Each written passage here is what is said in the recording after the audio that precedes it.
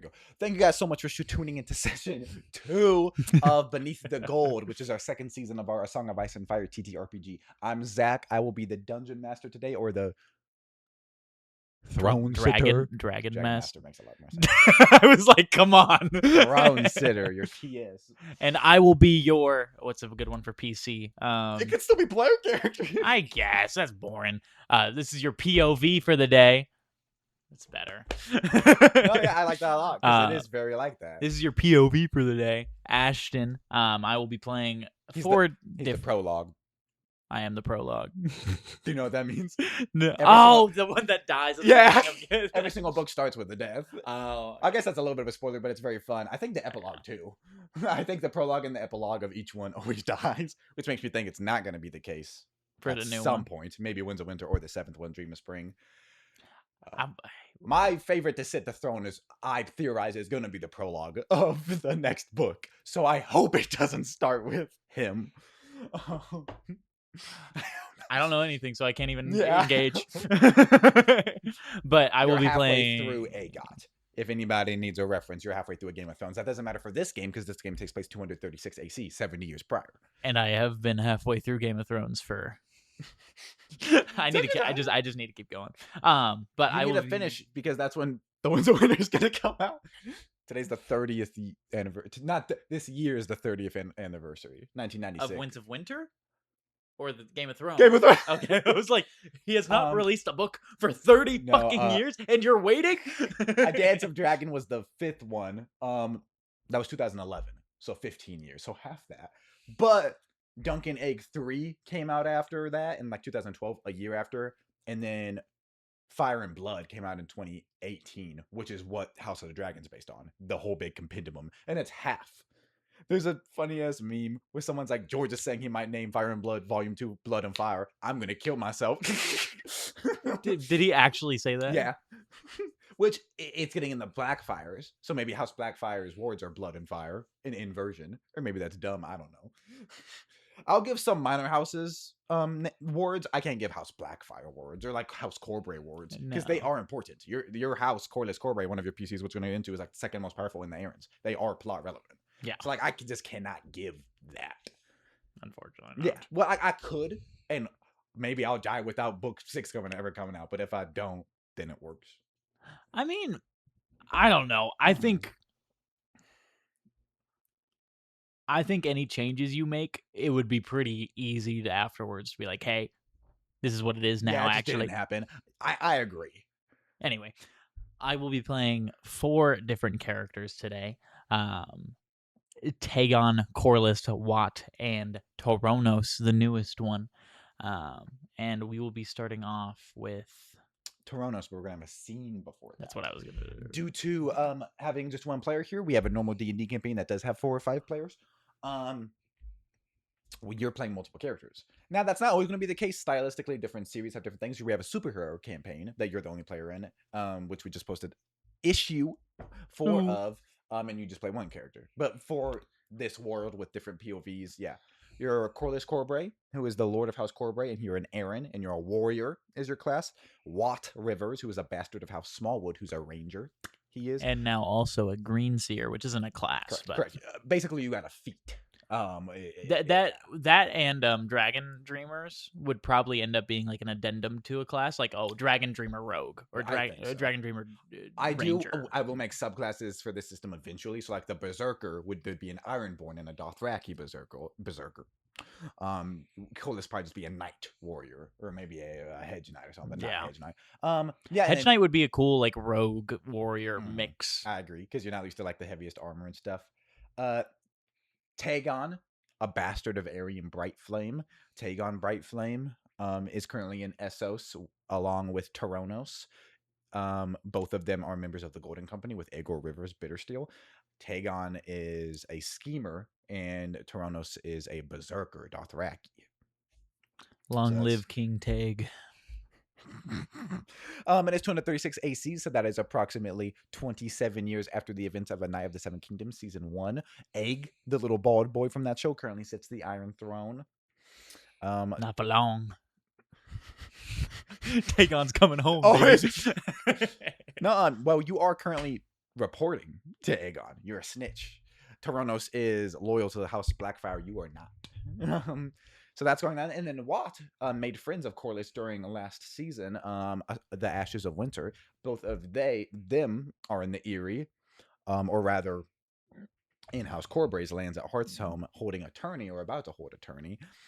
And the other two players, Tyronos the Berserker and Take on the Schemer, are outside an encampment at Bravos. They're not being let into the city due to the chaos they could bring, but Bittersteel killed the Sea Lord of Bravos in anger when them being outside of the city led to Dothraki attacking and killing some of their own people. So maybe that will change. Imagine sending memes in the group chat rather than watching the stream. I see how you are. Sorry, we can continue. Do you want to call out who you're attacking? No, he'll know. That specifically. Someone from the D&D campaign. There is only one man other than me. So that's what was the call.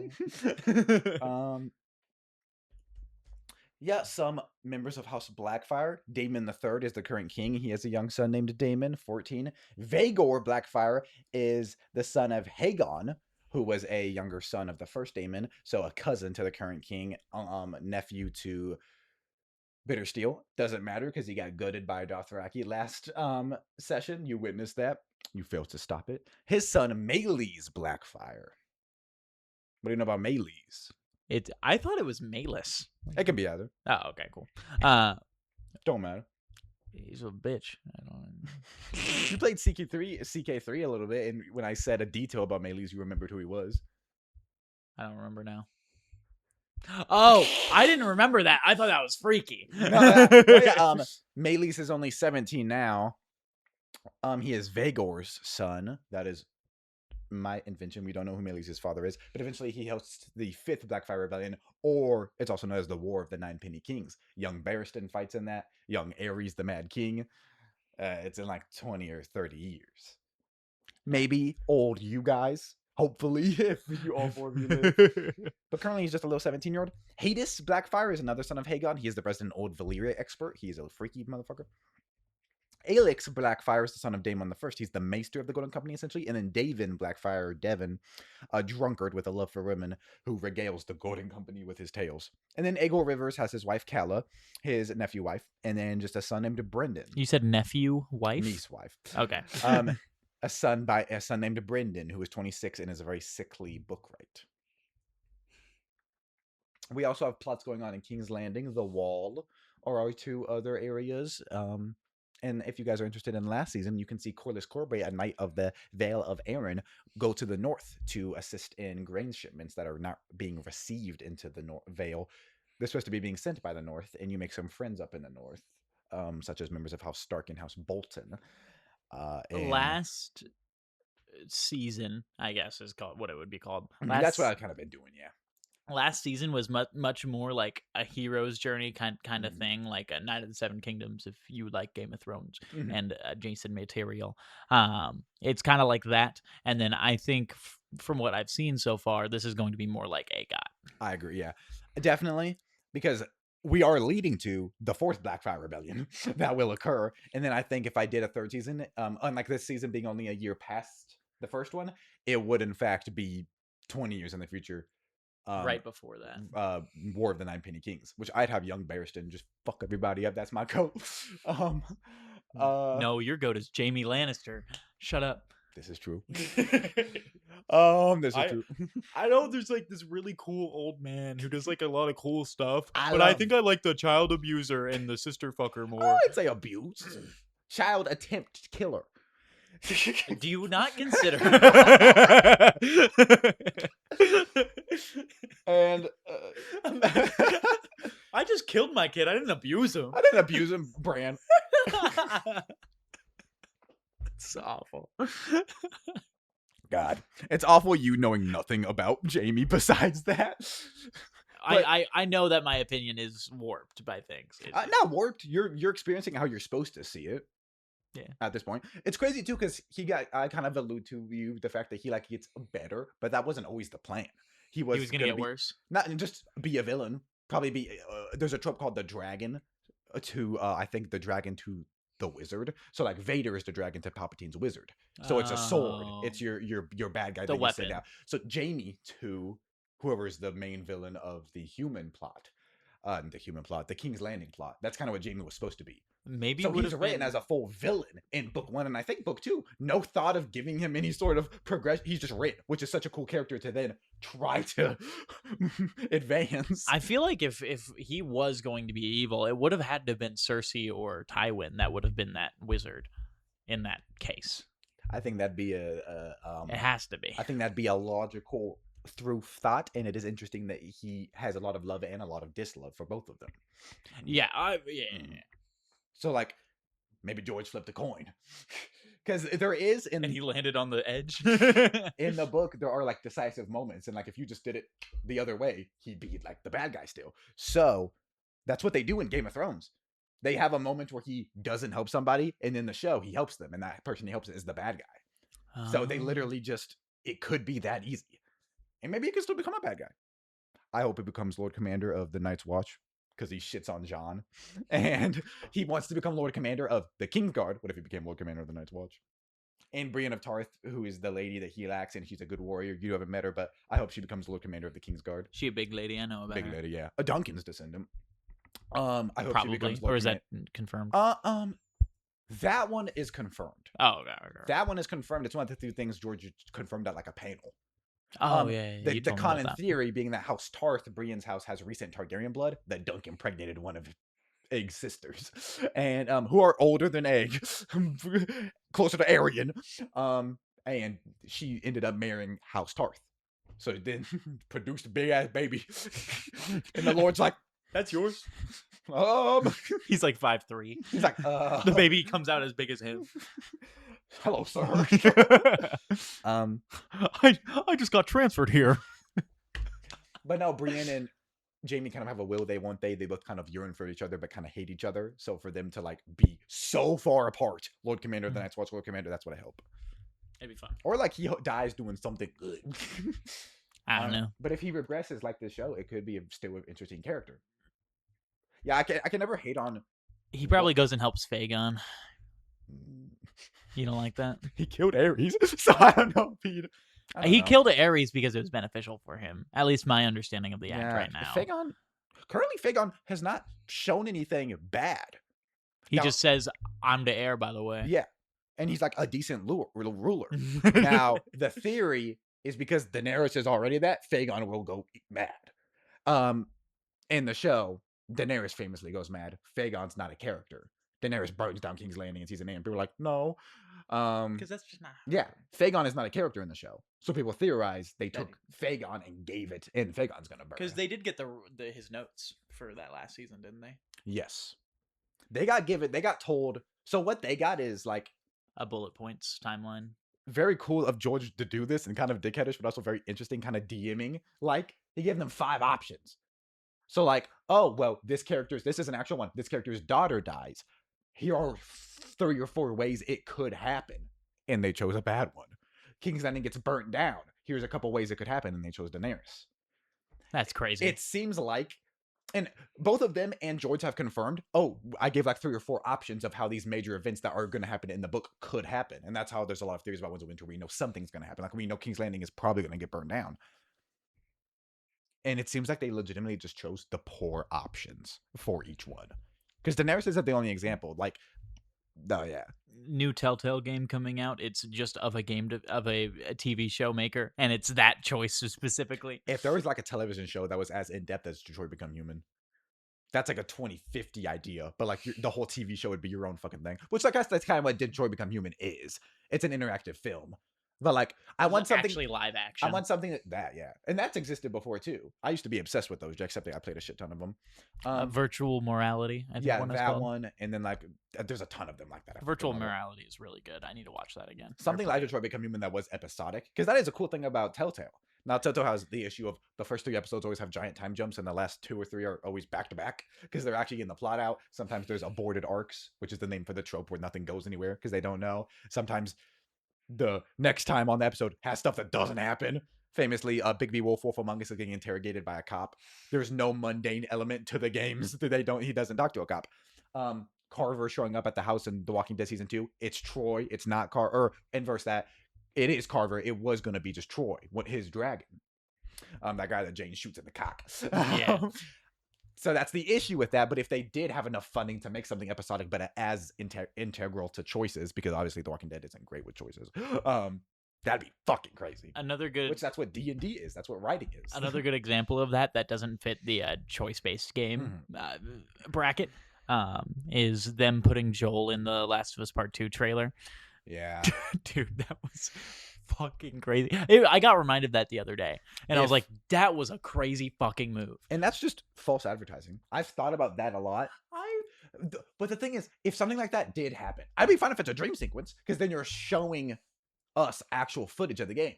But they replaced Jesse with Joel, and the logic was, oh, that's what like Ellie wished it would happen, or that's what like the fans wished. I feel like you legitimately just wanted us to think he was in the game longer. Yeah, I agree. Yeah, I just don't see a problem with that. I think. Well, my point is, I think they wanted that so that people would want to buy the game more, rather than I think they did that to make it surprising. Because if it was just him in the winter and him in Jackson, people would realize. I think they should have just not had Joel in the trailer at all. But then everybody would know Joel's dead. Maybe. You're telling me it's 2018. You're waiting on the new Last of Us Part 2 trailer. It comes out. Joel is nowhere in it. Everybody online doesn't instantly go, oh, he's dead. I would assume he either dies early on, which would be the case, or he's very important, but like he gets his eye cut off halfway through. So I guess if that puts it on my radar that he could die, it makes sense.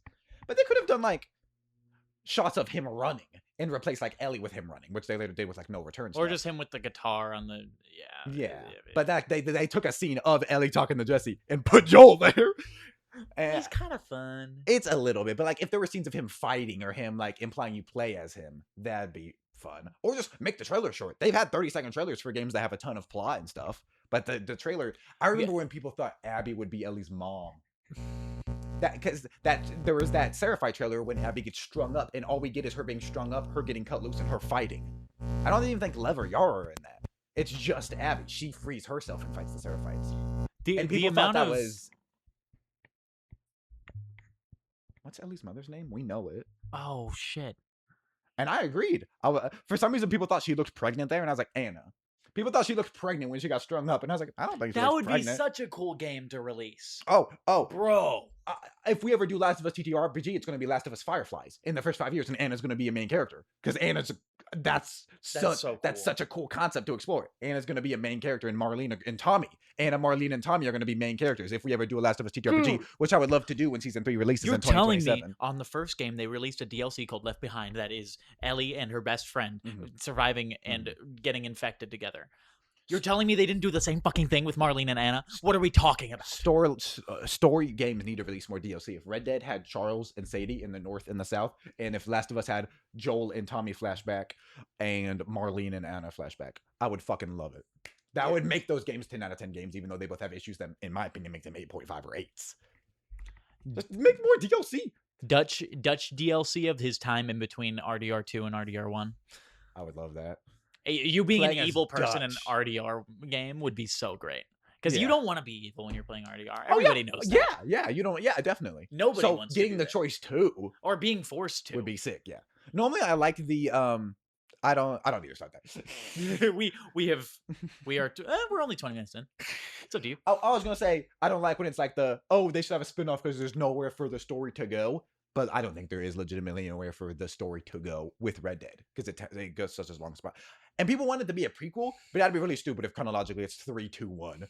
And 3 is just 20 years and it ends right before 2. 2 is 20 years and it ends right before 1. That's silly. We need something with Jack. I would want a new story. I would want a completely new story with a DLC of Jack and maybe a DLC of Dutch and Mac and Davey before Black. Or we could play as Dutch during the Blackwater. Or even...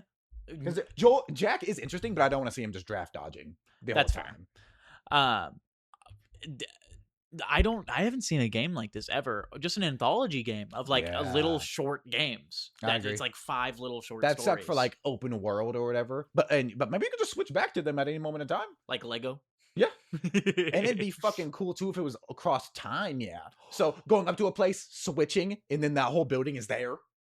and you switch to the future, it's broken down or it's on fire. This is a little Arkham Knights or Lego, but each one having like a special ability that they can do. Like Dutch can get in certain places by talking his way through. Jack is a better shooter, so he can whatever. Any RPG elements, like different abilities would be sick. Like I hate that Eagle Eye and Deadeye are so similar. I think it's funny when they do like the Javier's Deadeye and it's like a Mexican drill. Awful. I saw that exact That'd be video. cool for different GTA 5. So fun, even though I feel like they could have done more. I think Trevor's is boring, even though it's indicative of his character explode. But they should have done more. I would love. I feel like in the second game, because people don't really use Trevor's, it's just going to give Mike's to Jason and Franklin's to Lucia. But if Franklin's was so good. The way that fucking Jason moves, a lot of people think he is ex-cop or ex-military. So if he could have some close quarters combat shit, like the way that Arthur can one-shot people, just that type of shit. And then maybe cool. Lucia can drive by better, because people love drive-buying, but sometimes it's very difficult in GTA Online.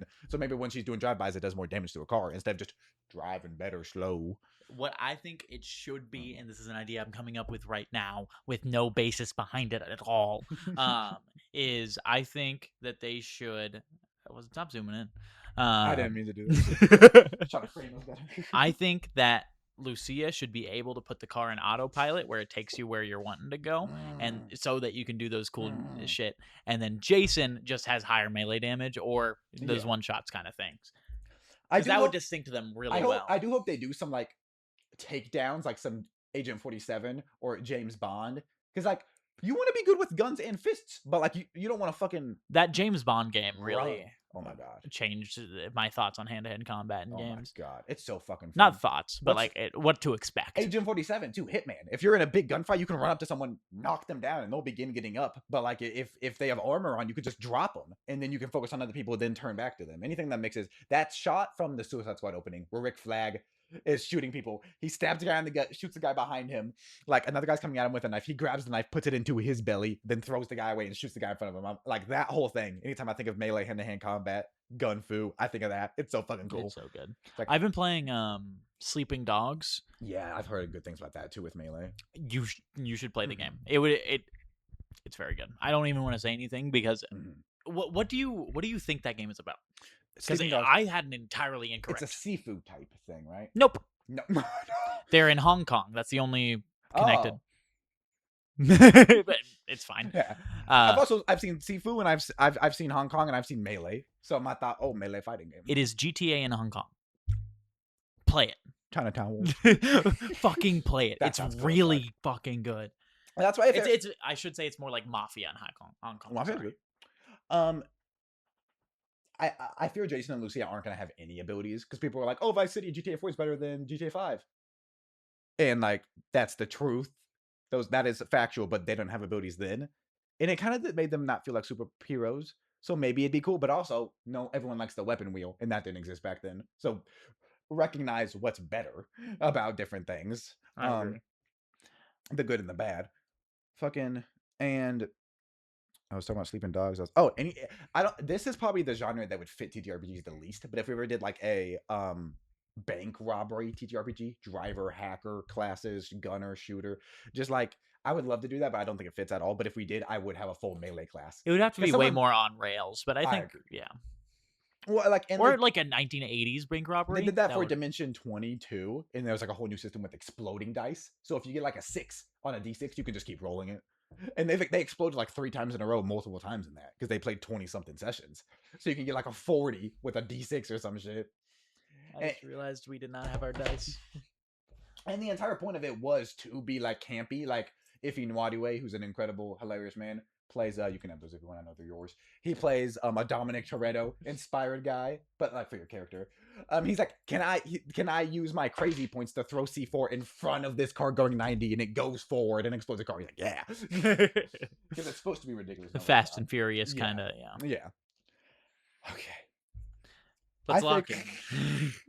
If you want a more streamlined series, we do not do tangents in Coral Council, which is our D&D game, which is a lot more not on rails. in the railroading sense, but on rails. We don't do tangents. In terms of playing D&D, we Yes. continue playing D&D for the full 5 hours of that. I feel like you guys get like too scared too sometimes because people die. A lot of characters die. This is the rudest I've ever been as a DM, and I like it because It's good. It's better. I was very soft last time, but Ellie's told me like, oh yeah, I want to say this joke, but I was too scared to speak. I don't have that problem. I just be. It's bad. I need to talk less. You're fine. You also have a character that's less to lose, so you might be fine.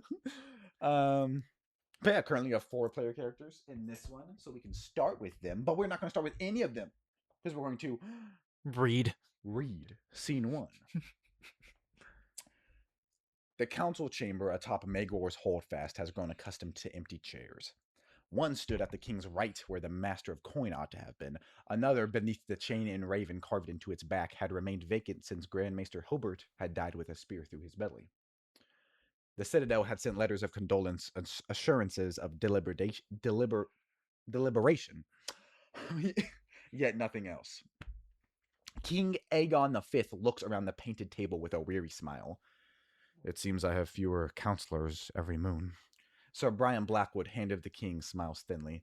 You have the same number of problems, your grace, merely fewer men to divide them amongst. A soft laugh circles the chamber, then the room quiets.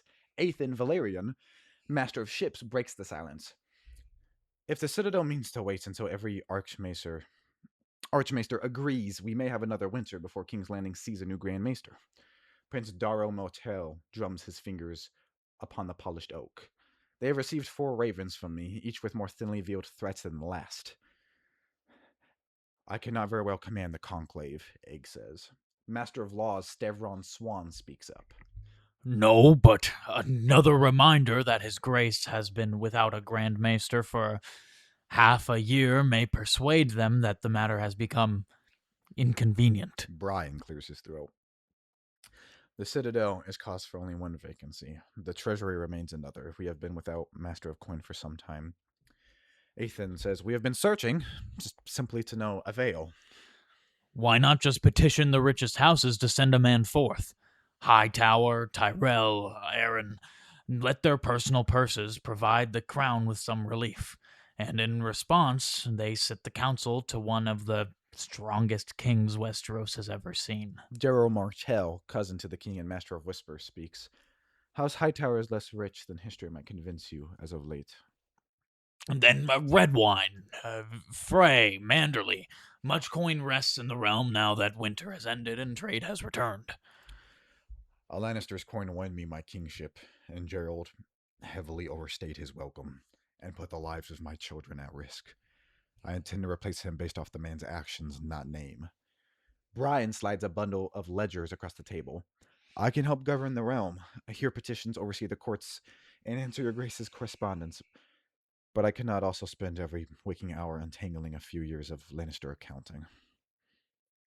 Was it truly so tangled? I suspect Lord Gerald believed numbers should obey him as readily as his bannermen. Darrow says, men who steal from the crown rarely keep such orderly records. I have kept the revenues flowing and the debts paid, but I am no master merchant, and the realm deserves a master of coin whose attention is given to coin. You have carried a burden longer than I intended. We will see to this. Lord Commander of the Kingsguard, Sir Duncan the Tall, clears his throat. Go on, Dunk. The Kingsguard, Oliver and Glendon and me. We have had some replacements, yes, but not ones who have years in these halls. If it is all right, I plan to have Oliver and Glendon seek out replacements that might have experience in the capital. I would rather protect the king with 7 worthy knights than 5 trusted ones who are spread too thin. We would not appoint cravens or treacherous men. So, a master of coin, a grand maester, and 2 more white swords. If it pleases your grace. It does. You have all kept King's Landing and my house safe. I intend to repay that love with an alleviation of your burdens. Brian begins sounding names for the treasury. Darrow, remind the conclave that the Iron Throne still awaits its Grand Maester. And Dunk, find your swords. Judge them by their honor before their victories, as I know you can. If that is all, I await a Bravosi Raven. You better not take fucking Adam from me. He is not going to be a white sword. I don't know nothing about anything. In Bravos, in fact, let's go to the map to see Bravos. Not in Westeros, but rather far, far, far. Not far. This is a map from 300 after conquest from the events of Game of Thrones, so not everything is exactly correct. For example, Baelish Keep is not at the end of the fingers because Baelish is just an assistant to Corlys Corbray right now. Some random guy wouldn't have a cape. Gosh. Correct. But we are in fact in Bravos currently. And the mood amongst the camp is sour. The Golden Company has recently suffered a grave loss. One of the grandsons of King Daemon I, the Black Dragon, who was slew in the field. Vaegor has died. A hulking man, the tallest of anyone in the camp. A shaved bald head and a large beard, a warrior, unlike any Targaryen before him. Maegor was a warrior, yes. Aegon was a warrior, yes. Visenya, but they were not beast savages. They were not berserkers. That did not stop him from getting split from sternum to belly by an auroch, which bled him dry, wielded by a Dothraki. Tornos was a Dothraki when he was stolen at age 5 by Aegor to raise as a warrior. So he was caught in between the decision to fight his own people and defend the man who kidnapped him. And due to his deep love and bond with Bittersteel, he allied with the Golden Company and slew many Dothraki. Before fighting them back, though, unfortunately, the Golden Company suffered a decent amount of losses, including that of Vaegor, a member of House Blackfire. You're watching a Valyrian funeral be held for Vaegor. His brother or cousin Hades gives a eulogy, and his bald-headed, long, scraggly beard and long fingernails. This is the Valyrian expert that barely speaks the common tongue. He's speaking in Valyrian, and Alix, the maester of the group, is sitting there ready to drop a bomb of fire to ignite Vaegor's corpse. Tagon is here, but we are with Toranos right now. Bittersteel is next to you, just staring at the corpse and listening and kind of having a very lack of self-control over his rage at this.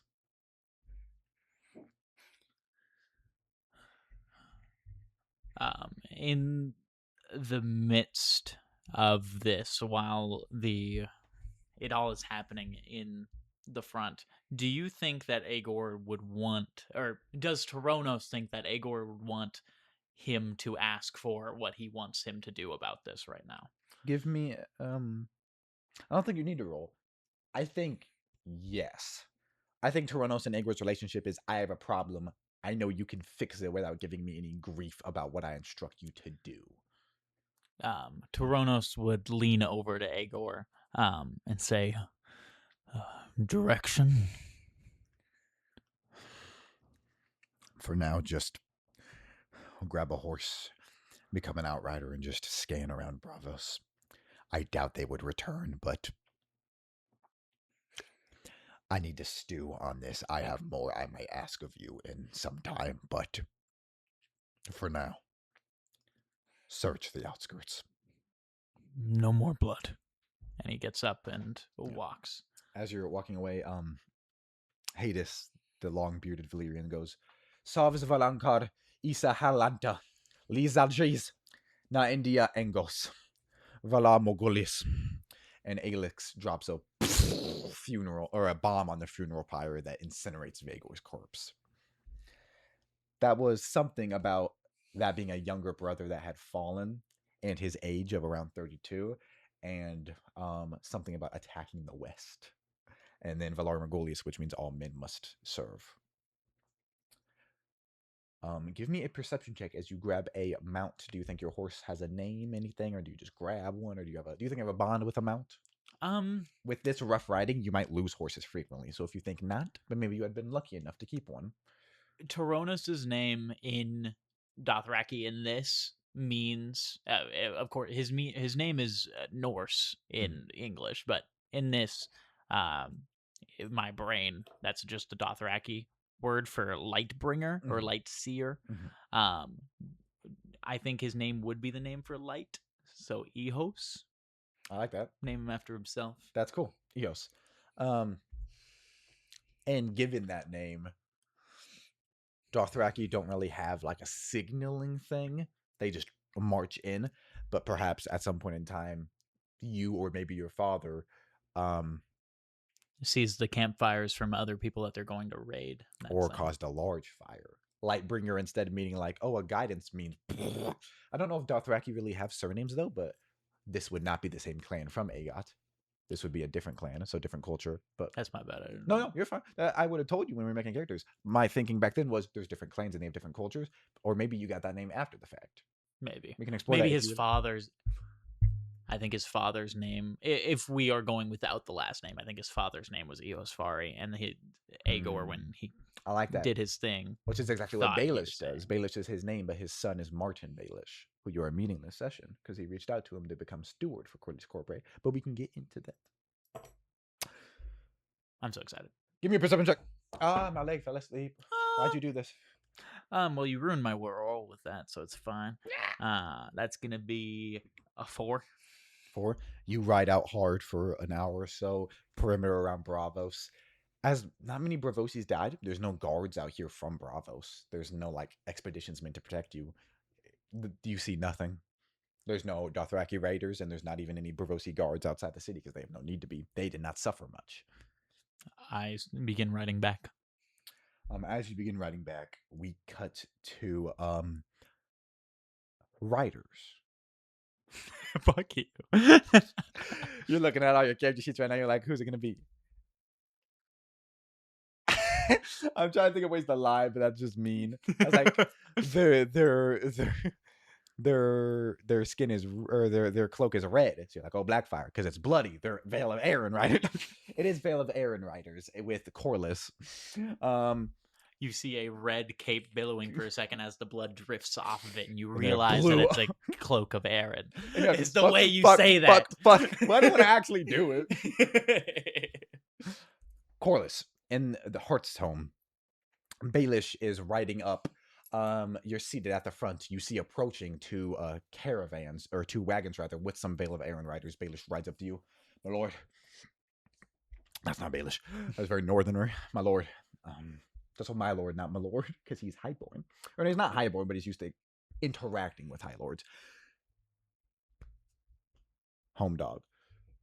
Big dog. Big dog. Big dog. Corliss is a tall man. 6'4". 6'4". 6'4", probably 250 pounds. I'd say so. My lord.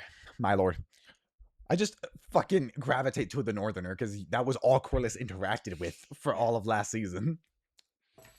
Two wagons here, one stock full of coin from Lord Jasper, the other full of armaments. Yes, that's great. Yes. What does he expect in return for this? I sound like a Skyrim character right now. He comes to you, walks closer. The coin was our request. Armaments we did not request, obviously, but it is expected of a lord to replace something so easily. For example, if Lord Manderley comes down here and his arms get cracked, you would need to have a replacement for him, etc. So Jasper's been very kind about this. I don't know. I don't think it's anything of consequence. I doubt he'll ask your daughter's hand in marriage when she comes of age. He'll probably just want you to pay a higher tax once your coin is restored, or possibly protect one of his sons as a. I don't think it's any price you won't be willing to pay in coin or blood. It'll be worth it. I agree. Some of the knights come closer. You kind of recognize their faces as you grew up in the Vale.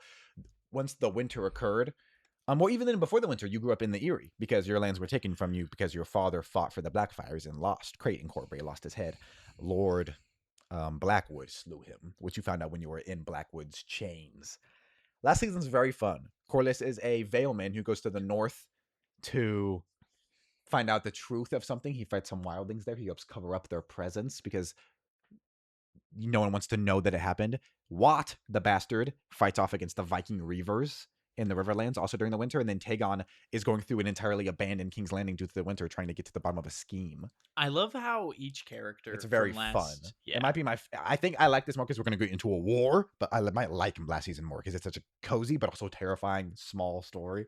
I really like how each character, the difficulty of understanding and intaking their story is like greater with each character. agree. Like Corliss, very simple. Yeah. You can understand that story barely paying It's the attention to hero's it. journey, straightforward. Watt is a more intermediate. Like there are some things going on. You got to pick up on some things. Maybe I'd put Tagon on that intermediate. I think I would. I think so. It's yeah. between the two of them for that top 2 spot, and then Watt as number 1. I think the last session is what made Watt number 1. Because Watt had no green seer elements, nothing of that sort, and then you did some crazy ass shit, and now Watt has some red eyes. I don't know anything about how people become a green seer. Nothing. This is what happened. Watt had gone to Harrenhal at one point, and ever since that, Watt was tweaking out. Because if you don't know, you know in Game of Thrones, like you can't tell if it's magic or real. Alice Rivers, who you now know was alive 100 years ago, the lady you met, people are breaking in the Harrenhal. She throws a rock in the newest episode of House of the Dragon that just came out last Sunday. She throws a rock, and an army of bats goes forth. And like that could just be from throwing a rock, and it scared the bats. Or she could fucking, perfect example of what Game of Thrones does. But yeah, you were tweaking out ever since then, and you were in a Godswood, and blood started coming out of the sap, and a raven was staring at you with green eyes, and you were so tweaked out and so starving, you shot it, ate some of that blood, and you didn't know. But if you know, you know why now you're a green seer. Which that's not like straightforward, which is why you're kind of weird. But regardless, you served a Blood Raven. And last session, you ran from Blood Raven after he wouldn't tell you anything. It's not that he wouldn't. I didn't ask, to be fair. But also, he sent you to slew a man who was very close to Adam and Corliss, your two friends. And that just fucking scary. So currently, you're fine. Currently, you're waiting for the tourney and seeing if like something comes after you. Because you were sent to slew Hugh Hightower.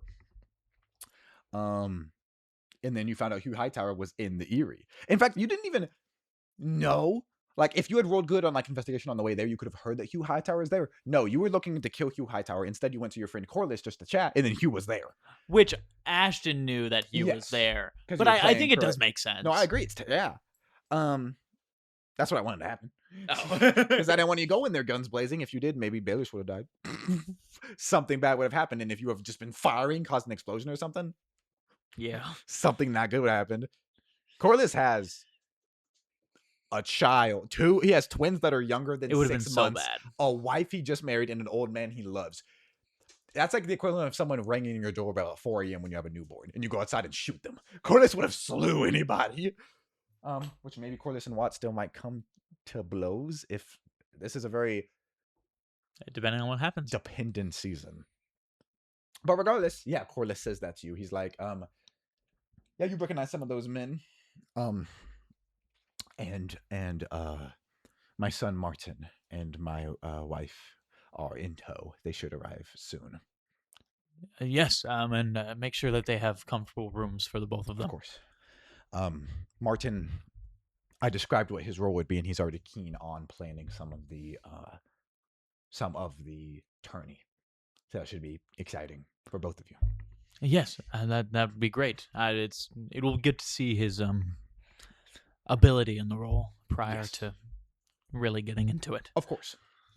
And he like looks behind you and kind of nods and goes off to help them unload. And you turn and see Lyanna. Royce, your wife, is coming down. Can we talk? Yes, of course. You just kind of go in the front door and shut it so you can hear Baelish right outside. What would this be about as he's closing the door behind him? Nothing bad. I know you said I was free to participate in the archery contest. It's fine if I'm not. You'll have a lot of eyes on you. I would enjoy it. I don't want to make that unclear, but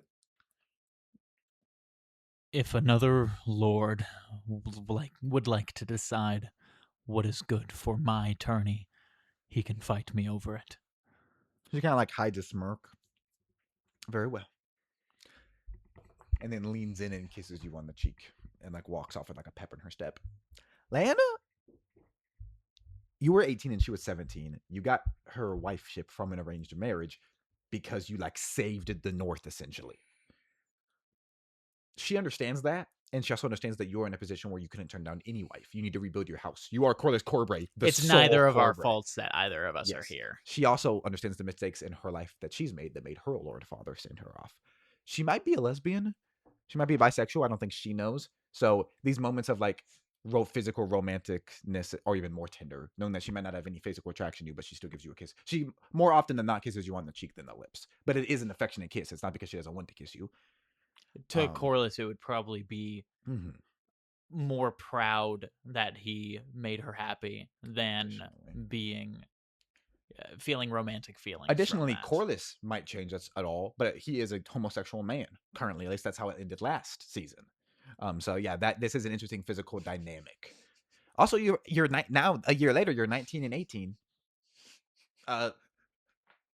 I'm sorry. No, you're fine. He's petting a dog. That's why he's like laughing. It's because I would be petting Gus, and Charlie, as I'm petting Gus, would move his head to lick my hand as I was petting. Oh, he's a jealous demon. Charlie will like invade. The only times he's ever bit anything was in here going at Gus. Now I cannot show you Gus because he's a large man, but here's my son. Charlie. This is Charles. This is my nephew. Additionally, Corlys is 19 and Lan is 18. So in age where half the time people don't have their sexuality figured out. And also, what does the fucking sexuality do to your brain if you're a lesbian and you give birth to twins? It's going to be very interesting to see how they develop over the years. They could end up having a lavender marriage or maybe get an attraction. You're going to want more than probably one kid. So that's a sentence you will have. I like to think that we ended last season with Corlys like slamming the bed, annoyed because he couldn't get an erection. I like to think that it wasn't just eventually Corlys got worked up, and that happened. I like to think Lyanna was the one to do it. Because like she didn't want to get married, but now that she's married, she wants fucking kids. A lady is, if she dies or dies in birth, you take another wife. It's crazy the amount of she wants to make her mark in any way she can. Yeah. It's crazy the amount of characters that just have 3 wives because their first 2 died. Jon Arryn has 3 wives. Jon Arryn's a very honorable man, supposedly. He had 2 women die in childbirth. That's just what you have to do after that. And after his little fucking 9-year-old pimply boy was born, we get a hint it might have been his seed that was the issue. That's rough. Yeah. But the kids get stuck in... He's in the... Oh, yeah. But he's in the exact same position you are, where he's Jon Arryn. And he's on wife 3, and there's no other members of his house. I don't even know if that's true, because I think there is a cadet branch. Jon Arryn's a little bit fucked up. He also had a political marriage. He married... he and Ned married the Tullys, Lysa and Callum. I remember that, yeah. So it's so rough to look at a character like... Jon Arryn is described as an honorable man. He is a pedophile. He married a 14-year-old. I don't know when she had... No, she didn't have Peter, the son. Not Peter. Robert, the son, right then. So maybe like... They married and he didn't do anything to her for years, but probably not the case. So it's interesting to look at like, oh, this character is honorable and a rapist, which doesn't matter in this setting, which it still does matter. But it matters morally. It doesn't matter to the people of this world. I'm talking about honorable, how they're perceived. Because I don't think anyone's fucking honorable. You do acts based on what you're driven to do. And maybe people have a different threshold. And honor exists.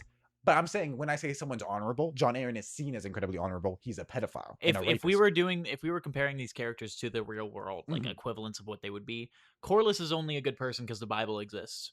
That's a very good comparison. Wat is only a good person because he has to be because his father's God.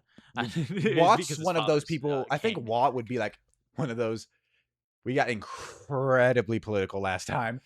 I think Wat is a liberal who has a very conservative father, and he's fine with living off of that father. Yeah.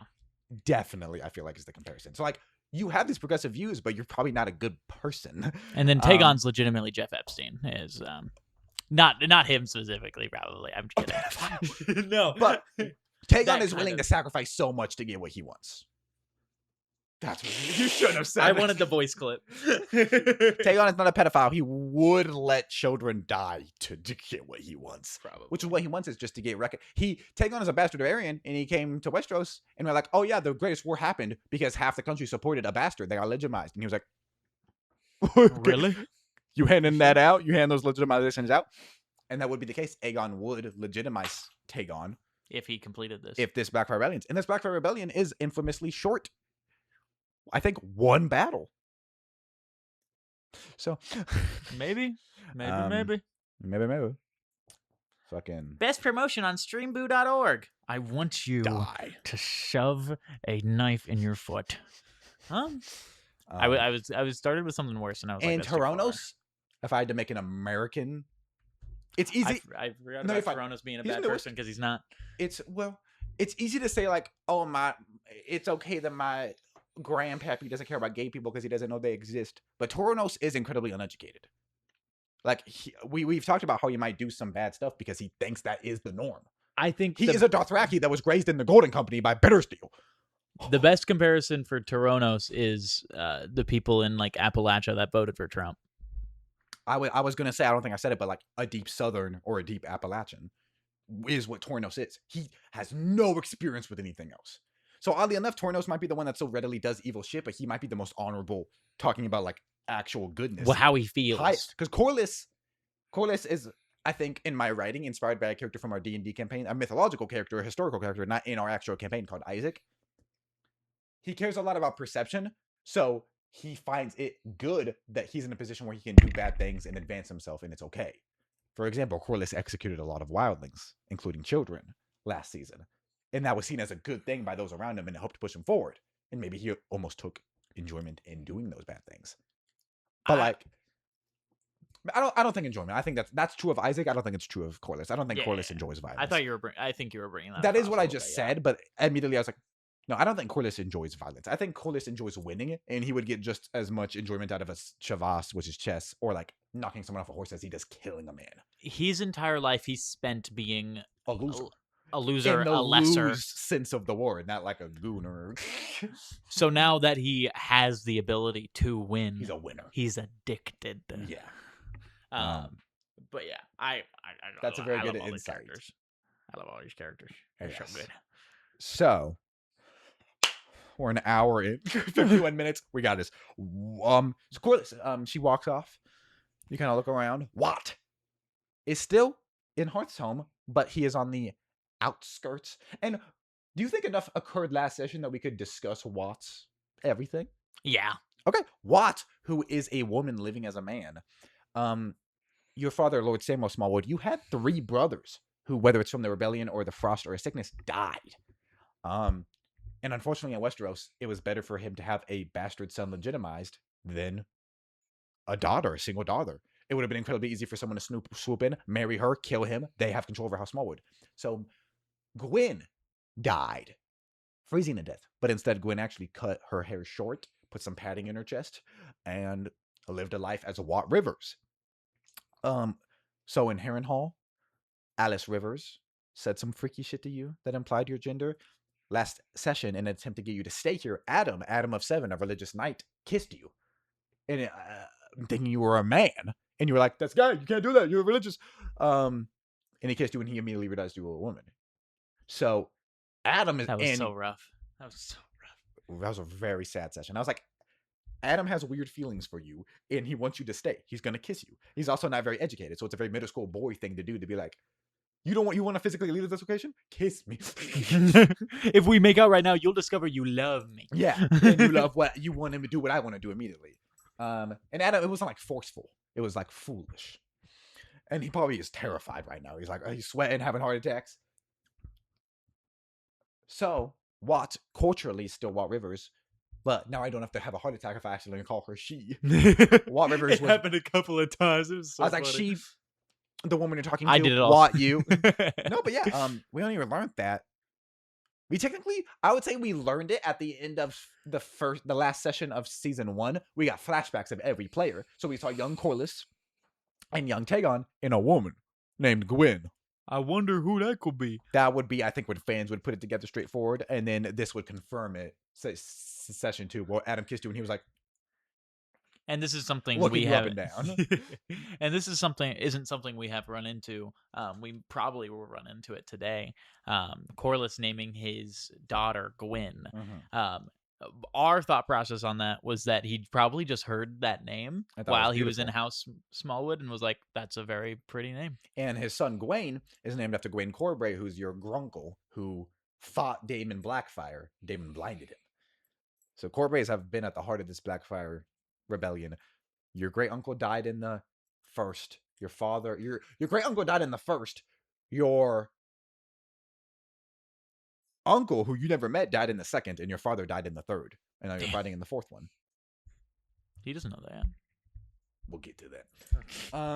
I am not going to be a white sword. Do not ask me to be a fucking white sword. I'm talking about you dying, big dog. Corliss might be a white sword. He might agree to that.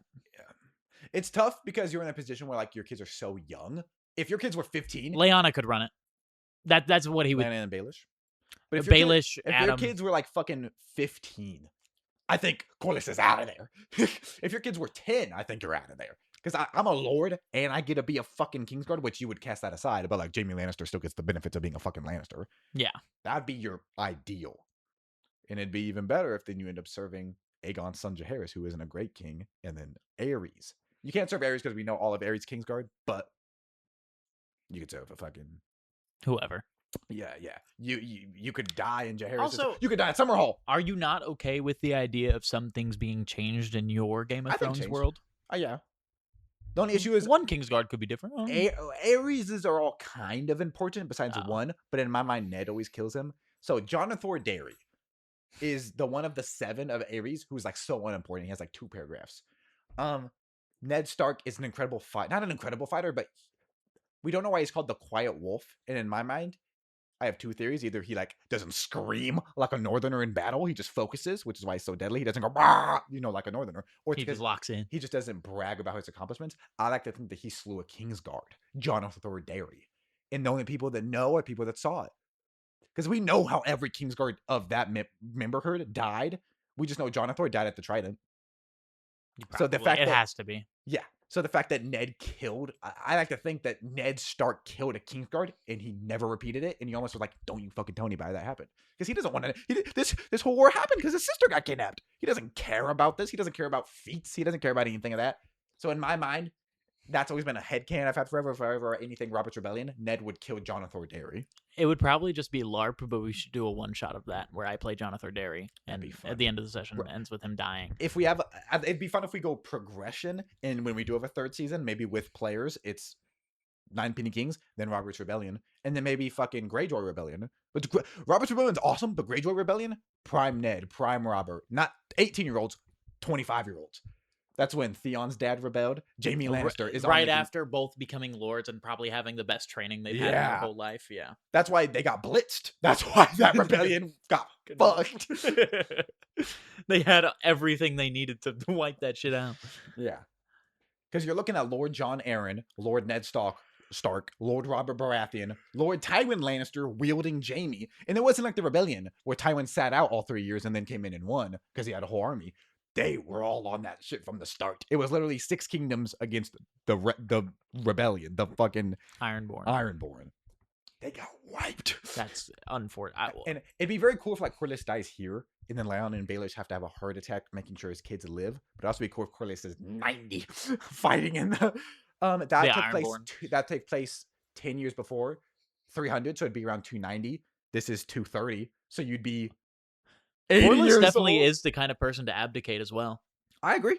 I agree for sure. Anyway, I think we should continue so we don't spoil whatever idea we're having right now. Well, it's fun because it's a possibility. I had things in place for if Corlys died in season 1. He's the last member of his house, but House Corbray exists. What was the plan for that? Kind of the same thing. No, kind of the same thing for House Smallwood. Baelish would have stolen a baby. He would have, and we saw Baelish get driven to do bad things. He would have found a farmer, an innocent man, killed him, burned him, killed his woman, killed anybody who knew about that boy. Got this baby, made up this lie about House Corbray. Because I don't want to be like, oh, every Corbray in the main series are bastards, but like, I like the idea too of these 1,000-long. That's what the plan for House Smallwood is. Wat is a woman, but Wat Rivers needs to have a son. You plan to have your new family, and that was And I like the idea because the houses aren't fucking important. People don't think the series is going to end with the king. They're going to think it's going to end with disillusion of feudalism because the blood means nothing. So Baelish would have stolen a young baby, and then done a couple other things Evil, awful to things. hide it. Luckily, he doesn't have to do that, but he might still do things to protect the family. But Baelish is a man that's willing to do anything. Your father is the one who gave him everything, and he had love for your father, romantic love, he implied last season, and your father died. Baelish, he also would have crashed out a little bit because he trained you for 20 years from infant to And man. then he dies. And then you instantly. die. Rough. Baelish would have done some things. My plan was, after we got halfway through the season and you were close with Rollbar, the Boltons are like the dragon to House Stark. They've always done like some of the darker things, but they're still honorable. Baelish would have made an ally of House Bolton, gone forth, wiped out an entire clan of wildlings, brought down a wildling baby. And That's been good. like, Corlys up there. And it might have started a little war because the Northerners were like, we can't let anyone know the wildlings got south. And Baelish would have been like, oh, he fell in love with a wildling. Here's the baby. He went past the wall, Or it found them south, yeah. Which would have put us in a not great place. And even though this last season was like, this is how the Aarons and Starks got close, then that wouldn't have been the case. And that fake son would have been how the Aarons and the Starks got close. Because obviously they're close by the time of Aegon. And same for House Smallwood. Samwell is a very honorable man. He loves his daughter deeply, but he is very traditional. He would have done similar not so great things to lie and be like, this is my future. This is my son. Would have been rough. But they're not forced to do these things, but that's what these men are forced to do in this time. You're going to let a 1,000-year-old dynasty end because this is going to be because of you? Yeah. Because of you, you're a fuck up. And that would have applied to Creighton and Baelish more. Baelish could have turned Creighton away from doing what he did. He's like, your great uncle died in the rebellion. Your father died in the rebellion. But they fought with the good guys. You're going to fight with the bad guys to die? But Baelish isn't a man to tell him no. And he's not the man to tell Corlys no. So Baelish would have felt even more guilt. Samwell, his 3 sons fucking died. He had 4 kids, which is more than enough. And none of them were even his fault. No, yeah. First one died fighting in the rebellion, as you're supposed to do. Second one died because of a fire. A random fire occurred, which retroactively, they say Bloodraven can see through time. But if he pushed Wat to him, wild, and broke down Wat, making her a man, so she would be in such a, he would be in such a deliberated mental state, so he could change him. It could be that, or when I wrote it, tragedy sometimes fucking happens. Sometimes you Google a guy and it's like, oh yeah, all 6 of his kids fucking died. Damn! I wanted to do that. That sucks. And I wanted to do a difficult writing thing of like, this is the plot. You're a woman and you gotta have a baby by a dude. You gotta get a girl pregnant with no penis. Figured out. Have fun, yeah. And then I had some things in place after that. If it didn't go well, we don't know if it's going to go well. I don't know if Watt's in a position to do that now. Corlys, we're set. Corlys could die and like, oh, Baelish gives his life defending that kid forever. Gwaine. Watt, not so much. But regardless, Watt, can you please make a perception check as you are just hunting on the outskirts of Hearthstone? Oh my god. You said perception? Yes. That's going to be 11. Watt's stats are goated as fuck. I don't know if I've shown you before. They're really good. Mm-hmm. There's no cap on stats, so you have a +6 when normally they'd be a +5. And I also give out stat raises in D&D anyway, max raises, which I think is very fun. Yeah, I'm 2 trees at a 22 charisma right now, which makes sense for him. But if you want to fucking do that, I don't see why a level 8 player shouldn't have a +6. Normally that is not an option unless you specifically find a magic item that raises your above max 20. And I don't like that idea because it gets stolen from you, and like, I don't like that idea specifically because what if you have a 22 and that magic item gets taken away and you have to, what if you like forget and you lose that too? I don't like the idea of having stat modifiers that you could lose if you forget. Like, oh, I've been playing for 10 sessions with a 5 because I forgot to make it a 6. I don't ever want them bitches to go down. That's also why I don't run monsters that drain those stats. I agree. Your health, you can go up and down, whatever. You long rest, it's all back. I don't want you to have to do math and fuck with your stats. Only have it go up. That's all I ever want. I agree. Unless it's like a dungeon of like, oh, you got shrunk. Yeah. Now your health, your stats are halved. But like, that would be a temporary 1-session thing. Come, boy, come. Oh, no haters. Engos Melis. Do you like the dragons in Game of Thrones? Do you think they're cool? The dragons? Yeah. Yeah, they're fine. I guess you haven't fucking seen any of them. You just see clips. Well, if you do start reading AGOT and you think they're very cool, watch House of the Dragon. I want to anyway. I'm trying to convince Alicia to watch it with me because I would feel bad watching it otherwise. She only watches Aegon, right? Or she's only interested in that time period. Yeah, she also just heard House of the Dragon was bad, so now she doesn't want to watch it. Is she a big fan of the history? No. The only thing I hate is the things they've changed. I actually think it's I'd give it like a 9. Season 2 is a little slow. And I don't like that they're getting episode countdown. First season was episode 10, second season episode 8, because they got shortened by the writer's strike. But they made those first 2 episodes, the first 2 episodes of season 3, so we didn't lose anything, but it's also still at 8 max. So we're getting we're getting a 10 episode season. We're getting only 6 actual new episodes, which we still never saw the first 2. So they're still new, but we're getting a 6 episode season. But my mind is we're going to get 5 seasons instead of 4. They're not just going to not adapt anything. It's just annoying. Yeah. But yeah, the only thing I dislike are the changes, and like some of the character arcs are slow. Daemon Targaryen, Matt Smith, one of the coolest guys. He does fucking nothing all season 2. But if you don't care about the changes, I think it's actually one of the premier fantasy shows going on. Definitely better than The Witcher. Power Rings. Rings of Power. Rings of Power. Power Rings. But where are my power Green Lantern's lights? I was thinking Power Rangers. I was too. But no, which I don't know if there's necessarily high bars to clear, but of modern fantasy, if you wanted to watch a show, Night of the Seven Kingdoms and House of the Dragon. And it's hard to turn off my fan brain of like adaptations, because the Night of the Seven Kingdoms is so much better adapted, but I think House of the Dragon's a better show. The dragons fighting each other is sick as fuck. The combat's a lot better than Game of Thrones, because they have such a higher budget. There's actual people moving and stuff. Instead of just fighting and it's one flat camera angle. The armor looks so much better. Oh, I think you'd like it. I want to watch it. No, Alicia. Well, you've already watched. You haven't watched all Game of Thrones, but you're reading it, so you're gonna wait. And you've watched all Night of the Seven Kingdoms, so you just have 3 seasons to catch up on. 10 episodes. And it would 8 be episodes. Fine. We 8 binged episodes. through Night of the Seven Kingdoms. Episode we killed it. 5 just came out, so there's 3 more episodes of the 3rd season of the House of the Dragon. I fear it's gonna get pushed off at some point, but currently 2025 Night of the Seven Kingdoms, 2026 House of the Dragon, 2027 is supposed to be Night of the Seven Kingdoms season 2, and then 2028 is supposed to be House of the Dragon season 4. I'm so excited, bro. I remember when I thought the entire fandom would die after the show ended and it was sucked, and we had no book, and then we have 2 shows that are going year back. Oh, I think so exciting. A Song of Ice and Fire is going to be like one of the Star Warses going forward. Yeah, it's just going to be, because they've been trying to make shows based off no books, just based off of like, oh, we know a lot about Yi, the Asian place, so here's an Asian show. Didn't get off the ground. Not the Seven Kingdoms, or Corlys Valerian is like the best master of ships ever. Here's a prequel about him and how he got his army. They didn't get off the ground because I don't think they can't, because there's no writing basis. They will eventually. When these 2 shows end, they will tie into that, and that's going to make it that expanded universe, cinematic universe type shit. I think what's going to happen, and they're making the Aegon the Conqueror show or movie. You told me about. It's probably gonna be 2030, but they're working on a movie, which that's gonna be fucking cool. I think what's gonna end up happening, and this is like so long term, like the next 20 years. This is what's gonna happen. Is George R.R. Martin is gonna die, and he's gonna leave behind either. That's not gonna happen.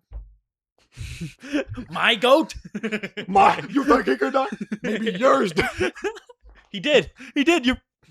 That's Dragon Ball. Akira Toriyama.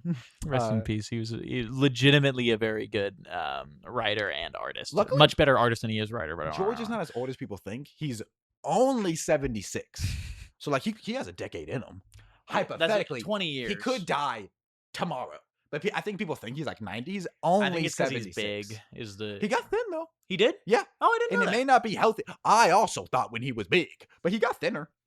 Okay, then if he's at like a healthy weight, me happy. But it kind of did happen fast, so that's scary. Like it's a health thing. There are a lot of drugs out right now, so I don't. But also, that wouldn't be good on his body if he was doing those drugs. It's a lot better than if he lost that weight. I guess he looks larger here, but if you knew, I see it. If you knew what he looked like, yeah, he was a big. He looks fella. way better. He'll survive. He looks like a beetle. Sorry. Old photo of him. He looks like a beetle. Kind of. No, he's not attractive. Ringo. It's like vaguely there. Like it's crazy that it's the same hairstyle. He's an attractive person. He does not look attractive in that photo. It's the hair, bro. It's the same hairstyle 30 years apart. He never changed. Just go bald. Just get rid of the it. bald, the beard. It's one of those ones where it's thick here and thick here, but there's no connector. You gotta have that connector, brother. Turn into a goatee. You look great. But what I was gonna He say, kills himself shaving on accident. whenever George dies, He says he has no plans to ever leave his estate or let anyone else finish the books. really, That might change when he's dying. Because a ton of authors have said that. Tolkien said that, and then he was dying. He was like, "Hey, son, help a brother out." Dune. Frank Herbert said that, and then he was dying. He was like, "Son." Now George has no son, but the Expanse TV show, it's very good. do we know why Popular he sci- never got? He's a jiggy with nerdy it? ass dude. Samuel Tarly is his self-insert. I don't think he ever. Yeah, I think he had an ex-wife though, but no kids. that's so surprising. No wife. No, I do find he's had 2 wives. So maybe he's just not romantic, because 1975 to 1979, but then 2011. But he married another old lady. It's not like he has some young, like, 18-year-old or something who wants his money. No, he married an old lady. That's good. Though. I believe, if I remember correctly, was a fellow. So no kids, but was a fellow author. It was very adorable. That's cute.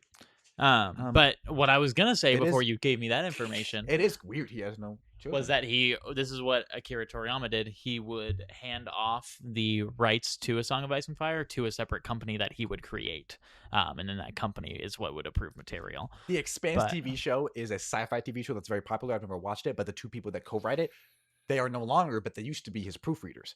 They're the ones that proofread the last 2 books, this duo. And I believe they also wrote some of the episodes of the TV show, which are highly rated. People are begging him to give it over, or to Brandon Sanderson. I don't want Brandon Sanderson. He's a different kind of writer. Yeah, another fantasy author. No, give it to someone who knows. He writes completely differently. Yeah. You want to give it to somebody who studied writing through George, or yes, George says, "Hey, this is who could continue the story in the way that I want." And the scary thing is, like, you could end Jaime, Daenerys, Jon Snow. You could end their stories easily. But what about the others? Like, there are people that we have known what their arc is going to be since the 2nd episode. Or the 2nd book. Because it's straightforward. But the others is... But, like, Bran's story, I've alluded that he gets some weird green sting. We don't know how green sting works. We don't know how the others work. We don't know how reanimation works. We don't know the secrets of the dragons. That's the stuff that if it's not written down, it dies with him. The books may get finished, but it's going to be guessing on how the others work, on how any of that works. Now, maybe we're never going to know. Maybe that's not the story he was interested in telling. But if that's the case, he brings a lot of attention to the mystery of it, which I doubt. He always sets shit up. So for us to be like, it's weird how the others work. We don't know how the others work. He's way too self-indulgent not to get into those things. I agree. And that's self-indulgent, not even a bad way. Yeah. He just is. You write for yourself. You make videos for yourself. Now, you're smart to prune some of that, but in the way that he writes, there's so much in his books that it's not needed, but there's so many things that he could have cut out if he wasn't writing for himself. It's easy to theorize the Winds of Winter. It's not easy to theorize the Dream of Spring.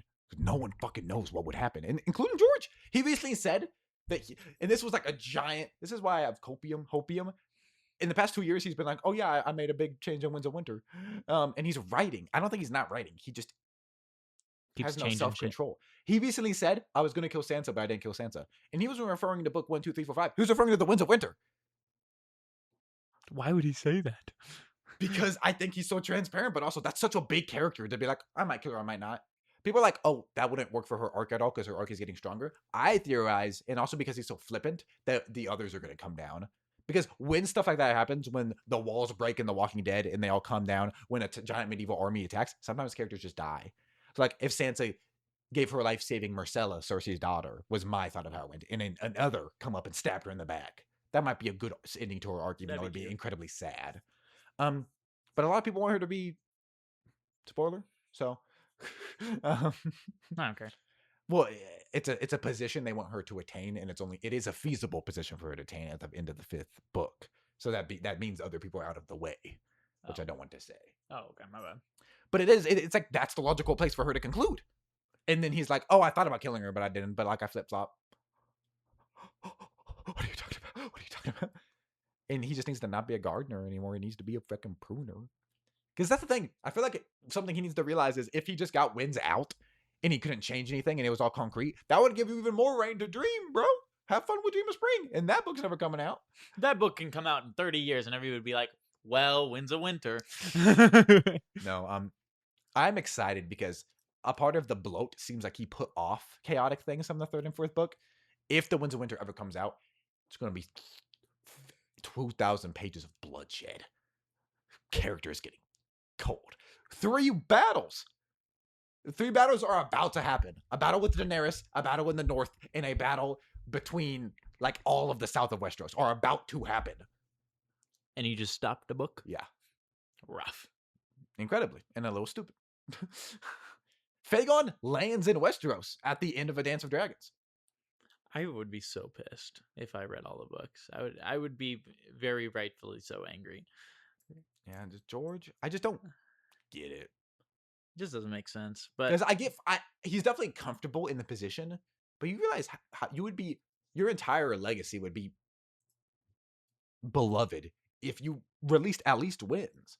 if he released one book every 10 years, everyone would be happy. We read something recently where it was like the wait between books 1 and 3 is longer than the wait between now to book 5. The wait that we have experienced for Elder Scrolls 6 since Skyrim came out is the same distance between all the releases of the rest of the Elder Scrolls games. Very similar comparison. Yeah. At least I know he's writing though, because when like GTA 6 took forever to come out, I guarantee you they didn't work on it for 4 years.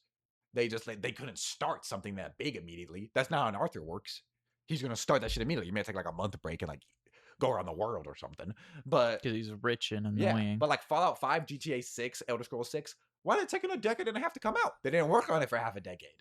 They just advertised their current game and then paid off some billionaires that invested in the game, and then it took them forever to actually start up again. And then the concept art stage, the storyline stage, that's another 2-3 years. So like we would have had Elder Scrolls 6, GTA 6, but that's not how a game turnaround happens. That's another reason why we don't get those DLCs for Red Dead or anything, because they just got to this point where they worked nonstop for a decade to make this game. It's feasible and it makes sense, but they're not going to work for another. The few story mode DLCs we do get either get turned into entire other games, Miles Morales, Lost Legacy, Uncharted 5, or the DLCs we do get are reworked. Ellie's segments in Last of Us were supposed to just be in the game. Which makes sense. What do you mean Ellie's segments in The Left Behind. Oh. Which makes sense because Joel gets knocked out, Ellie does some shit, Joel wakes up, and the game goes on. In the DLC, Joel gets knocked out, Ellie has flashbacks and does some shit, and then the game goes on. That was just supposed to That would be have in added the like game. 10 hours to the game. That would have been crazy. Added? Well, I don't think it was that long. It was like 8. That's true. It wasn't. But I assume they expanded on it too. Like we got to see some of the QZ from a kid perspective, which we got even more of in the show, which I loved. Probably none of that. It probably would have been them arriving at the mall, it happening, and maybe an cutting hour between or the two. different rooms rather than traveling through the whole Yeah, mall. true. So yeah, it wouldn't have been 10 hours. It would have been like 3. That's one of my favorite tropes is information that someone barely ever shares, but it is tantamount to their character. Everything Ellie does is because Riley, and Riley, she only mentions Riley in the last line of the game, and I don't think she's mentioned in the second game. But her relationship with Riley is so important to her character, and it's fun to do something like that in D&D, and like maybe it never comes up, but like it could be revealed. Like I floated the idea recently of for D&D, after this season's finished, having a one shot for each character that's their whole backstory. Just the way you can present information, like scenes. That's something that 99% of D&D campaigns don't do, but it is so cool. Recently, we had a major villain who was tied to a character who unfortunately left the party die. I had a scene, and everyone was focused on me. So focused on me. Because like 2 villains died in a quick shootout in that scene. And people were, that was like, I feel like that's the most shocked. That might be the biggest plot twist. Like, what do you think is the biggest plot twist? Like Fawnrun coming back. Oh, I don't know. Grace held out hope, but I don't know if that was hope. I think the way Fawnrun came back, because like maybe she could have came down as like a servant of Cord. Yeah, but like I don't know. But like she was just alive, and she was just physically held under the raft for a week while you guys were walking on top of it. But I think Tutri's identity, well, he was clearly a mysterious character. Cersei's identity, well, she hid some things. Just us, because there's 2 types of plot twist: a plot twist, like this event happened, or a scene where a character dies. Like someone getting shot in the head in the TV show is a plot twist. Some people's like, no, well, that's not. No, it is. Fucking, I don't want to give you any spoilers. The Walking Dead, minor character Denise. She's that larger woman. She's just talking to Abraham. Is Beth coming back? No. Okay. People want her to come back so much. What did you see? People wanted her to come back like a decade ago. I saw a post that somebody recent that the new There's truthers that Maggie and Negan show that they're starting to fuck in. I don't even know if that's true. I've seen images that seem very AI, but people are very confident in it. I was kidding about that, but Well, there's been leaks of them kissing, but it don't look right. well, to no, me. I had heard of that, but Yeah. I don't think that's. I hope not. It would be stupid. I'm fine with them being like good friends. I'm on the Negan redemption train. Maggie working with him at the least. I just Maggie, I don't she think was so angry. Yeah, well, She was so angry. not even like an anger thing. If she was like a depressed, or if like she liked it, it's just no. It's also annoying because Negan had a pregnant wife named Annie in season 11 of The Walking Dead, a black woman. Incredibly minor character, but it's like, oh yeah, I have a kid. She's not in the new show and she's not referenced. So like maybe she died, or presumably the kid's out there and Negan left because she was getting targeted because he's Negan. But I get The Walking Dead season 11 show because of writer strike. It got extended, so it's like 30 episodes, which is crazy because The Walking Dead is like 16, and even then it's a long TV show. I think 26 episodes. They were doing so much minor stuff. Oh, here's Negan as a wife. They were doing so much to extend that, which whatever the fuck you want to do. But then if you're gonna do these spin-off shows, take those characters. Fucking You made that decision, now deal with it. Ezekiel should be in the Carol show. She doesn't have a show. She's in the Daryl one. But Ezekiel, I agree. characters should be in these shows. Negan's pregnant wife, who you introduced, should be in this show. Half of these characters should be in the show. Eugene, I don't know who he's close to. Not really any of the shows. But like, it's just Rick and Michonne, Carol and Daryl, Nagy and Megan. Nagy and Megan Yes. is so Megan, funny. Key and Peele. You have some of the strongest characters of the 21st century. Father Gabriel should be out there sniping people in one of these shows. I don't care which. Send out the priest and have him kill somebody somewhere. I agree. But recently I saw something Right, that said they saw Beth in the background of that show. I can't remember what Could it's be called. tweaking. The Walking Dead Dead City. Dead City, yeah. Which is it was going to call it Isle of the Dead because they're on an island, or like New York, and it had been like cut off. I like That would be Isle. cool as I hell, like yeah. Isle of the Dead more than That's Dead way City. better. But it's better than Daryl Dixon, which is the name of the Daryl Dixon show. We have The Ones Who Live, Dead City, and Daryl Dixon. Daryl Dixon is actually probably the strongest written show. It's a very cool character study. We get a lot of the backstory of Daryl's lore and stuff. Okay. It makes sense. So flashback or something. She Yeah. was gonna be but when Rick gets stabbed by a rebar and he's tweaking out, that's one of my favorite scenes in any media ever. He sees a field of bodies and it's everybody. If a character was in that show and they died, they were in season 9, episode 6. That's cool. Legitimately.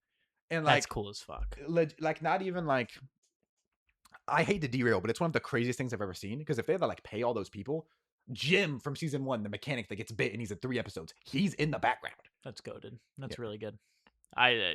It's incredible. I really dislike where the Walking Dead show has gone in quality and in terms of writing. That's Zoom in on super any of cool. those people, it'll be someone from the show. And it's a field of bodies. And it's so sad because it's also current people. So we see Jesus there, who dies like the next episode. And then we see like Daryl there, and like, oh fuck, is Daryl gonna die? You know, it's just bodies. That's so wild. Mm-hmm. Yeah, Maggie's right there. She didn't die. Rosita, like if I can get a good shot, Jesus, Carol, Herschel, Maggie, Jerry, just every character from this show. Like That's really fun. Insane. Characters, and like Beth is there, and she was in the show in season 5 and season 9. Jim was there. Amy, Andrea's sister, was there. She was in season 1 for 2 episodes. She's in season 9, episode 6.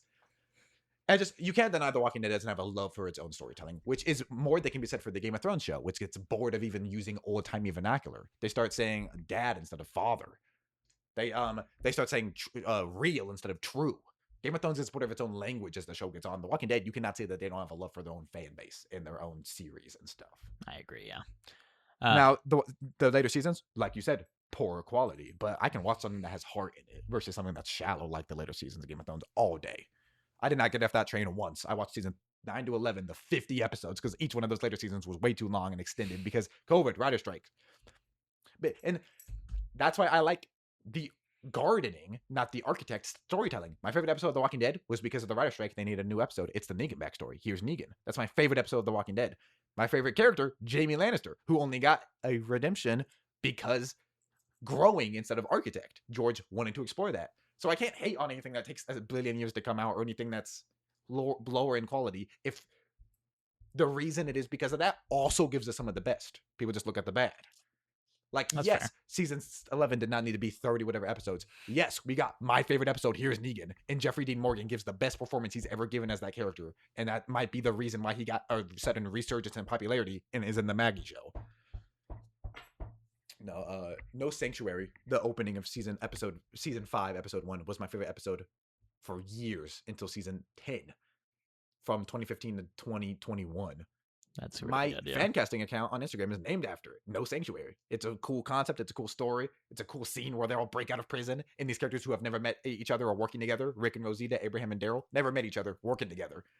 Yeah. And then That's Here's really Negan good. came out, and I'm like, I love you, Jeffrey D. Morgan. You're one of the best actors that's ever existed. Dude, He's so fucking good. yeah. He's so fucking good. We have to get back on Mhm. track, but I want to say one thing left.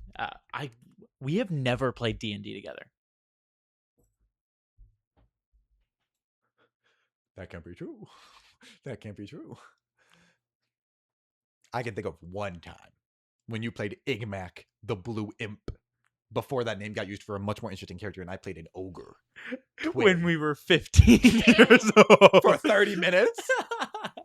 That is ridiculous. I can't believe that.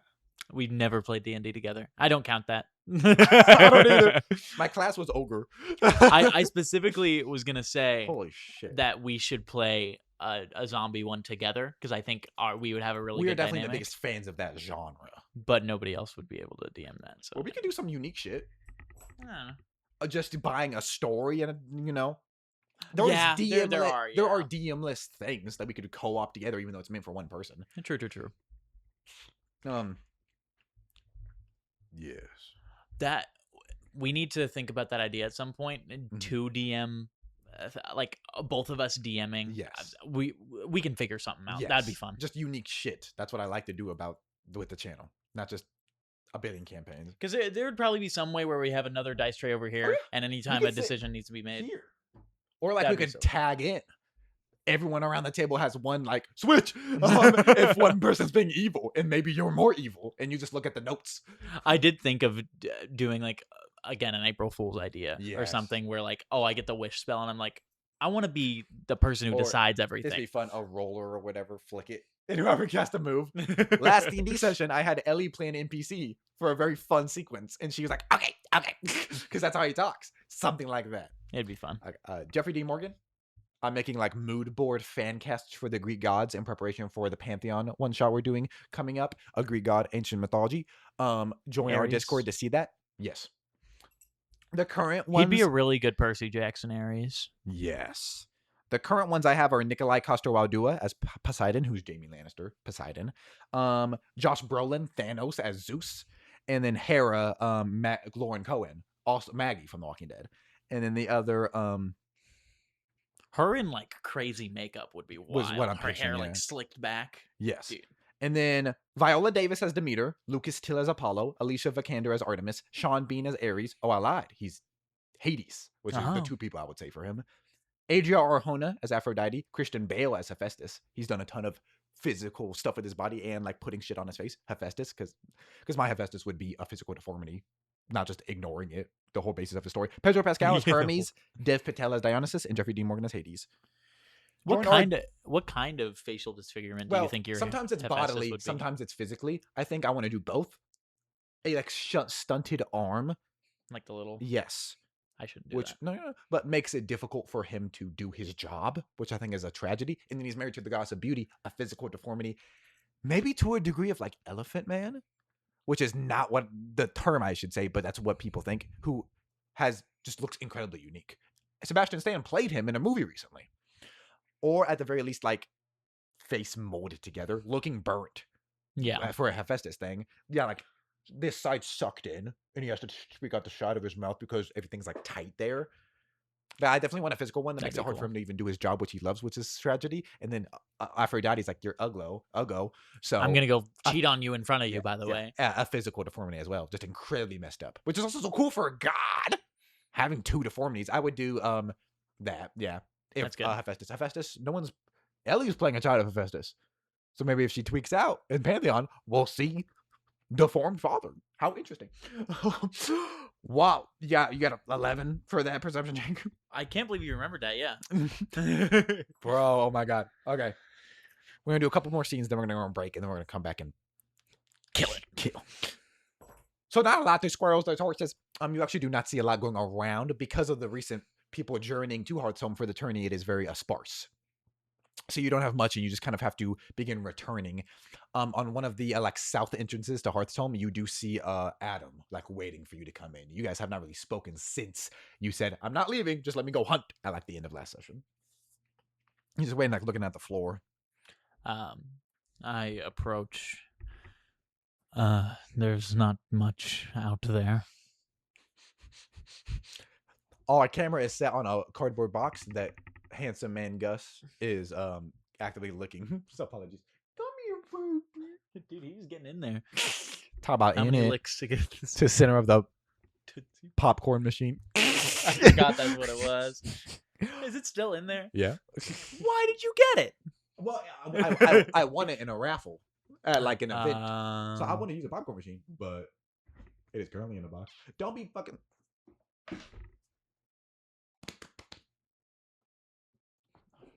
A brief moment while I grab my son. You did that. This is him being jealous, by the way. Yeah, this is what he does. He's crazy. Okay, let's get DMing. Okay. So you come up to Adam. Adam's like, what?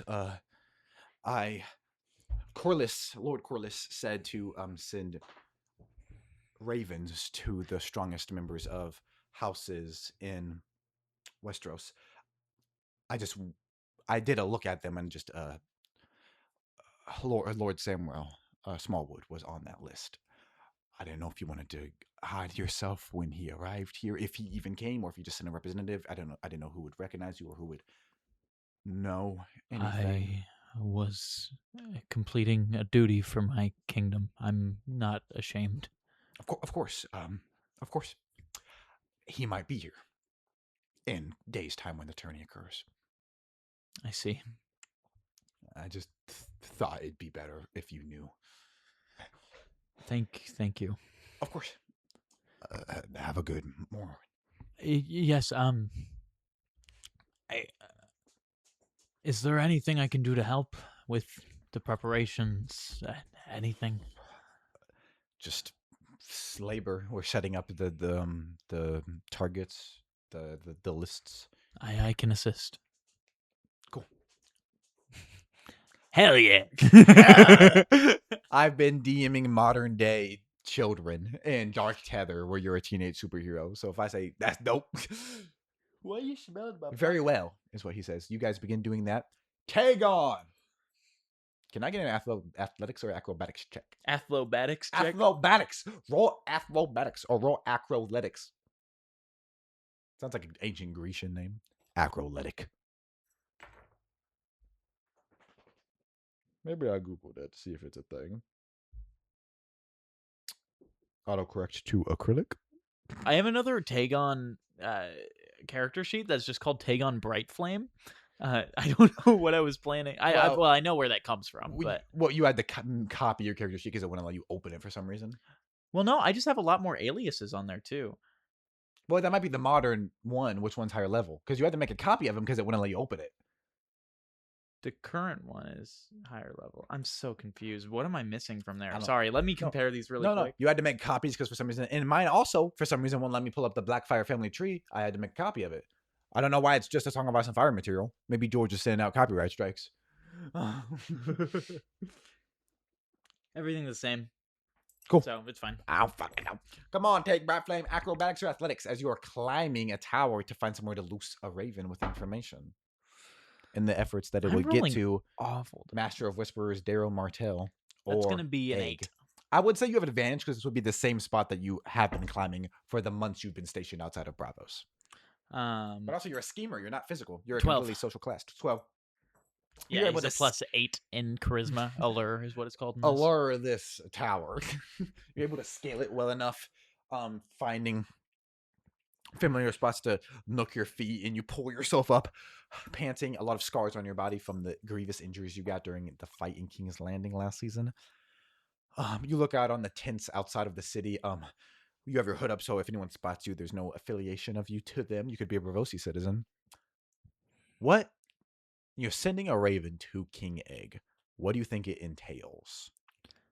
Specifically about the events of last night, but also anything else you might have heard. You said that Tagon was at that funeral previously. Yes, this is after. Did Yes. he understand that Valyrian? Can I get a history check Because I think that specifically answers your question. and add a d6? Oh my fucking god! Because there's one line in that. Something something Angos.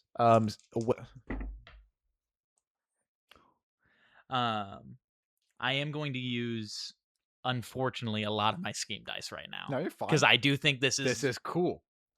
India with an E means west. He said Angos India, meaning we're attacking the west. Basically, what he said at the funeral pyre is, this is Vaegor Blackfire, son of blah blah blah. He died at 30 and 2. We will attack the west in his name. And then he said all men must serve. Valar Morghulius, which is just a Bravosi phrase. A common one. Well, these recharge on a long rest. They can use. You also they can be used on failed checks for a skill you are proficient in. What was this skill again? History. You can also add a d6 flat, and you can use Yo Human reroll. Due to Yo Human. Wait. No, you don't. No, I'm thinking Dark Tether. Additional damage dice, failed attack rolls. Yeah, I wouldn't be able to use it here. Never mind.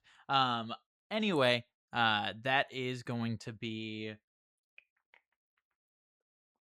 a 17. That is enough to get it, though, because you're Lysini and Valyrian.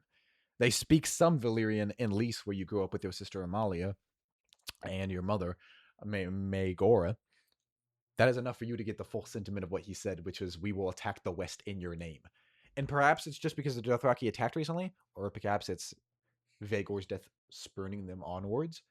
Camp has begun getting packed up. I would give all those details, say the camp is getting a lot more packed.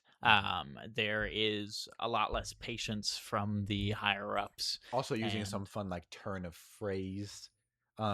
Joffrey gets a letter saying oh, the blank is dead. Wolf, Kraken, Lion. Yeah. So using some fun hidden phrases. In case someone gets it, they're like, what are the... Yeah, I agree. Do you think you have a sigil in inks wax you stamp? Because there has to be a sigil that's unbroken. Maybe a fishmonger sigil. Something that would be suspicious if someone found it on Tag, as he's not a fishmonger, but something that they would know. Maybe it would probably be stolen from one of the priests of R'hllor, but for Bright Flame, just a flame as it's probably just stolen from a priest. Yes. Tagon Bright Flame. Red God sigil. D&D. I'm pretty sure it's just a flame. Probably, yeah. I can't think of any. I think it's a heart and a flame. Oh, correct. Yes. Yeah. The Lord of Light sigil is a... Why I know that and not the billion other more important things about this world. Because of CK3, because you know that about Stannis. You're like, I don't know much of Stannis. I just know he becomes a religious zealot because of CK3. And also, I just spent a lot of time clicking on the map, and I see those symbols a lot.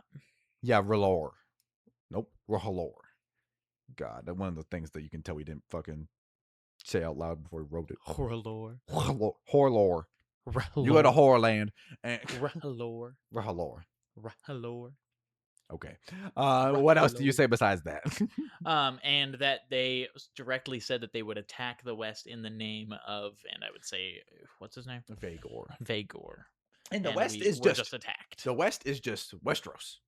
Because let me pull up this map. Where we are in Braavos in the east. Let me zoom out some. The Westeros is the West. Yeah. So perhaps they're referencing something specific, but who knows? It's enough for you to be like, speculative world map. What? Oh wait, go on the. Never mind. No, what would you like? Never mind. Do you want a specific? No, you're fine. Let's go down the haystack hall. What the fuck? Hey, I said you're fine. I just want to put something in view here. We can go back to Braavos. We're in Braavos. Pentos. You're in Bravos, which is in fact a port city around a port. You guys are encamped right there. Okay.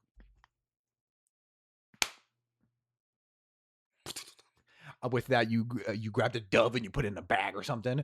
I say probably put it in a cage and then you hooked it around your belt and begin climbing. You have this hood up. You affix it to its leg as you're holding this dove or this raven. Obviously, Duh. dove body soap for men. What would you like to? Would you like to do anything else before you send it off? Um,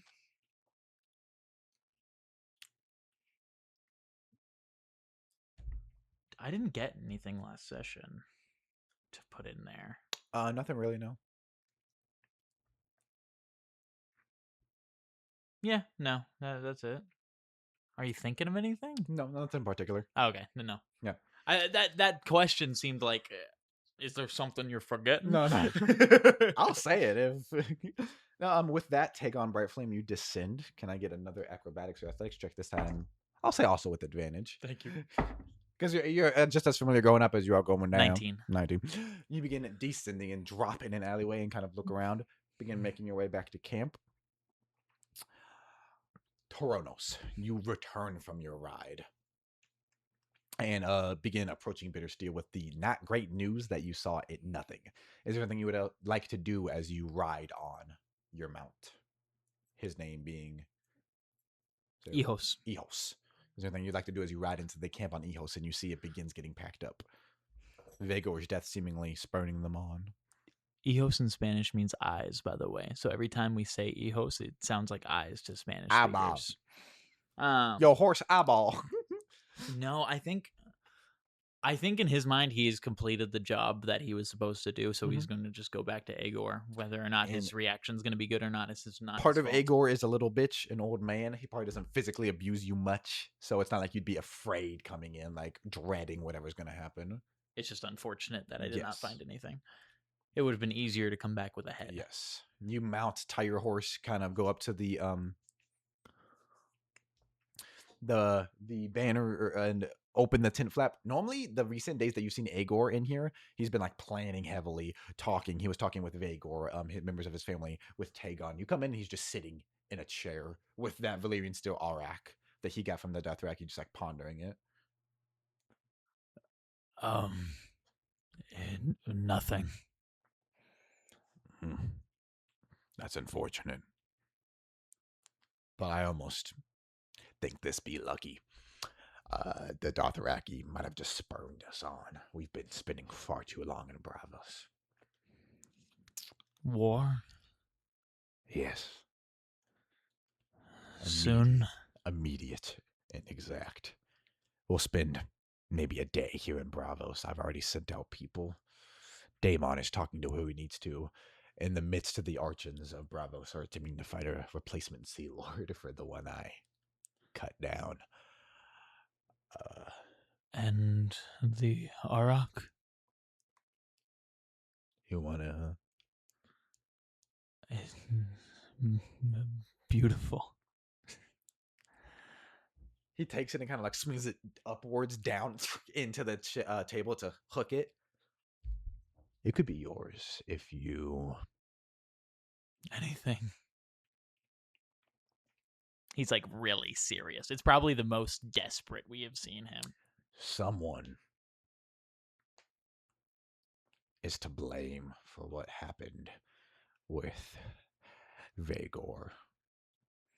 The Dothraki felt comfortable enough attacking an encampment right outside a major city, and the Bravosi guards near the ports were conveniently absentee. Someone is to blame, and I need you to find out who that is. Where should I look? I need you to understand that the evidence that you are seeking could vary in both quantity and quality. Multiple people around camp have not been keeping up to our standards, and if we're going to war, then even better reason to cut them loose. I need you to find the culprit of this. I will bring a head. He gets up and begins heading towards the tent flap. Good lad. As you exit, give me an investigation check. Do And you like the full statements that he's making? That they're probably things that he's heard before and not Mhm. things that he knows. Mhm. I caught that. I was like, oh, you're repeating, you're parroting, you're mimicking. That's cool. I Give me an investigation check, I then love a his speech perception check. I agree. Investigation check. What? Investigation and then perception. That is going to be 13 on the investigation check. 13 investigation. And I'm so sorry. What was the second one again? Perception. Perception. You're fine. Thank you. That is going to be a 16. So you're going around, you're looking at all of the tents, looking for anyone acting suspicious. You do not see much out of the regular. But around the tents, you don't see anything very weird, but you do see climbing down from a tower is a hooded man. You can see inside Bravos. I begin heading in that direction. Cool. And then we are going to go on break. And we will find out what happens with that in the rest of these three people's journeys when we return. 4. Rest of the three. Oh, the I rest. guess I still said something incorrect. Rest of the three. This journey and the other 3 journeys. Negative inspiration. Okay. When we return in 10 minutes.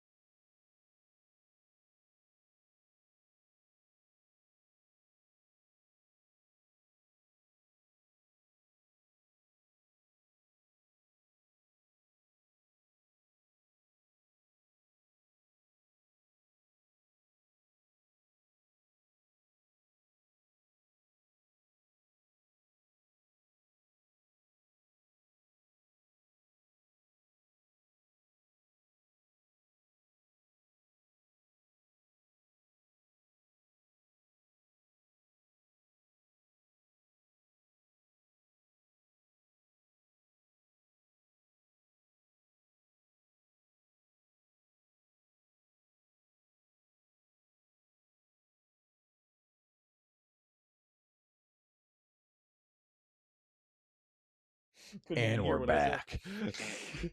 back. Corliss, can I get a perception check as some time has passed and now you are watching everything getting set up? And give me one of those.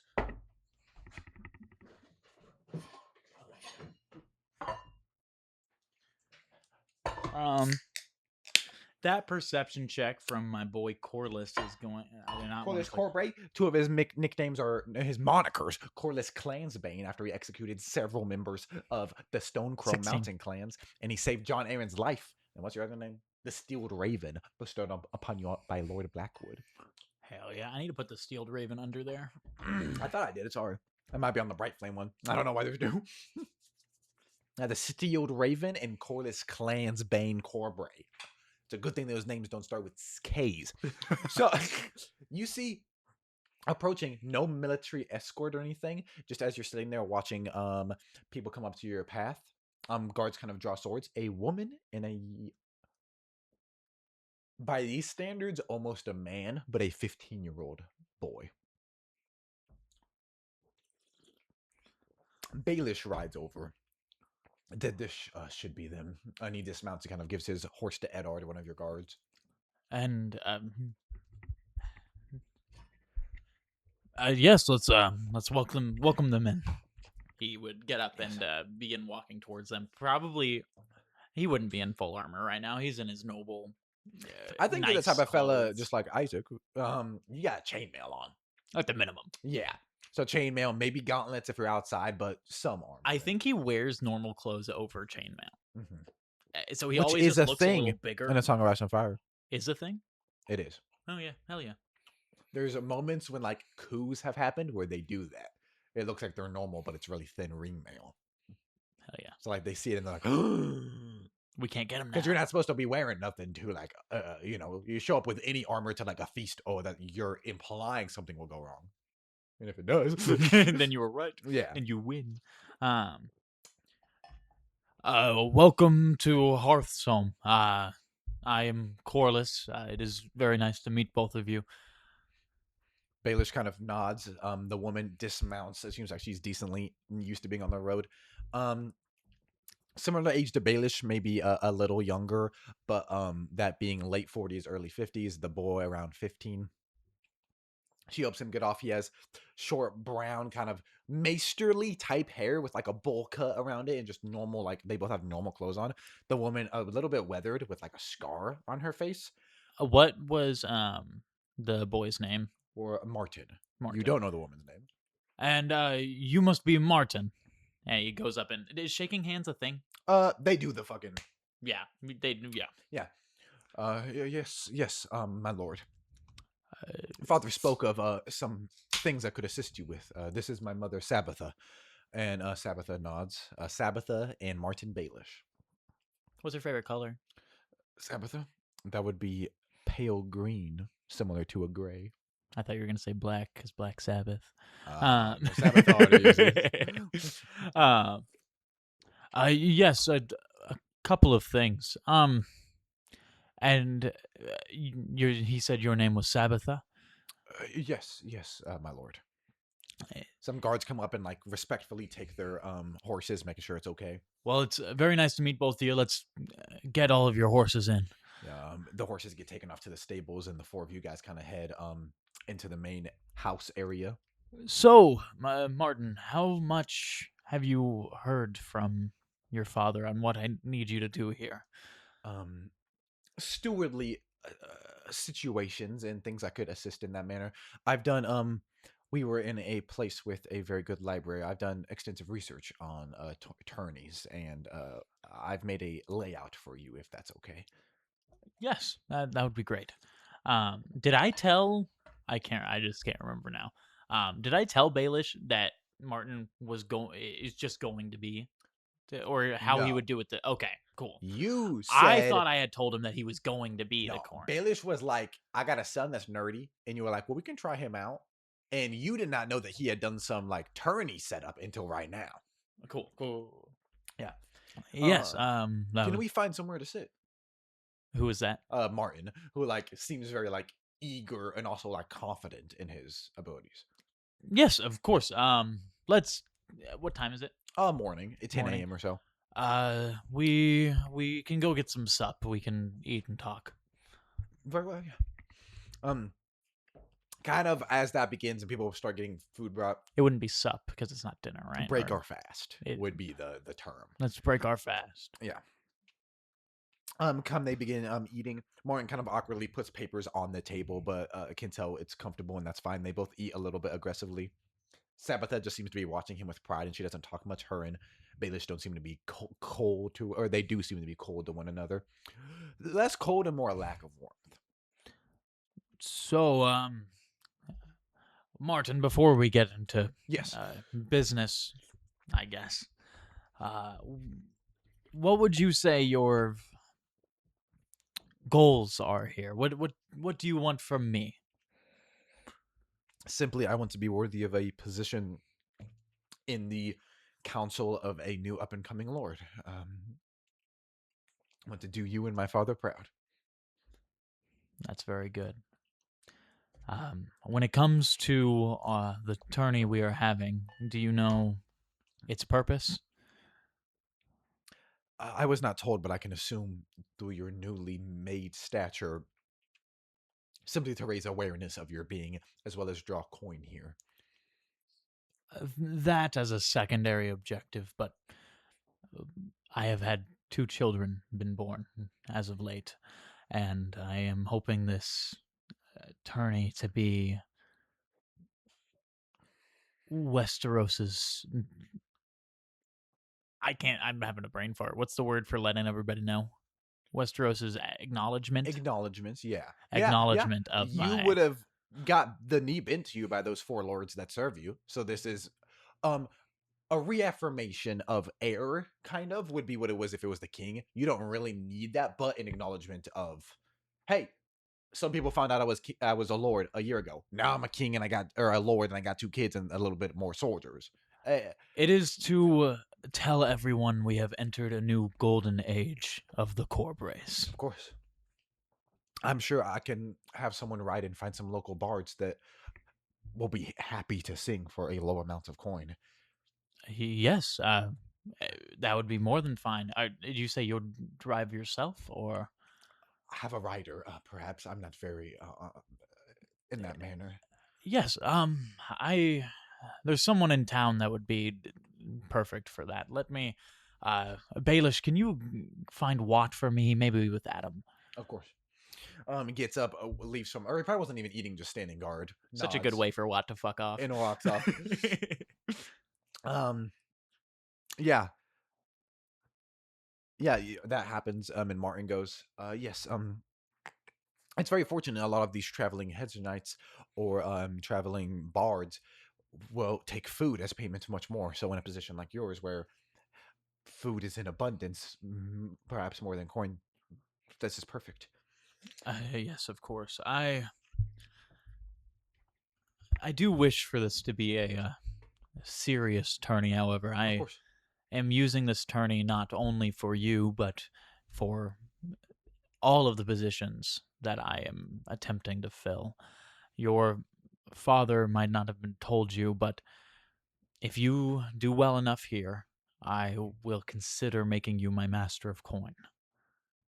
Very well. You would have to do very well. Of course. Of course. Of course. But I, of course, want this to be higher in stature so that I get better candidates. Of course. I've taken a full allotment of the northerner and southerner traditions. So we have jousting, typically in a larger jousting field, such as one that would be held in the capital, for example. When you lose at a joust, you lose your armor and your horse's armor and your horse.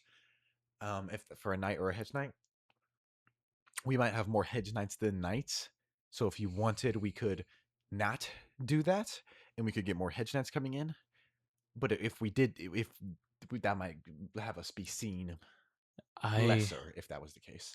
I think the first goal is having as many people here as we can get.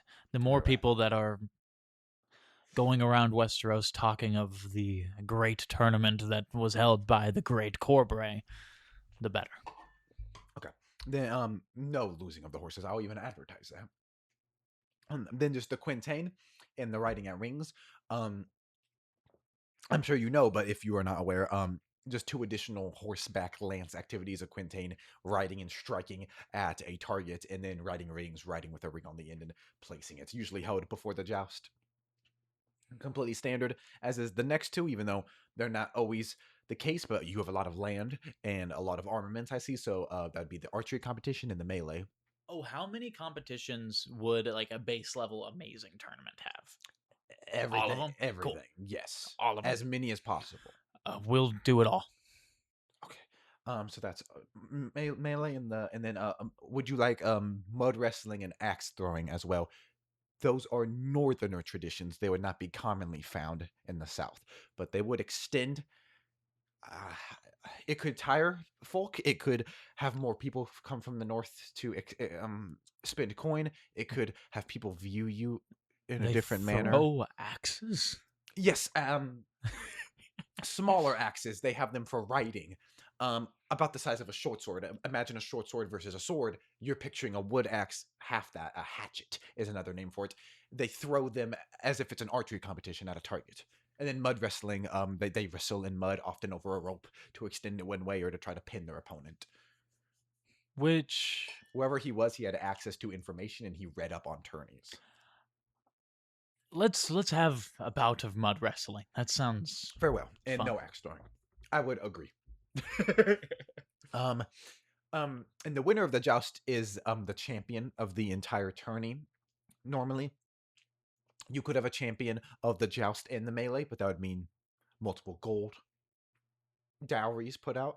And the champion of the joust typically gains the title of Queen of Love and Beauty to bestow upon any maiden on watching. Typically, we have to have a joust if we're having a tourney, if you would like it. But typically, it is expected for the lord or his sons to defend against the attackers. That way, the title can be bestowed upon the lady or a member of the house. My father or your guardsman might have something to say about you participating, but I don't know of the ability of any people will attempt to win this so they can crown anyone besides your mother or your wife or your daughter. Your wife, your daughter would not be involved.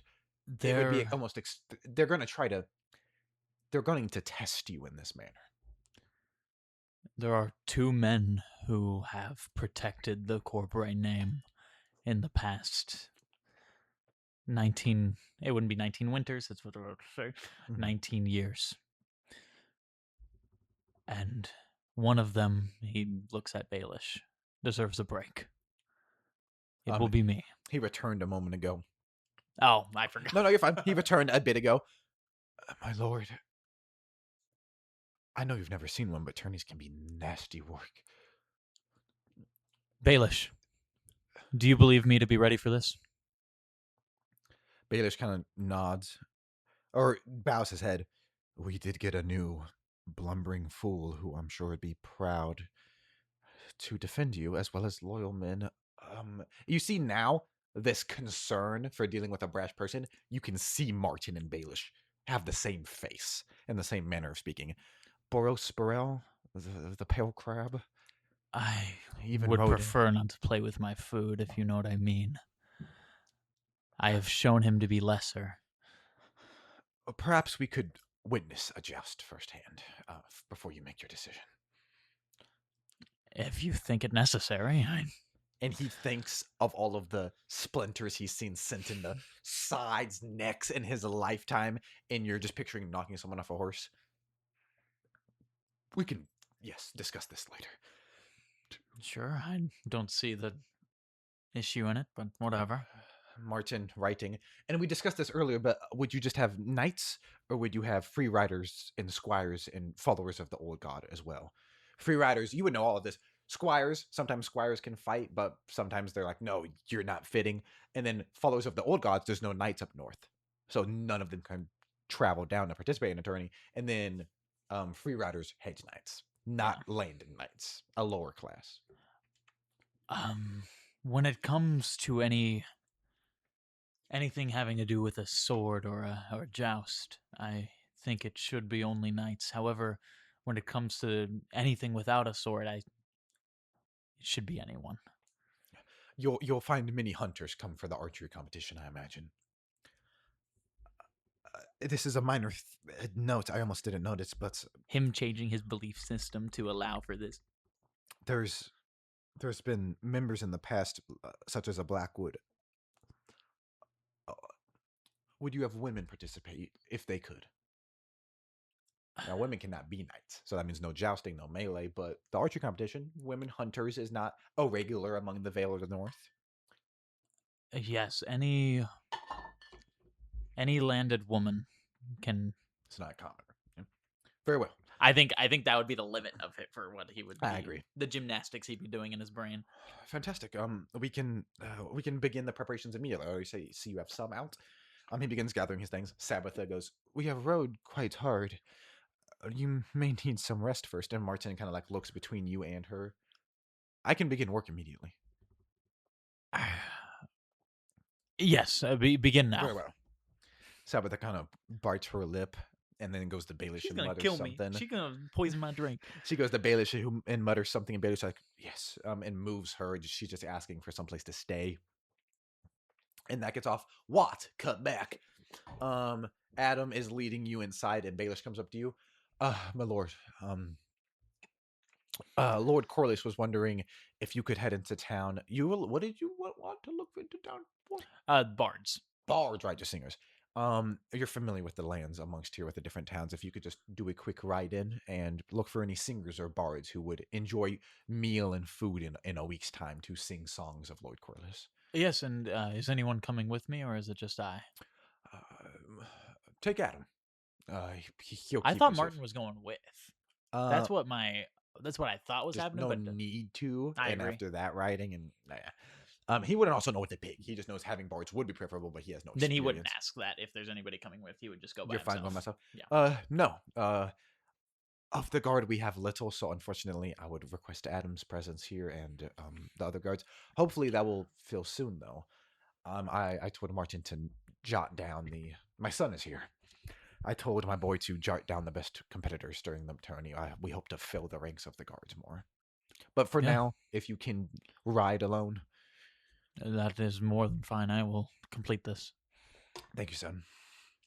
He walks off. You have a bundle of rabbits that if you want to, you can just hand to Adam as you're about to go right back out. Yeah. Of course. There you go. Stay safe, Watt. I will, as I have been. Kind of shirking him a little bit. Yeah. I think Watt took that as being, "Oh, be careful, because I know you're not a man now," even though he is. And he's gonna walk away. Lady creature. Lady creature is crazy. A good band name. Right off, give me a perception check. I need to start writing down the band names that I hear, because it's good for modern day stuff. The lady creature. Lady creature is pretty good. The creature that a lady. It was perception check. Your legs. Yeah. That's gonna be a 14. Sorry, not a 14. That is going to be a 17. I had proficiency. I didn't realize. Oh, do you? Liar. It's almost like the ranger needs perception proficiency. Nah. Okay, so Hearthstone. I keep saying Hearthstone. It's Hearthstone. You dumbass. It's because he has the hearts on the house. Yeah, that makes sense. There are not many large towns outside of Hearthstone, but you definitely can find a town. In fact, there are none on the map, but this one exists. You come up and you locate motherfucking stuff. Birdshire. Sure. Birdshire is kind of like a little peasant's town next to the it's built around rookeries and falconing, and actually a lot of the a lot of the young members of the noble Vale houses go to get birds and stuff. This is where the best are bred, but also it is a spot for tourneys and things. You're about to give one a bird. You're about to ask for one to get a bird. No, you're going to give one. Okay. You arrive in town, and yeah, a tiny kind of a fishing town as well as a rookery. There is like a small path between two halves of the town, and one more up in the mountains and one at the fishing. You go to the fishing one first.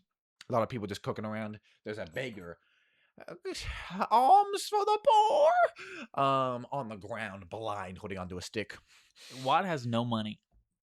I don't. Would I have taken any money? No, the service that you're in, like Adam doesn't Doesn't have need any it. coin unless he asks. Alms are food for the poor. I'm gonna make a perception check. Do I see any money on the ground Give me a anywhere? perception check. Any money I could grab easily, or grab from someone who does not deserve to have their money?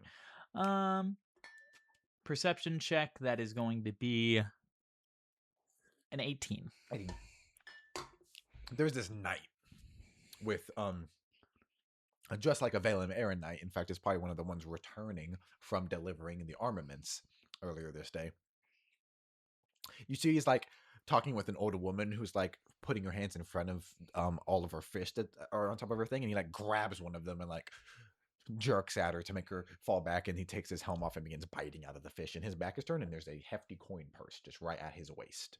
I'm going to use my dagger that I have under my sleeve, and I'm going to cut his bag off and take it. Give me a sleight of hand check with advantage. I'm rolling awful today. I think you just suck. Awful for me. It's not bad. It's just not good. Bro forgot who he is. I don't have sleight of hand proficiency. That's gonna be a 17. Really? That is still enough for you to hold on. Watt doesn't even have stealth proficiency, which I think makes sense because he's not used to hiding from people. Yeah. He's used to hunting. Because it's not stealth to hunt. You just have to stay still. That's more just mental wisdom. Like maybe watching where you're walking, but stealth definitely applies to people more than animals. I agree. If they it's see knowing you, where people might look. Yeah.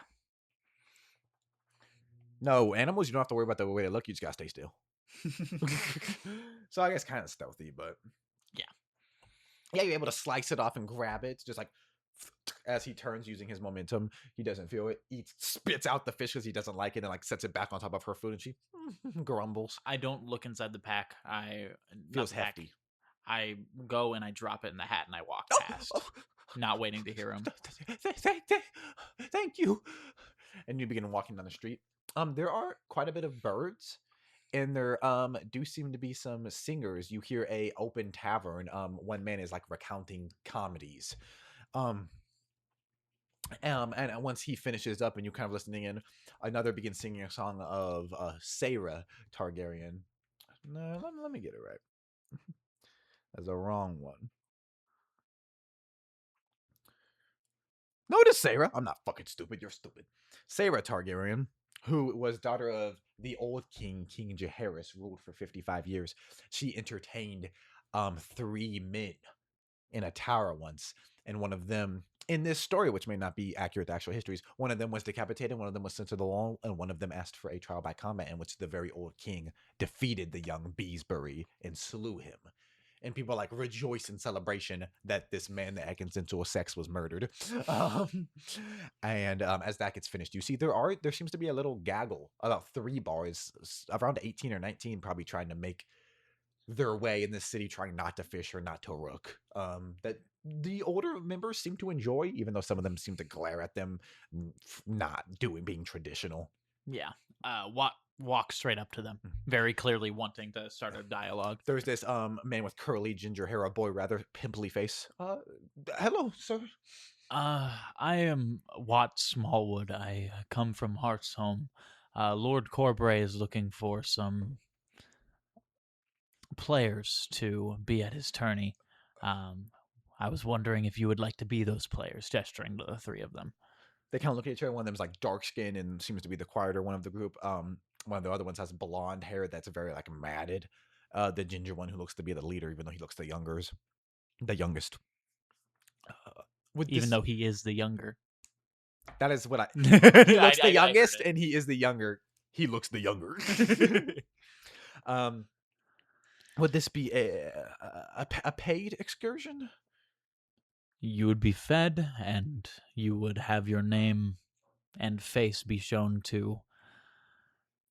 Let me go through the invitation list. I think they did talk about who they were inviting. Yes. Sending out missives to everybody. The highest stature, Lord Stark, That was the only one of the 7 lords that you could send to without like offending them. But to Aaron many too, vassals. Oh, and technically. Aaron, of course. Jasper Aaron's gonna be there, like Yeah. factual. So you can advertise that. Who's this guy's lord? They're in. Yeah. Your face and name would be shown to Lord Aaron, Lord Stark, and at this point it would be deception. 'Cause- I believe the Lord of the Reach is heading that way. I don't think Watt knows his name. You probably would. Okay. Tyrell, not his name, but House Tyrell. Yeah, of course. Yeah, I forgot. You're fine. We accept. You don't know how to make a deception check. There is something small I need you to do before we Yes. leave. I heard this is a rookery. Yes, the tallers is what we refer. Just and he like points. He like leans outside a window, just on like a curvy upwards path, and you can see some cawing and flying away seagulls and falcons. Now, if this is a personal ask, if you could get me a bird, I will pay you back. I came here with no coin. I can. Yeah, we have some coin.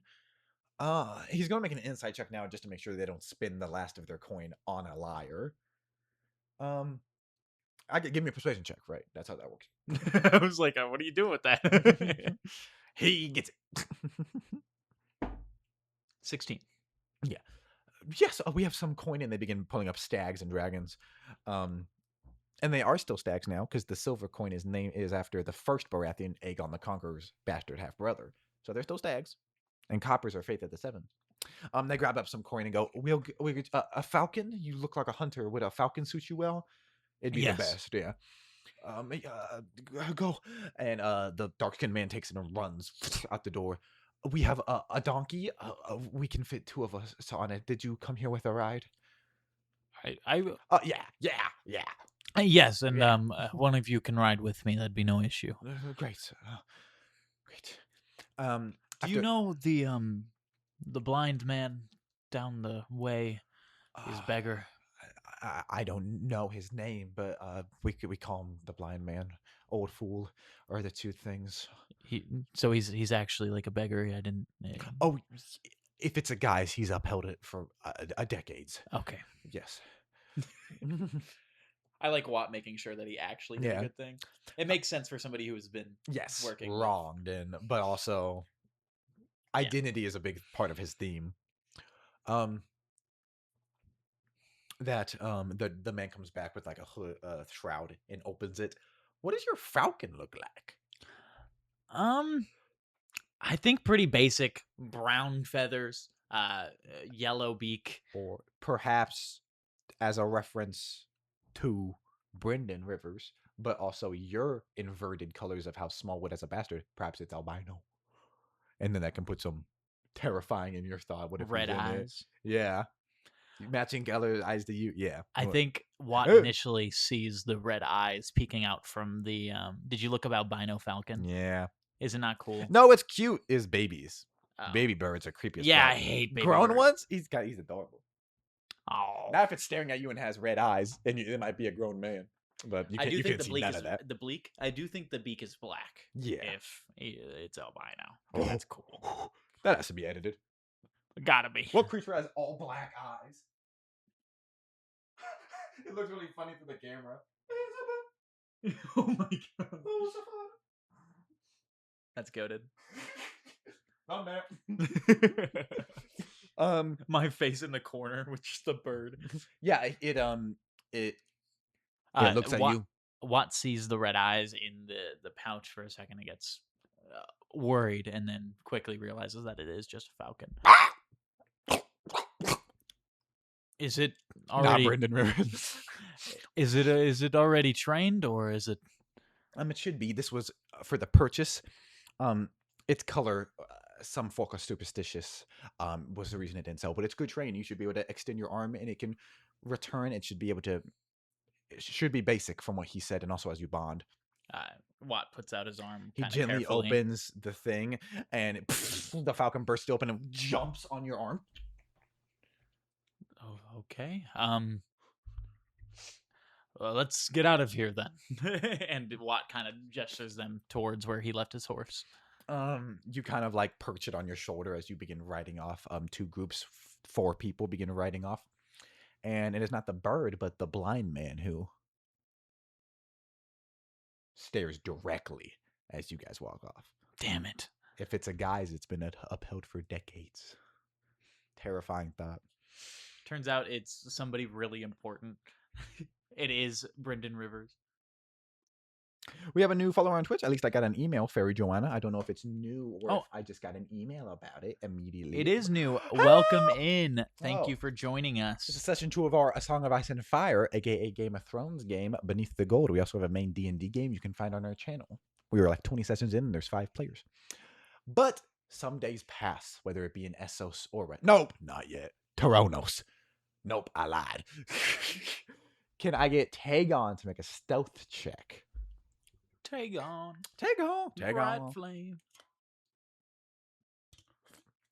Today's stream is going amazingly. We have gotten very off track today. No, not anymore though. We're stuck on it. We're locked in. Locked in. You said perception? Yes. Natural 20. Oh my god. If you're familiar with Game of Thrones at all, you know there's a lot of different POVs. You're playing 4 characters today. So for Tagon, you duck down stealthily. As you make your way back into camp, you don't see, but Tyronos walks past you, not noticing you as you're just in a crowd because you were the man that Tyronos saw. You guys pass by each other, and you're able to return to your tent or go anywhere you would like. You're in the Golden Company camp now.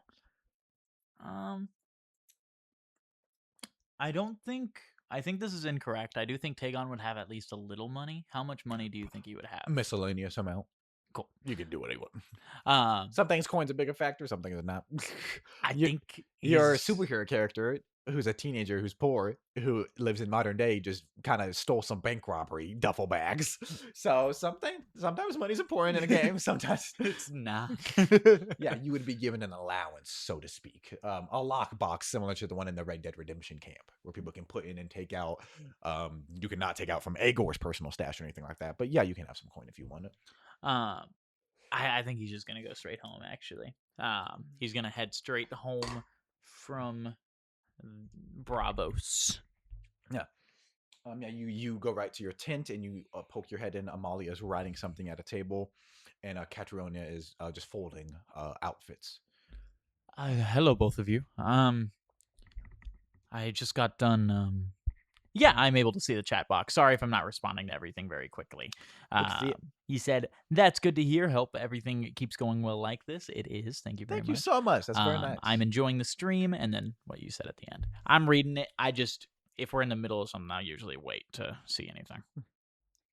I just finished up sending the raven. I just finished up sending a raven. I forgot that she doesn't know. Well, Tagon doesn't think she knows.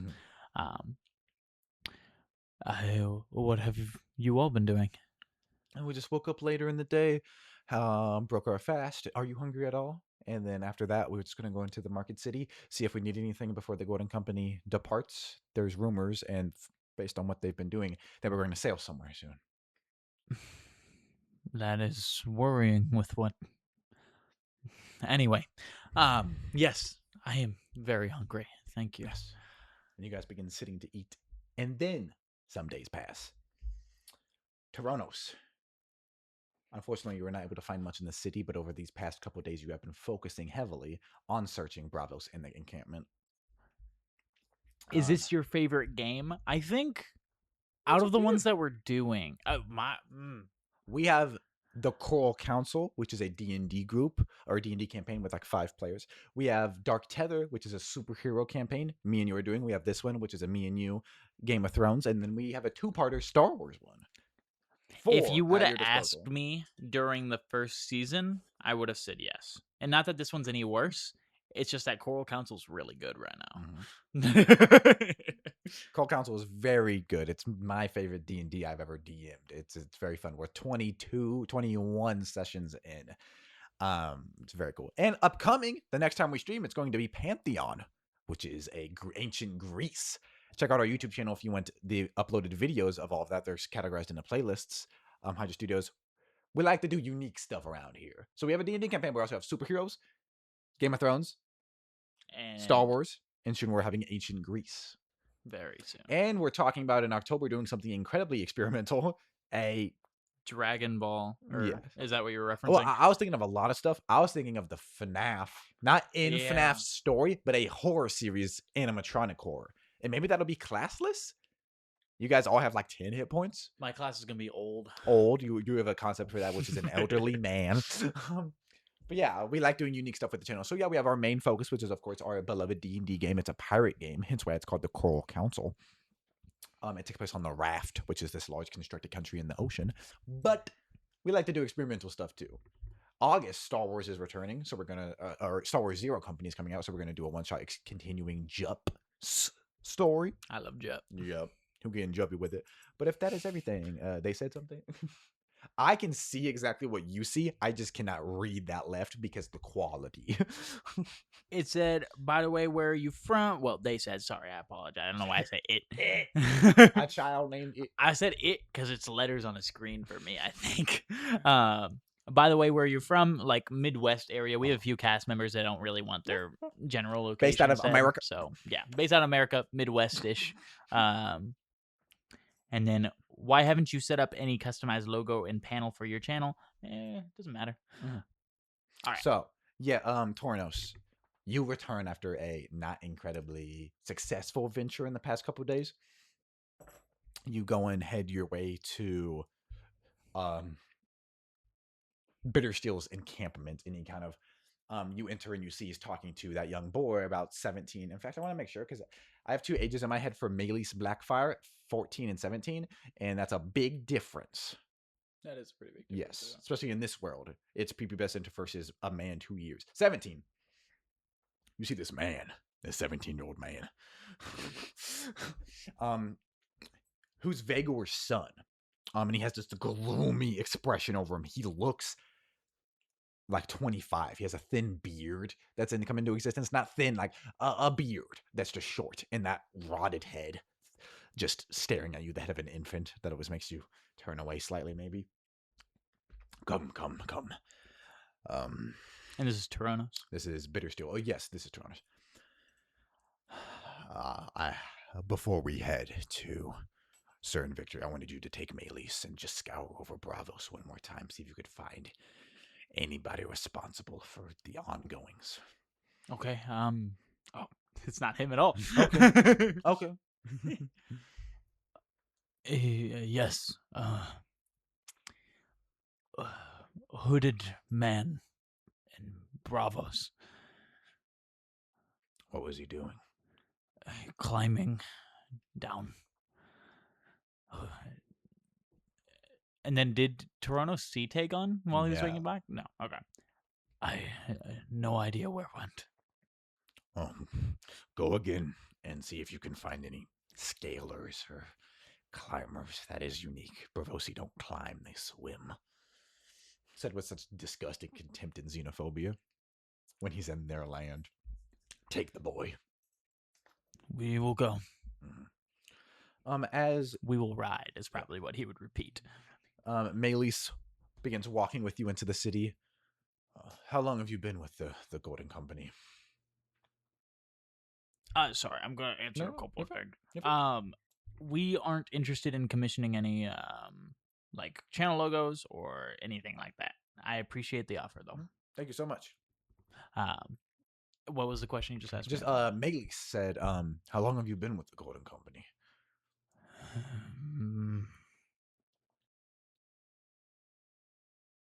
It was about when they got here, right? Is when you're. What do you mean? You're like 36 and you're 5. I'm 30. Yeah, you're 30 and you joined when you were 5. Yeah, and have they been here in Essos for 25 years? Or oh, is it in long? Essos, yeah. But, Yeah, that's what not in Bravos. Sorry, I thought you meant in Bravos. No, you've never set foot on Westeros land. The Golden Company has been here forever. Sometimes they've sent dispatchments out, but no, yeah. But from my knowledge, they arrived here when they got me. Yes.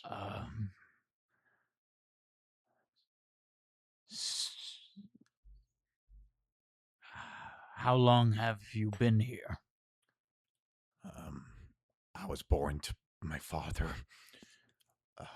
10 and 7 years ago, but us Blackfires spend time in different areas with dyed hair or keeping hoods over our heads at various points. I've been a Golden Company man since I was born, but serving as a member only the past 3 years or so. Since a boy, 5. That's rough. Give me an investigation check as you go throughout the city.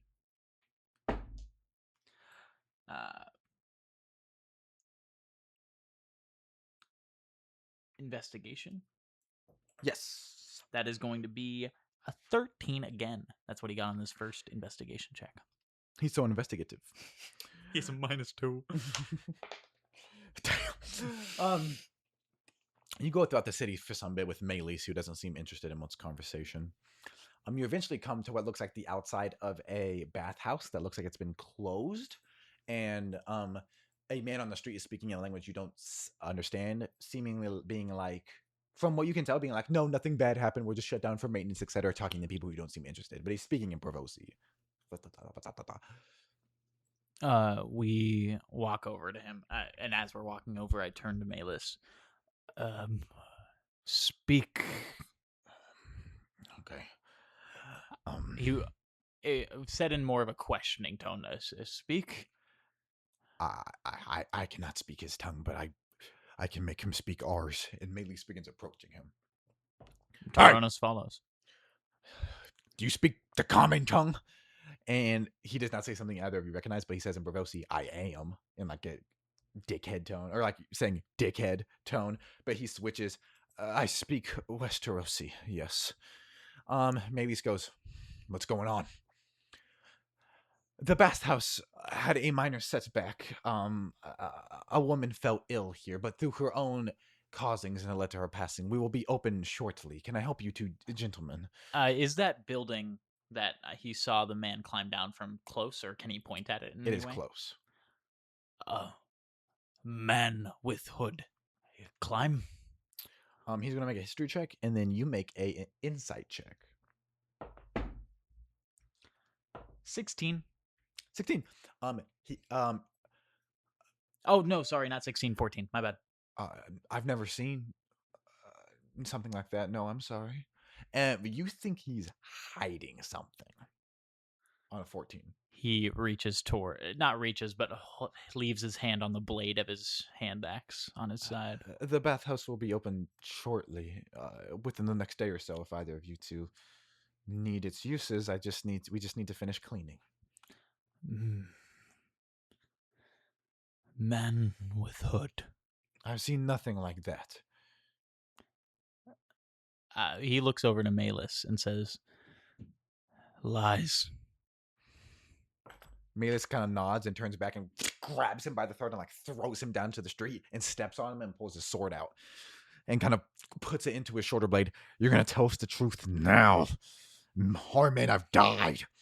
And he goes, okay. He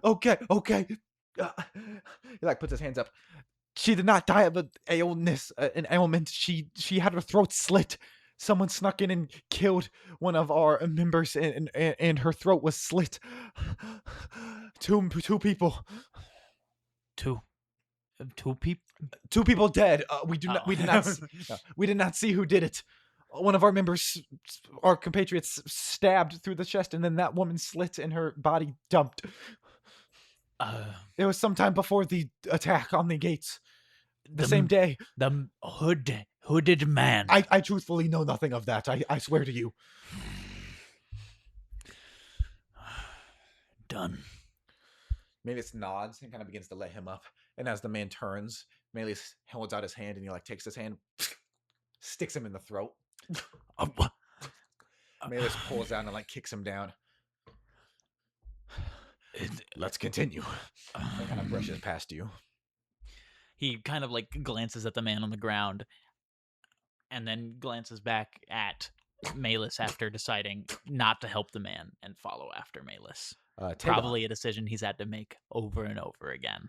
Tagon, Amalia, as you guys eat, Amalia is just making conversation. I heard we're leaving soon. Do you know anything about that? Where we'll be headed?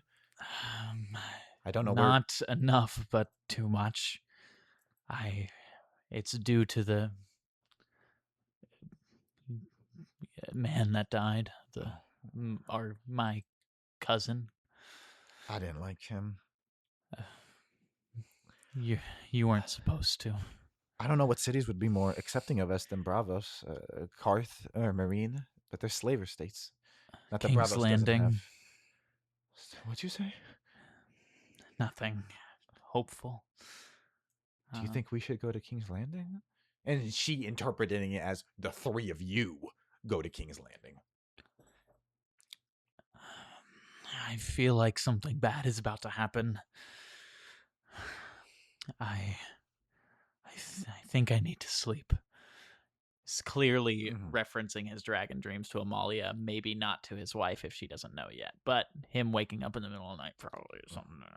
They kind of share a knowing glance and nod. After we finish eating, we can go out into the city. That'd be okay.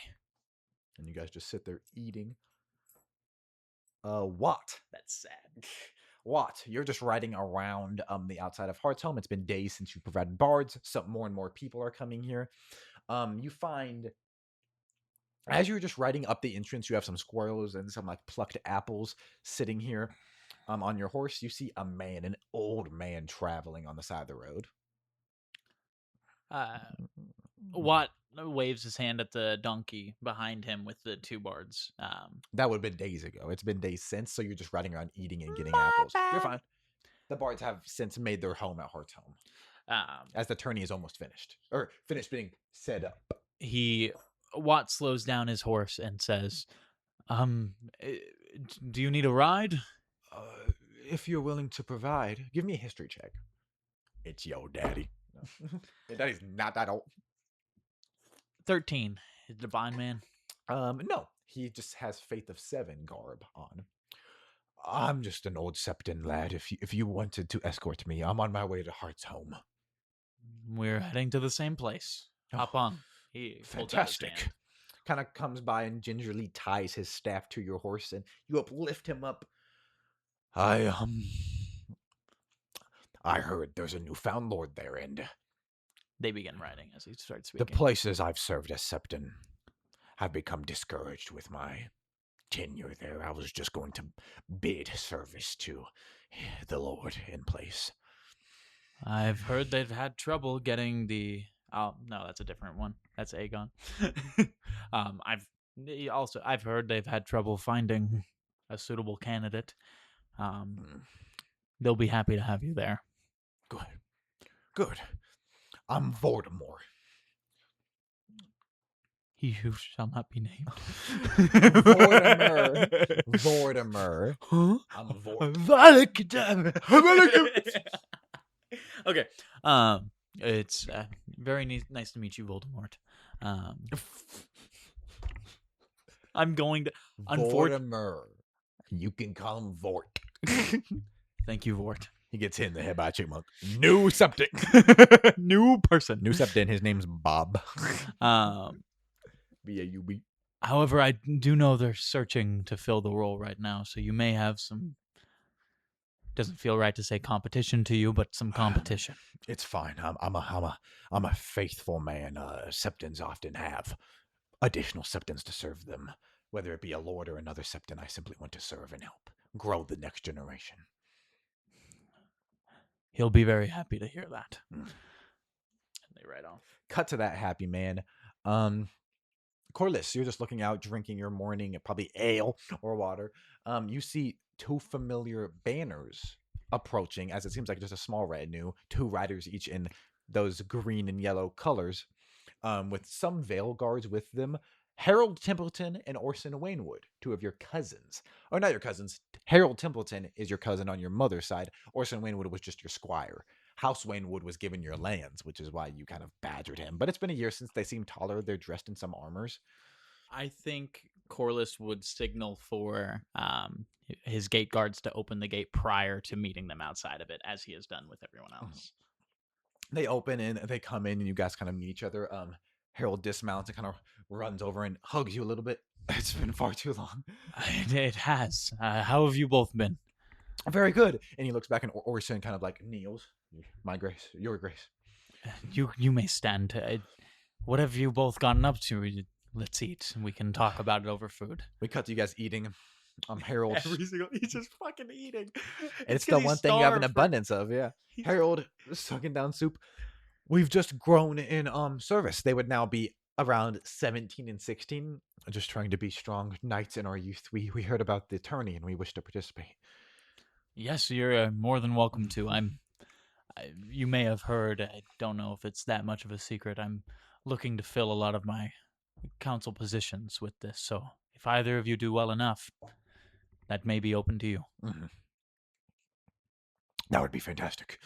Neither of us are heirs, both younger sons, so fantastic. Do I remember any weaknesses that the crab had? Give me a history check. With advantage because I beat his ass. I'd say so. Natural 20 20. plus -1. 19. He was a slow and lumbering kind of fella. How'd they get it? Both of them. I'll close that just so the sound doesn't echo. They just busted their way in. They opened the door and got in. Both of the dogs. There is 3 family members upstairs. It's because they smell food. Probably, actually. They're so smart. He was fast for his size, but that would be the obvious disadvantage of his build, especially with his large armor on. Easy to trip and nimble. Both of these guys seem the lighter striking type. Both of them would be more roguey than fightery, but they are fighters, just like with a subclass that makes them more adept. If you're thinking either of them can beat him, no. I want to almost didn't beat him. It was just he was in lore wise.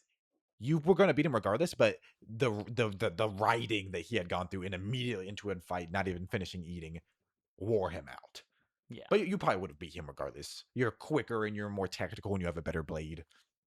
There is a larger man. He goes by the White Crab.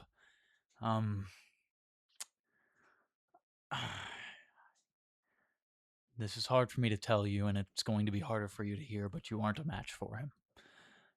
He'd put you down.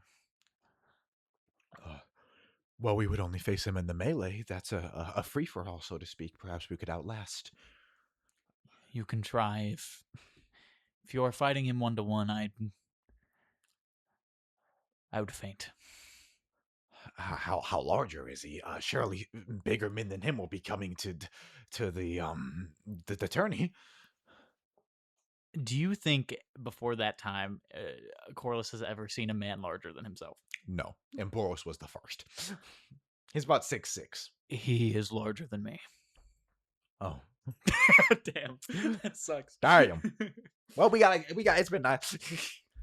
If perhaps we will just focus on archery or jousting then, or bow out over a couple bouts. Something of that nature, if you don't wish great harm. I, of course, will never. I will never tell anyone not to attempt for what they want, but I think you both know I would prefer you not to be hurt. Harold looks at Orson, who kind of getting really quiet. Orson a lot more respectful due to him only being your squire, your ex-squire, not your cousin. You knighted him. Both these boys are knights, so full-fledged men, the equivalent of 20 and 22, because 16 is a man. We will do what we can. And Orson just nods. Whatever you say, my lord. Cut to Toronos. Give me another investigation check. Toronos. You said investigation? Yeah. Not good on this one. That's going to be 3. 3. Malus investigation check. Double advantage is crazy. I rolled for a couple of different things. Malus failed his perception check, but the person pickpocketing you succeeded. You got something. Fine, your knife. You feel a snatch. This roll was for the first pickpocket, but it was not to run. This kid's just running. A 8-year-old boy grabs a blade from you and begins hiking down the street.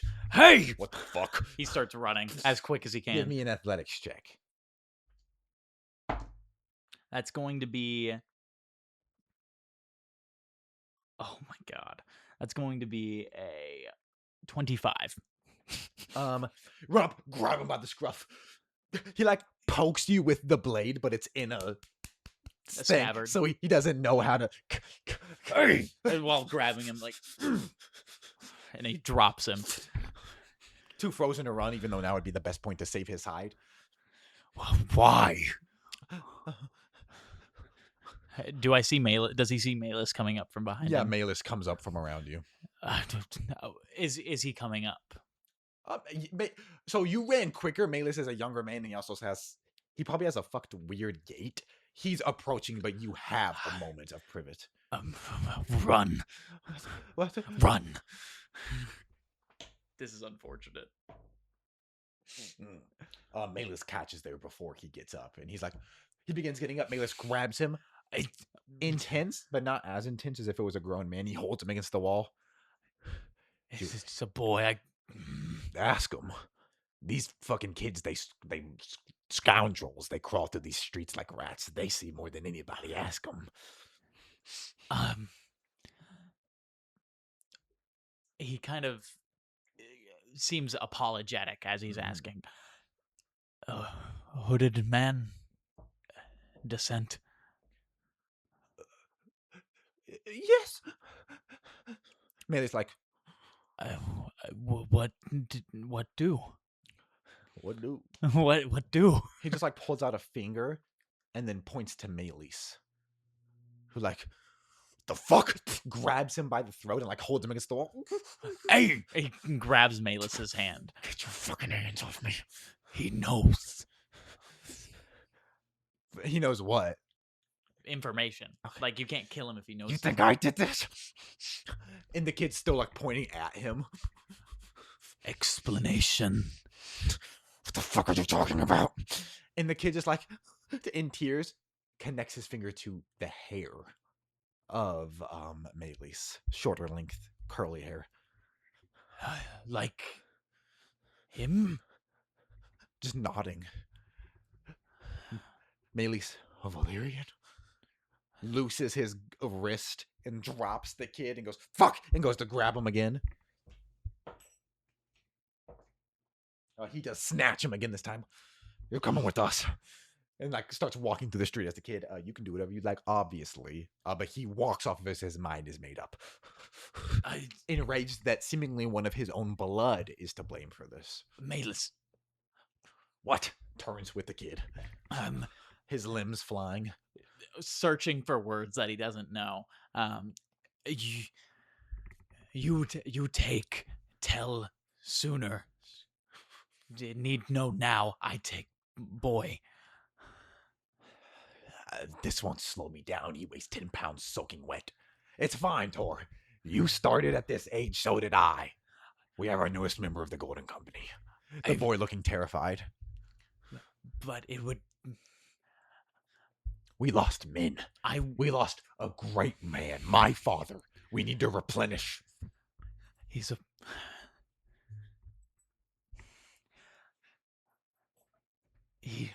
Agor needs to know now. You're bigger.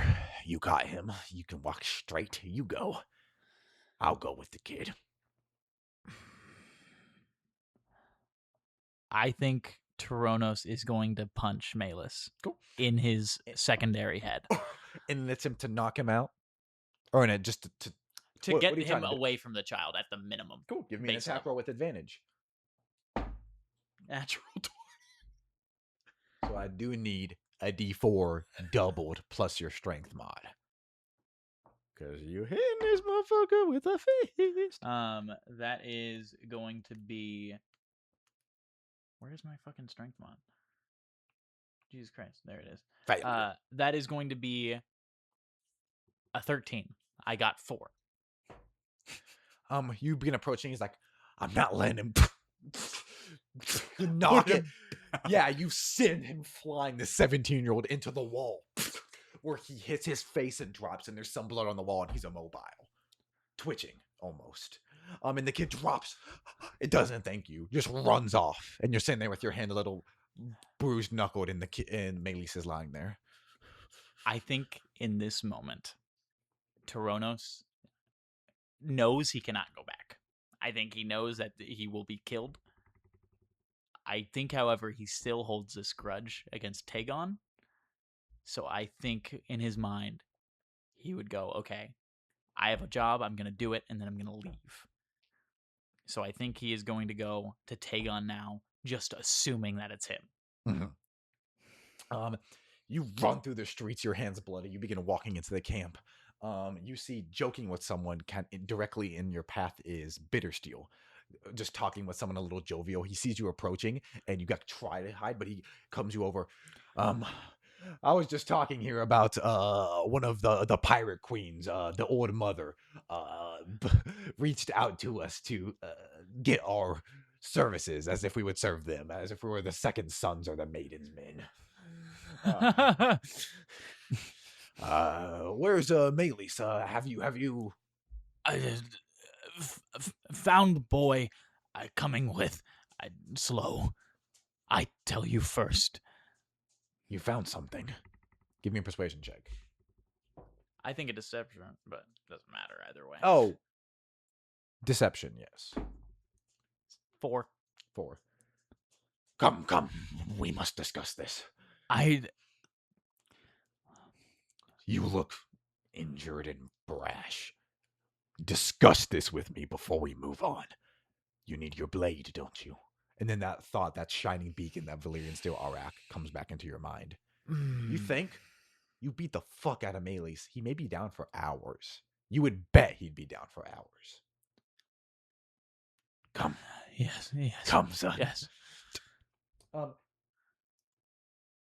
He got negatives. Damn. We go to 2 and his wisdom's not great. That's crazy. Fucking 4. What? You see many participants are arriving. Just sitting there, probably in a tree, eating one of those apples you were picking earlier, or Granny Smith, because you're weird. Do you like Granny Smith? They're good. I don't know. I haven't tried one since I was a kid. I was like, ew, it's sour. That's why you don't.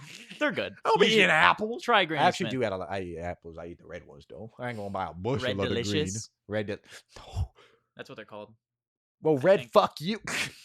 I've had a Red Delicious. That's all our school had. Oh my god. You don't like Red Delicious? No. Red Delicious is good. Gapple better. The Minecraft term for golden apple. The golden ones are better. I like Granny Smith. Cherry apples are what I think the normal ones are. Red Delicious are those. Oh. Red Delicious are those dark red, like almost purple ones that are super mushy. Red Delicious isn't the normal one. Red Delicious apples are never mushy for me, so I don't know what you're talking about. And maybe that's just how it was At school. At school, and it wasn't bad. Anyway. Maybe it is called Red Delicious. Whatever are. Oh, no. I don't know. Whatever. Maybe ours just sucked then. Oh, no. I think they did. This portrays Red Delicious. Oh, Fuji. Maybe Fuji's normal then, or Fuji's Empire. the kind that you usually see. Yes, Red Delicious are like a deep dark red, and in my opinion, maybe it's just because they were kept in like cold water. But I hate it. Oh no, factually, Brayburn is the apples we begin, and I like me a Brayburn cameo. Cox. When I spent about 3 months in Alaska being a camp counselor, and while I was there, they had this huge competition between a few of the different camp counselors of eating an apple whole with the core, not whole like in one bite. Oh my god! Like just eating all of it. I could do that shit. It was so easy. Just don't stop. Turn it was whoever did it fastest. Oh, I got fat mouth. Dude, there was this guy. He ate it in 3 bites. I got a big mouth, but I be chewing. I gotta chew. My teeth are misaligned, so I gotta chew forever on shit. That's what almost anytime I've ever doing like a eating competition. That's what fucking gets me. I think it was 10. That's why you gotta drink water with it as you're eating it. 10 McDonald's cheeseburgers in 6 minutes, I think. Do you remember what I'm referencing? Did it like a year ago. My brother was timing me. First one was I think it was 9 seconds I ate a cheeseburger in. Last one was 45 seconds. Which is such an interesting indication of how tired your fucking mouth gets. It took me a minute just to do that last one. I would throw up. Well, I didn't throw up, but I did it on a day I wasn't busy rest of the day. I did it where I could go home. Go home and die. Bro. The things I do. No. The things I do for love. She said I'm gonna leave you if you don't eat 10 cheeseburgers in 6 minutes. I was meaning you love the McDonald's cheeseburgers. Oh. Yeah. You're watching just My from your tree girlfriend told me I perch. have to eat 10 McDonald's You cheeseburgers. have to. Sorry. You see a lot of Veil sigils, but also some Reach and Crownlands and Stormlands sigils As writing who? in. As Watt from a tree. A hefty, nice turnout. Corliss. Sorry, sometimes I just say a scene, but I don't want to like get rid of the cinematic people being like, go Watt. Don't worry about it. Corliss. Baelish comes up. The first of the participants are arriving. They're setting up their pavilions, which are those big tins. Setting up their I was pavilions actively now. searching for that word as Mhm. you were looking for it too. That is great. I will. It'd pay to go meet them. Of course. He gets up. He probably would don all of his armor I would agree. At least without the helmet. yes. Baelish holding the helm behind you and his like Alfred Pennyworth ass. You see a lot of sigils you recognize. You see fucking mainly at the charge of this, your 4 vassals, Stefan Coldwater, Vardis Linderly, Owen Moore, and Osric Largent are your 4 vassals. All older than you. Oldest 30s or youngest 30s, oldest 60s. They already had to swear to you a year ago, but now they come up Osric Largent. Wearing a bald man in his late 50s with a thin beard. He looks like he's past his prime, but he's still wearing armor as if he will participate. His sigil. Design his sigil. There's been one Largent, Luther Largent, who you can see just died in the last episode of House of the Dragon. So, what does the House Largent sigil look like? What do I think? Yeah. Largent. What does Largent mean? Largent, it is a word, I believe. It's also a real life last name. I do think so. Largent meaning the silver, a French phrase. I think it's 3 droplets of Quicksilver. 1 small droplet in the top left corner, white background. 1 large droplet of Quicksilver in the middle, and then another small droplet in the bottom right. Cool. So he is wielding very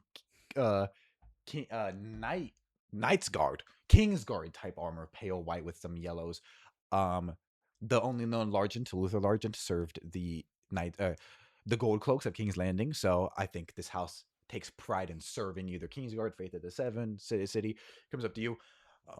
Your vassals are excited for the tourney, my lord. He's a little bit of a hard ass, but he respects you in your position. I'm glad. I have spent great time preparing this tourney, and I am happy to see my fellow Westerosi enjoying it.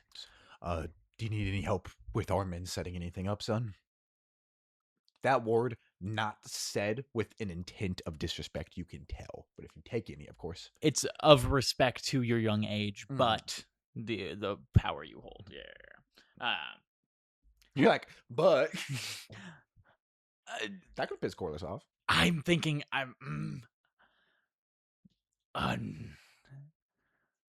no, I'm okay. I don't need any of your help. Very well. Each of us has a steward that you can have reach out to yours, or you directly, of course, as I'm sure you're aware. Please let. I'm trying to decide. Kill him. Can he has sons? Yes. Cool. I'll say many. Okay. Please let your sons know that this is going to be a particularly bloody tourney. Of course. I brought 3 in tow. The other 3 are, I'll say he's on his second wife. I brought 3 in tow. The other 3 are back home. My elders should be excited. And that's just his sons. How many daughters is he at? Yeah. God. Osric. Total of 10 kids, probably. Osric bows and heads off. A man with a staff comes up to you. Good morrow, Lord Corbray. Not familiar if you're a knight of him or him, due to you having Corbray armor on. 'Tis I. I spoke with your friend Watt. I'm Vortimer. I suppose, what you would call a traveling septon in search of servitude. I heard your space was vacant. I'm. I have a immense knowledge of the Seven, and I have raised many children. Because the Septon's traditional role is education of the kids. Not Maester Lewin, Septon Unella. Is that her name? The lady that raises Sansa and Arya. Oh, Septon something. She Septa teaches them Mordain. Septa, right? Yeah, yeah. Septa or Septon teaches them knitting, teaches them caring. Typically, like Stark would have a Septon for the boys and a Septa for the ladies. But if you just have a server, because they're teaching them different things, it's not weird to have one Septon though if you're smaller. Yes, And then they would each have like 10 assistants. It's not like it's the only two people caring for the kids. I am not the most.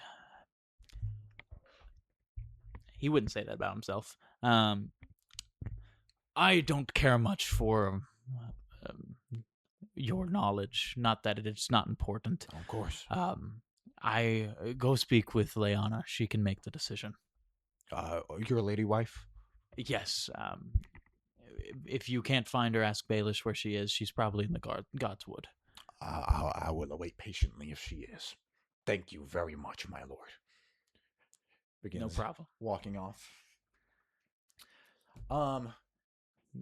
Corlys Corbray, Benjen Stark walks up to you. The younger of the dead man that you died in your arms.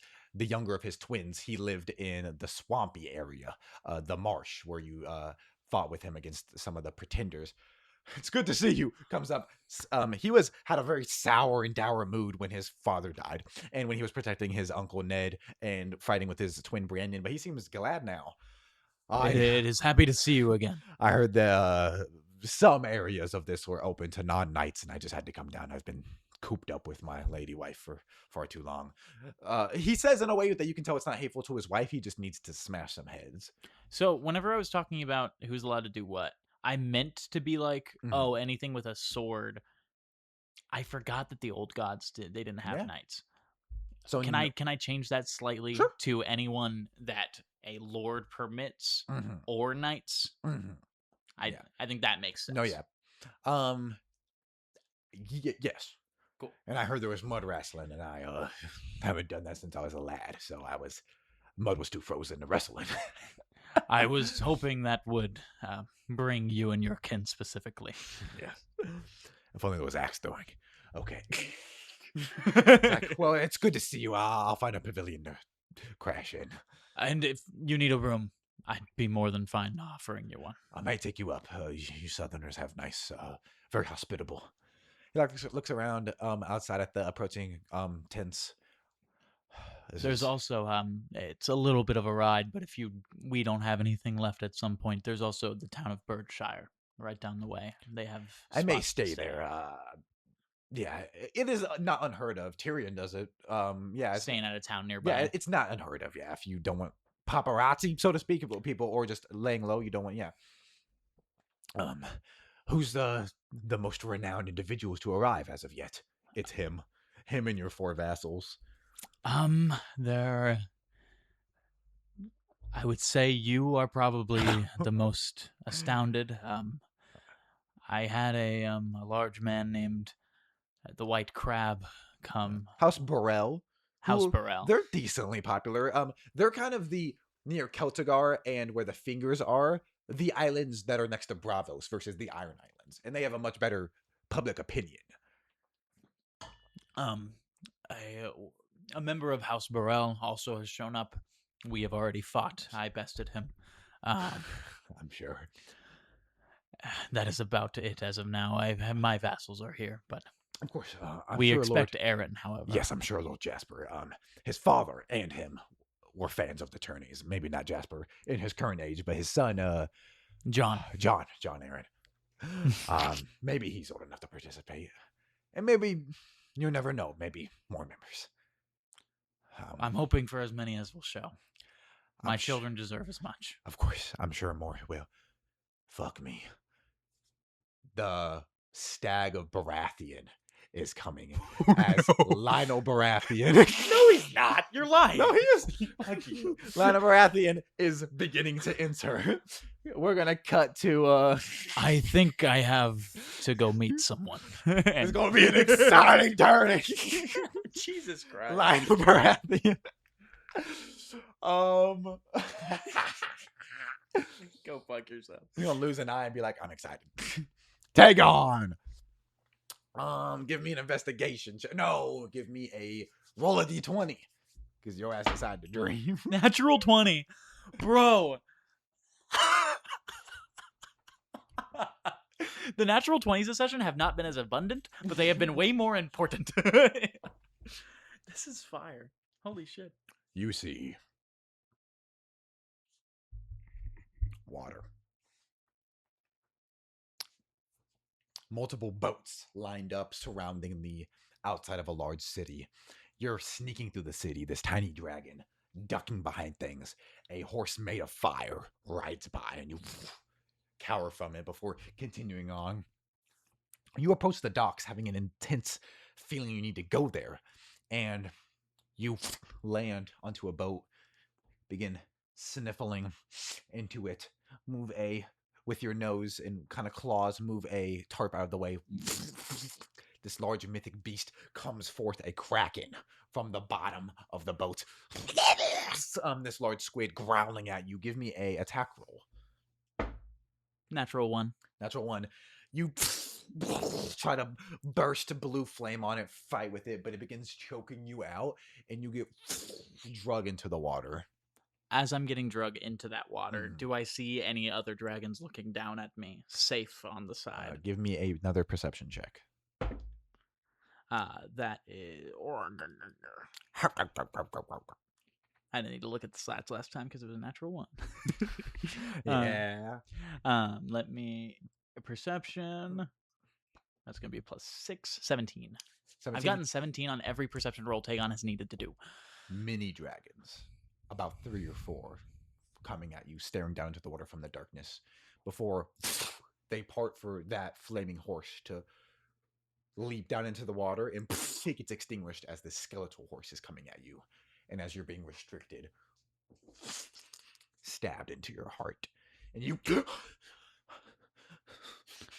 wake up in bed. Okay. You might think this is metagaming. No, you think you need to go to docs? No. No.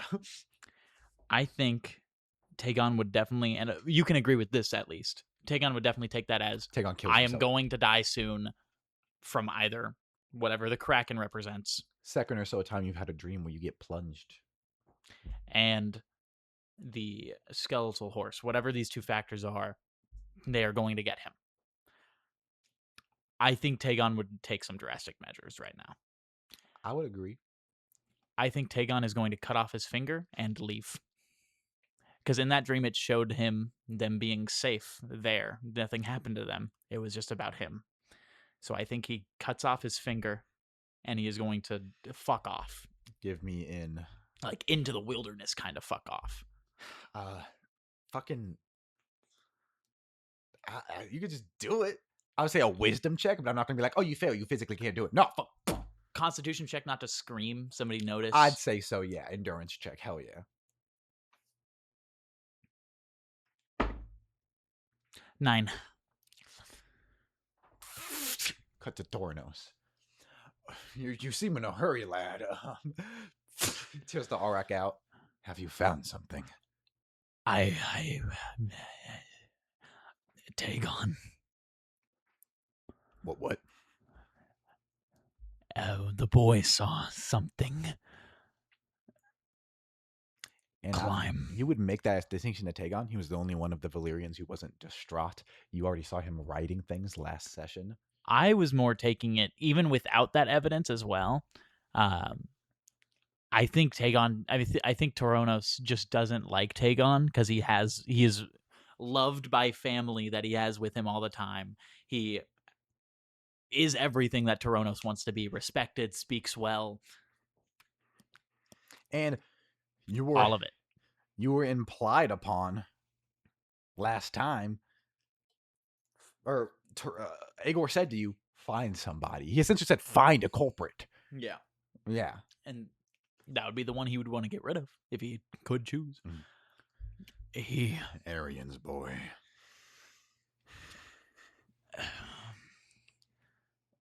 Dexterous. Agile. Climb. Give me a persuasion check with advantage. There's sometimes I feel like Tyronos is communicating more effectively than the other characters are. Sorry, what was the check again? Persuasion with advantage. I got 19 and then an 18. That's Tagon Tyronos.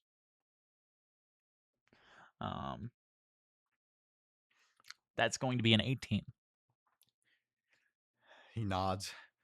Can you open up Corliss's and let me know the stats on Lady Forlorn? As he grabs Torinos' hands and slams the Valyrian Steel Auroch into his hand. Do you want me to just send it to you? Yeah, do that. Thrilling gameplay here. Sorry, guys. Discord.com.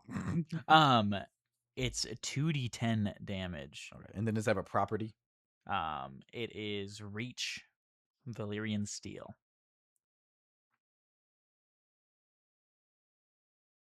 Valyrian Steel, meaning it ignores any damage resistance from So Ardor. it probably wouldn't have the Reach quality. Correct. That's just from your long sword, but it does have the Valyrian Steel property. What does an Auroch have? Finesse, meaning you can use strength or dex, which you can really see in how they fucking use them bitches in the show. And sometimes they do sweeping. That's that kind of a sickle. Yeah. But an actual blade.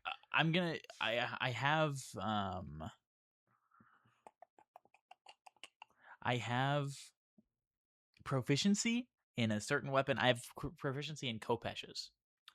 That is included in that? Yeah. A Kopesh should not exist. Okay, my bad. No, you're fine. I must have copied that from something. Do a Kopesh. Yeah, Kopesh is... Auroch. Yeah. And it is funny. George was referring to scimitars when he made them. I said Kopesh. I meant Auroch because Auroch is just the name of the blade in the story. It is a Kopesh. That is the real name. Okay, cool. Yeah, so I meant to say Auroch or in that. So you can change that if you want. Yeah, I already did. Yeah. Did you? Grabs it.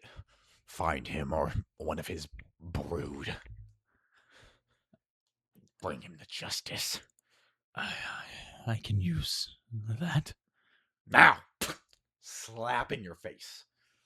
Move! He very quickly storms and he, out. Begins moving after you, but he's closer to 60 than he is 50. His old wounds festering up by this betrayal.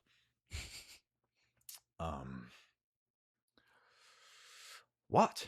Can you please give me a perception check? Something about your Steam. Your Steam keeps telling me that you're playing Metro something 2033. Every 5 minutes it pops up. Are you open on something? Not on your phone. Maybe you can. I do have it open on my phone. Really? How? Start playing? No. No, I'm turning it off. Sorry. That's why my phone's been dying so much all day. I've had it running in the background. I know you can fucking do that. Yeah, I can show you. Your phone would be able to run it way better than mine. I don't play Steam. If you connect, I do need to show you because that means at any time you can just whip out a Steam game, no matter what, on your phone. And I think you specifically would really like that. Maybe that'd be cool. My perception check is going to be a 23. A man is sipping wine, and you're kind of just watching the ongoing, seeing them set up the archering, and he sees you, and he begins approaching. A handsome man, no doubt. Probably, you would guess mid-30s. He has a red cloak on with like a moonstone brooch that you see looks expensive, with like a vest under it and just shorter length. Blonde hair, unassuming, like purple eyes. He comes up. You look familiar. Have I seen you compete in something before? No. I don't recognize you either. You're the Smallwood bastard.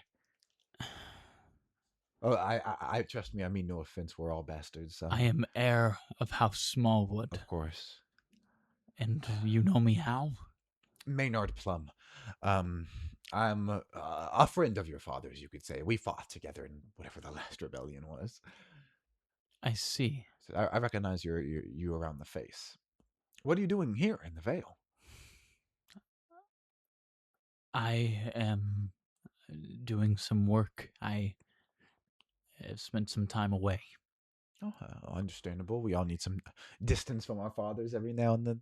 My Lord Father will be here soon. I'm sure he'll be very excited to speak with you, but I have work to do. And he begins starting to walk away. He grabs your shoulder, like aggressively almost. This is a Yes. this is a nest of adders, and it's a sick place. You need your family more than anyone right now. Staring dead into you, pats you on the face. Go home, Gwen. And this man walks off, staring ahead like this entire interaction did not occur. For a second, you can see Watt flick his dagger into his hand, and then he kind of just stares at him for a moment, and then flicks If you it watch back. him leave, you recognize you did not see before. There is a bow on this man, and his left hand goes to grab the bottom of it, like he's seen you do this. And, And then after seeing his hand go onto it, Watt looses flits it. it back. And you look away for a second, look back, he's gone. He was not close enough to turn behind anything. Fuck. Watt is going to head towards Corliss Corbrae's Godwood. Let go of him! You hear as you turn, two men are like badgering this young squire, like kicking him and making fun of him. You can continue moving on, but they seem pretty aggressive with him. They have some hearty laughs as if they're enjoying this. They have Is there any blue and red on. Is there any Blue and red, separate colors. Oh, okay. Mhm. Is there any teachings within the Faith of the Seven about like not harming those weak? We do not know the entire affront of all of them. That'd be a mother thing, probably. I know we hear protect the young and innocent with the mother, maybe not women. I can quickly look it up because I don't know. In the name of the father, I used to have it fucking memorized. Oh, knighting oath, not Faith of the Seven Creeds, because it's in the name of the father. Do some stuff. In the name of the warrior, I charge you to be brave. Could apply. In the name of the father, I charge you to be just. In the name of the mother, I charge you to defend the young and the innocent. In the name of the maid, I charge you to protect all women. So specifically, all women from the maid. The young and innocent would apply to boys. Watt would walk up. Is this what the mother would want? The one wearing the blue. Make a history check as you see these two sigils. One of them a blue sigil with a black dog on it, and the other one a red sigil with a white knife on it. 19. These are Westerland's houses, you think. So Lannister. But you don't recognize either of the names and who they are. The blue one turns, he has like a thick brown beard and a balding head with hair coming down the sides. Piss off! We're making friends here. And the young boy, 14, is like holding onto him, spits blood in his face. He kind of shoves him back. And the the taller one, the red one with a white dagger, is just watching with his hands on his hips.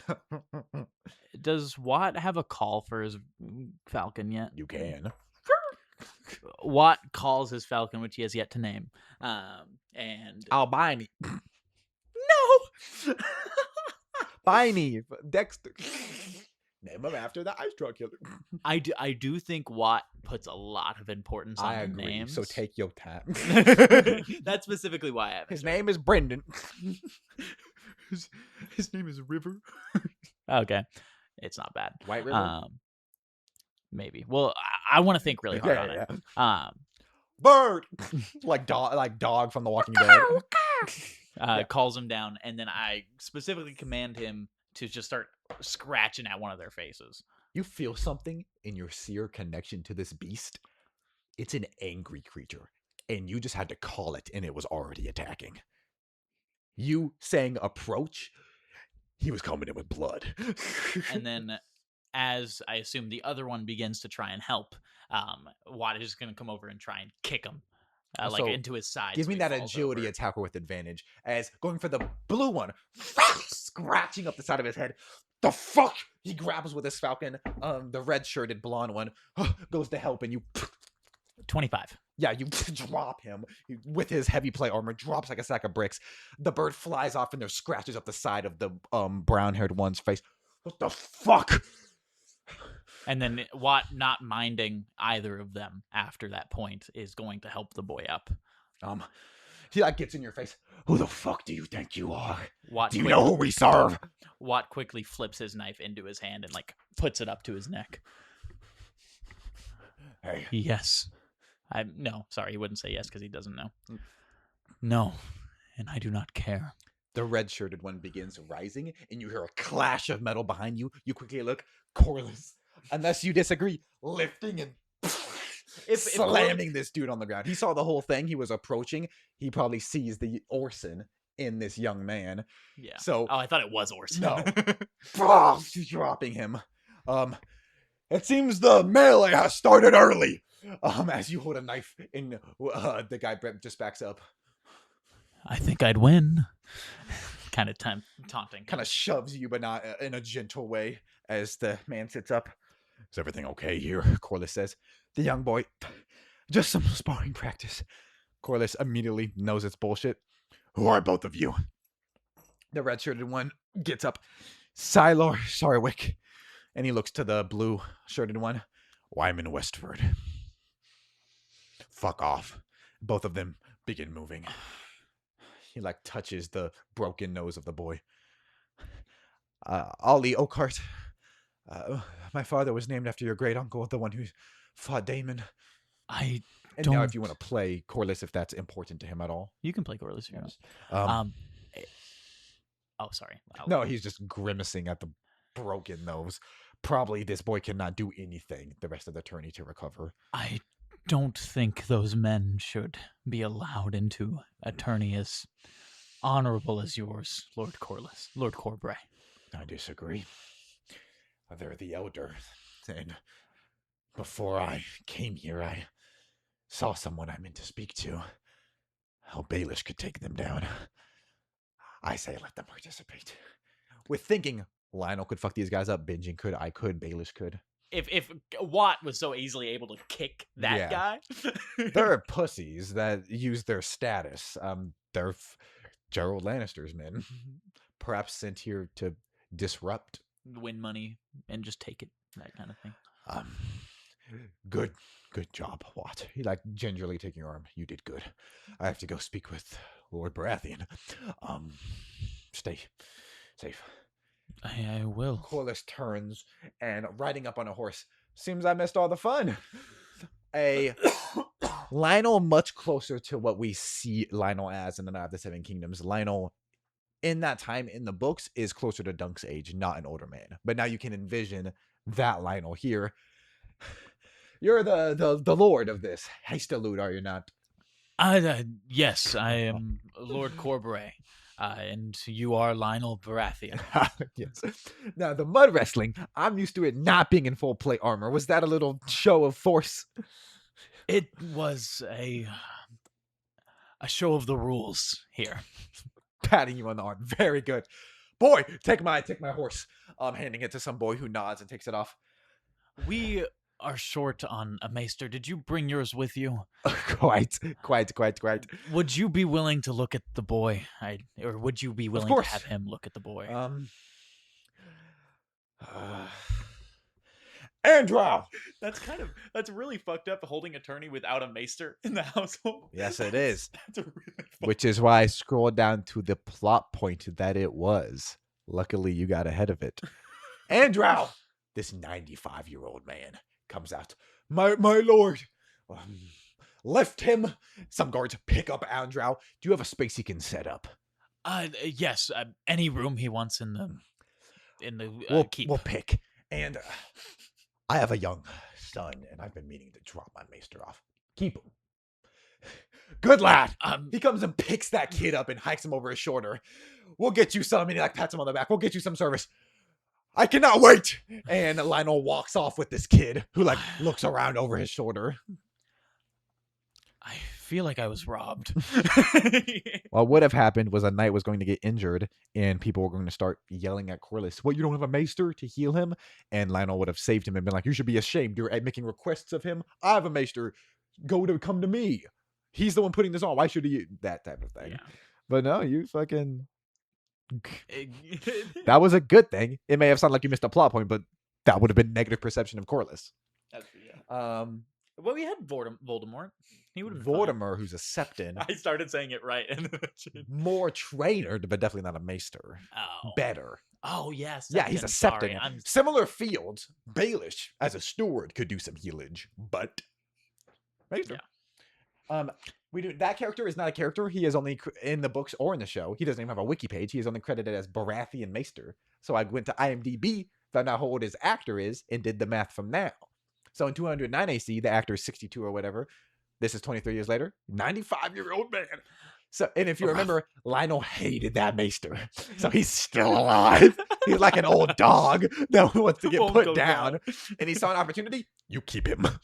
Take him. So in some time, you'll probably need it. And he made him travel. He does not like this witch. That's so funny. You have a 95-year-old maester that you might need replaced this month. But yeah, he walks off. Corliss, you're looking around. I'm going to do a perception check. What do I see? Make a perception check. Oh my god. Assumedly very tired from the events that have taken place. He got that took a lot out of you to hike up this motherfucker and slam him down.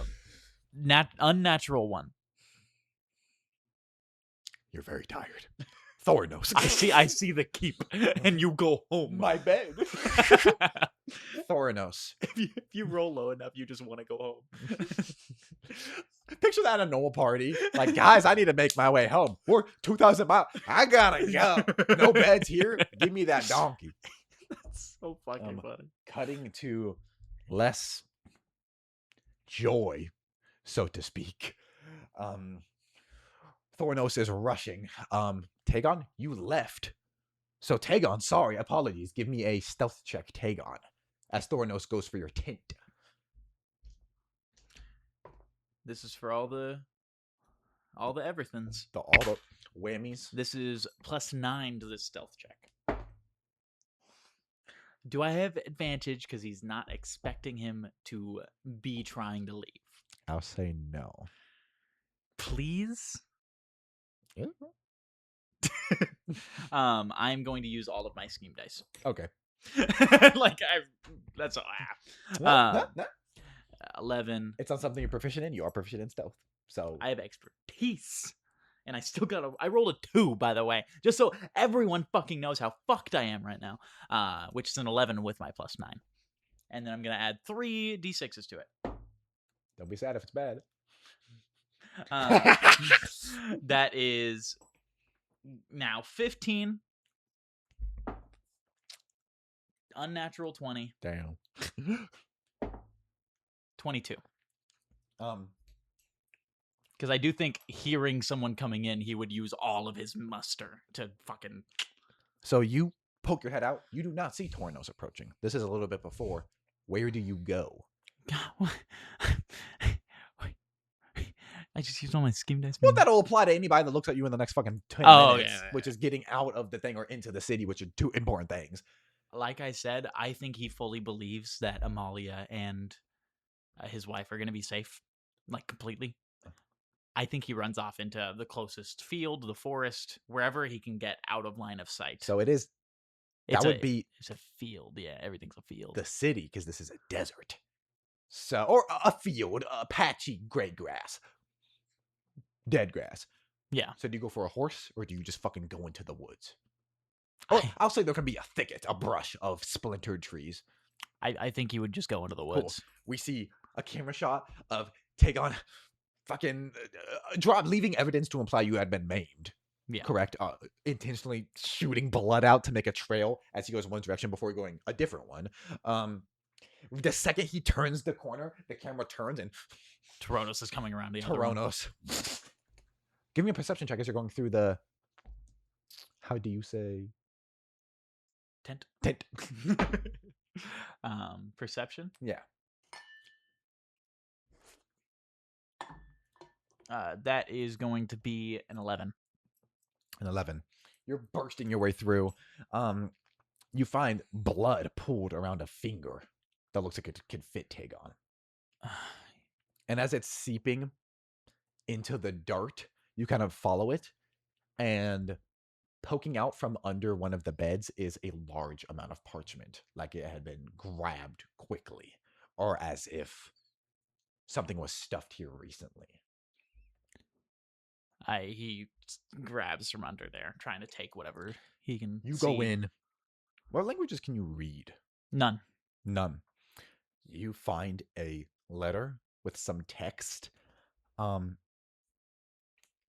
and some books with some sketches of a figure sleeping in like a torment above their head.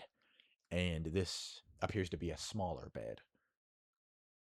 Evidently, unknown to you, audience, Amalia has been doing some investigation on how dragon dreams work. And you do see a scroll that you immediately cast aside, even though there's a ton of text on, because you don't think it's anything important. We saw not deer, but 2 Master of Whisperers on it. For some reason, Amalia is writing a message to Dara Martel, but like it's cast aside into the blood and coded.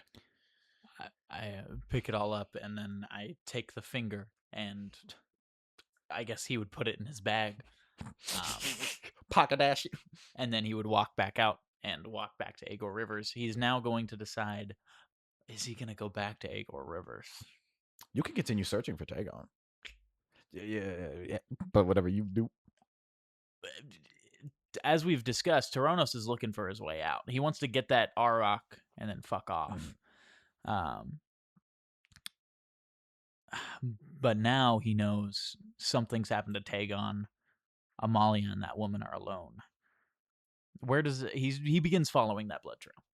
Give me an investigation check. I think that made sense. Did you see where my reasoning was going there? That is a 12. A 12. It heads around the tents in a direction where it looks like it's going to Agor River's quarters. And for a half second, you wonder if he went to attack Agor. He's going to peek into the room.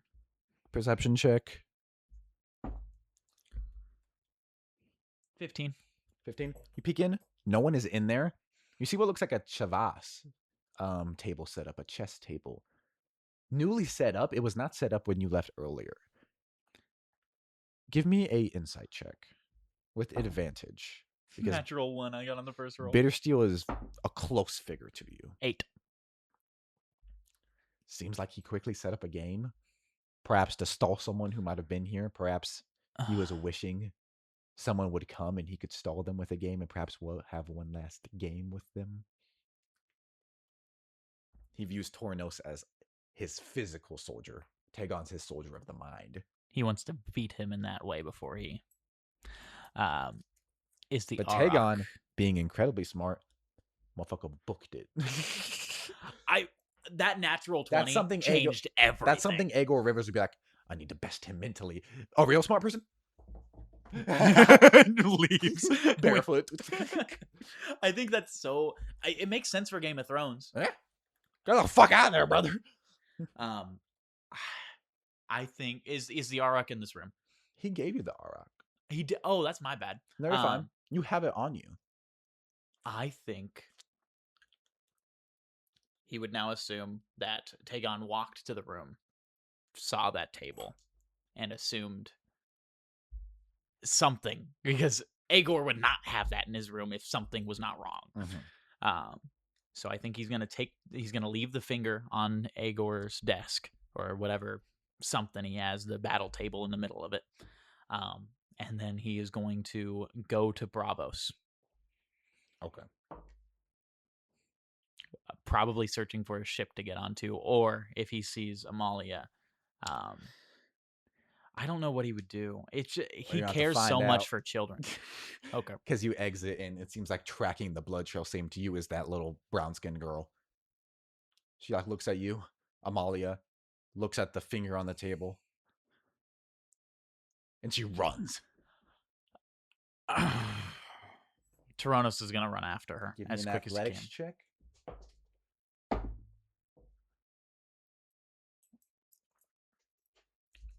That is going to be a 27. Ooh, give me a perception check, Tagon.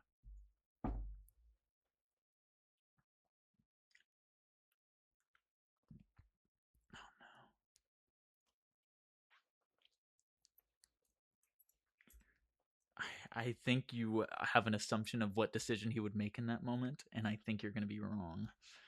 I just want Perception. him to have the chance to be acknowledged of the 4. events around him. 4? You don't see anything.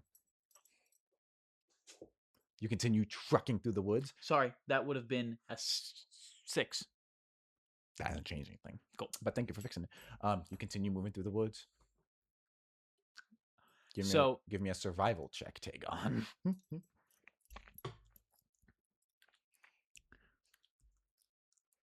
I can't say anything of what I want to say right now.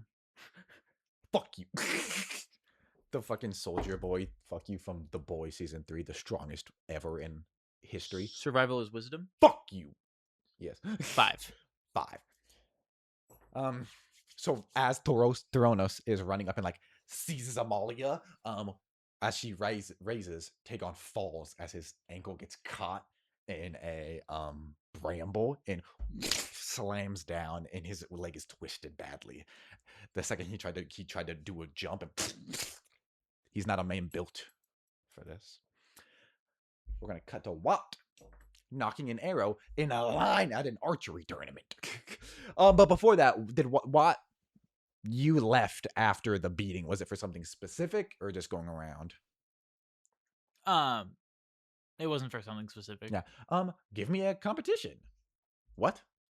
Make an attack roll if you're participating in the archery tournament. I assume you are. Awesome. You up there in line. Lyanna is 19. in fact there. Lyanna's there. A couple other hunters seem to be there. As you go through layers and layers and more people get cut off, it seems you are being middle class. You're doing very good so far. You look and eventually it dwindles down to about 5 people. One of them is Lyanna and one of them is Maynard Plum, who is just staring forward unflinchingly. Draw.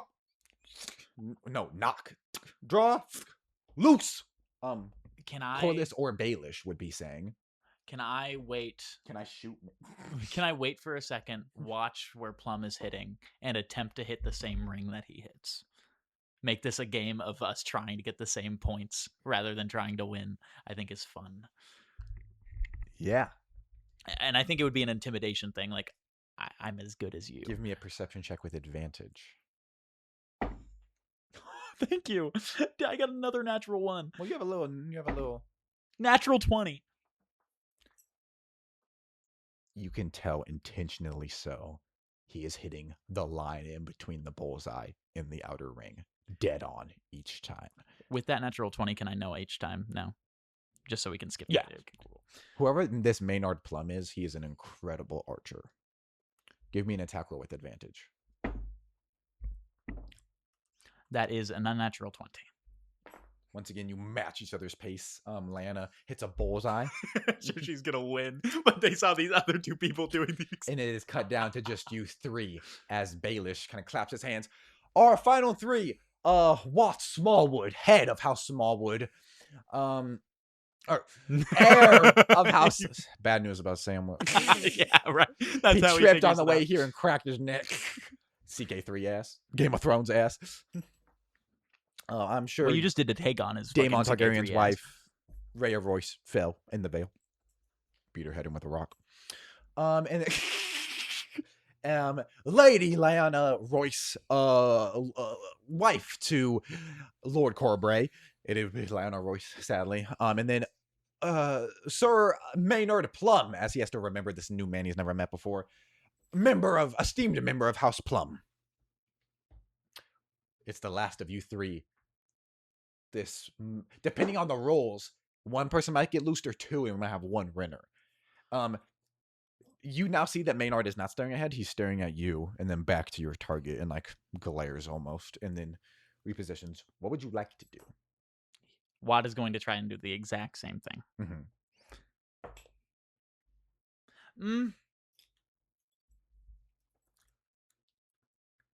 Watt is going to intentionally try and get one less point than him. Okay. That is going to be a 23. So you get just outside the line of the bullseye, and you look over, and both Lana and Maynard hit the bullseye. As Maynard tricked you, or at the least was playing some sort of game that you fell victim to. Unfortunately, friend of the House Corbray, Watt Smallwood, as people, Baelish kind of inclines his head, and people still cheer on as this is an incredible archery tournament. And then the things get resetted, and you watch on. And Maynard does in fact. Lyanna hits just off the bullseye and kind of curses, and Maynard looks around, knocks a second arrow, skewers his down the middle, as a dowry of gold begins getting brought to him. And as people begin cheering and kind of grabbing on him, he looks around in disgust. He waves off the gold and just begins walking off as people kind of get weirded out by him. I do think Watt would walk up to Corliss, wherever he's sitting, or sit next to Corliss. Corliss, probably took a breather, a nap. This is like a few hours later. He's probably just drinking. You see Lionel's at the table. Lionel looks. I don't like that fucking. What do any of you know anything about Sir Plum? He's a queer fellow. He was involved with a friend of mine a few years ago, but the third rebellion.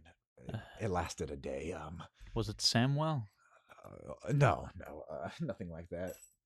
The friend is. Yeah, yes. He drinks down his beer. Dunk was the name, and the boy. I do know your father was there. Or no, he turns to Corliss as Watt comes up and sits. Your father was there. That's where that occurred. But nonetheless, just a weird guy. A queer fella. I've never seen someone not accept coin like that. It's that may not be so weird. I've done it several times, highborn lads, but Plum, decently highborn. They have some draconic blood. Fucking. Yes, I had attempted to match his shot, but I was attempting to duck out before it all. I thought he would do the same. I guess not. Fellas of our renown. Rare for us to turn from the firelight. No, one of the unworthy, the fat fuck, he fathered a bastard onto one of the Plums. Became head of the house, I think. Or no, it was the heir was born with pale hair. Something weird. But ever since then, they've been outsiders in Maynard. He was a weird fellow. I wasn't at the White Walls tourney, but I heard of it. I wished I could have been there. Corliss, can we speak? Of course, Lionel. I can find many a thing to entertain me. He takes Corliss's beer, respectfully. Takes it and begins walking off, his earring dangling. Watt, you sit. Sir Plum, he instructed me that this place was full of snakes and that I should be with family, and told me to go home. Fucker. You see, he stifles a half second of rage. He wouldn't be wrong about that. Snakes don't have to be evil. They just have to be opportunistic. There's a lot of that here. If you want to be with Samwell, I do not know if he's coming. I can go retrieve him. How long until the? No, it's going for weeks, but do what you want. I do not need his presence here. He looks at the Baratheon banner and then the Stark banner. This was a good turnout. I want you to be. And you see, he goes to say safe, happy. Go spend time with your father. If you want. That's what you were most excited for, right? Tourney. You weren't planning to ride on the lists or enter the melee, were you? No, Go be with him. I will. Thank you, Corliss. These are dangerous times. You should take Adam to escort. I can't take him from his duties here. He has much to do. He's your head of guard. I trust the Baratheon men and the Stark men. I do request of you, be back before the tourney ends. Yes. With Adam. He's my captain. But, spend some time with your father and in return. I still need you here. You're my pseudo spy master. You have duties here. Is that confirmed? Corliss floated that idea. Do you think Corliss would let Watt go free after seeing he's a pretty talented person at archery? Not let go free, but he probably. Do you think he wants him on him? Yeah, and More than that, they have a history together. He knows he's reliable. I just didn't know if it was something I said because there are a few things that I said. You floated that idea. I think you only mentioned it to Baelish. We could make service of that. I like you making Corliss being like, yeah, you're my spy master. He just saw the spy master is a really good fucking archer. Yes, I will return. Fantastic. Right, take Adam with you. I'll go. Yeah, very shaken, clearly. Watt took that as a threat against his father. Either it be from Plum himself or just you need to go see your father kind of thing. Watt would be taking everything as like a cosmic message. Give me an insight check. You have any like ongoing predictions, theories? Okay. Perception check? Yes. That is going to be 24. 24? You cannot find Maynard. I meant insight, but I meant to say perception. I said insight. You cannot find Maynard. Then it wouldn't be a 24. It would be I meant 18. to say perception. I said insight for some reason. Oh. So you got it. You pulled a Knives Out. You did the right medication, even though it had the wrong label. Have you ever seen Knives Out? I have. It's really good. I love Knives Out. So I need to watch Glass Onion, though. Glass Onion and Wake Up Dead Man, which has Father Judd. If you've seen I don't know what that is either. It's the third one. They're all named after songs. Beatles songs. Glass Onion, Wake Up Dead Man, and Knives Out are all Beatles songs, or just old songs. I didn't know that. Father Judd is a priest who accidentally beat a man to death when he was 17, and now he's trying to find penance for it. And he's a very interesting. He's the protagonist of the third one, and I love him a lot. He's very cool. Heck yeah. He's better than any character in the first one. I need to watch the rest of them. I loved Knives Out. It was so good. It's very good. It's such a fun movie. There's not that many fun movies anymore. I agree. I love me a fun movie that's having fun with its premise. You can't find Maynard, but you do see Watt. Look within. You see Adam, who's talking to Boros Burrell and Hugh Hightower, the two newest members of the guard, just orders them, and they nod, walking off, and he turns. What? I am needing to return home. The fact that my father has not arrived yet is not worrying, but I should attend to it. Corliss bid you to come with me if you wish. Corliss gave permission? Yes. Fantastic. I can be ready to leave within 10 minutes. He looks to his men. Ned, Eddard, and a guard comes up. I have duties to attend to. You'll be the pseudo-captain in my presence. Go inform Corliss of this and do everything you can to keep this place safe. We trust the Stark men and the Baratheon men. Lean on them. Yes, sir. He runs off. I'll be ready. Wait. And he goes off. Toronos. Give me an athletics check. You have successfully seized Amalia. That is an unnatural 20. She bites your hand, and deals you in about 3 piercing damage. She kind of fucking sinks into that.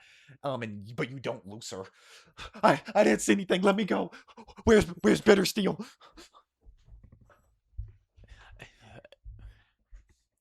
You barely react to the pain. Yeah, I don't know. It's okay.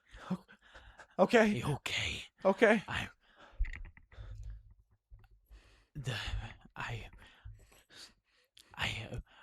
Hungry? Yeah. We get food. Come with. Okay. You've grabbed her. What do you do as you like? Would let her down, but hold her wrist probably. Okay. And walk with her. grab some money out of the box that you said I had access to. Are we going to? Where are we going?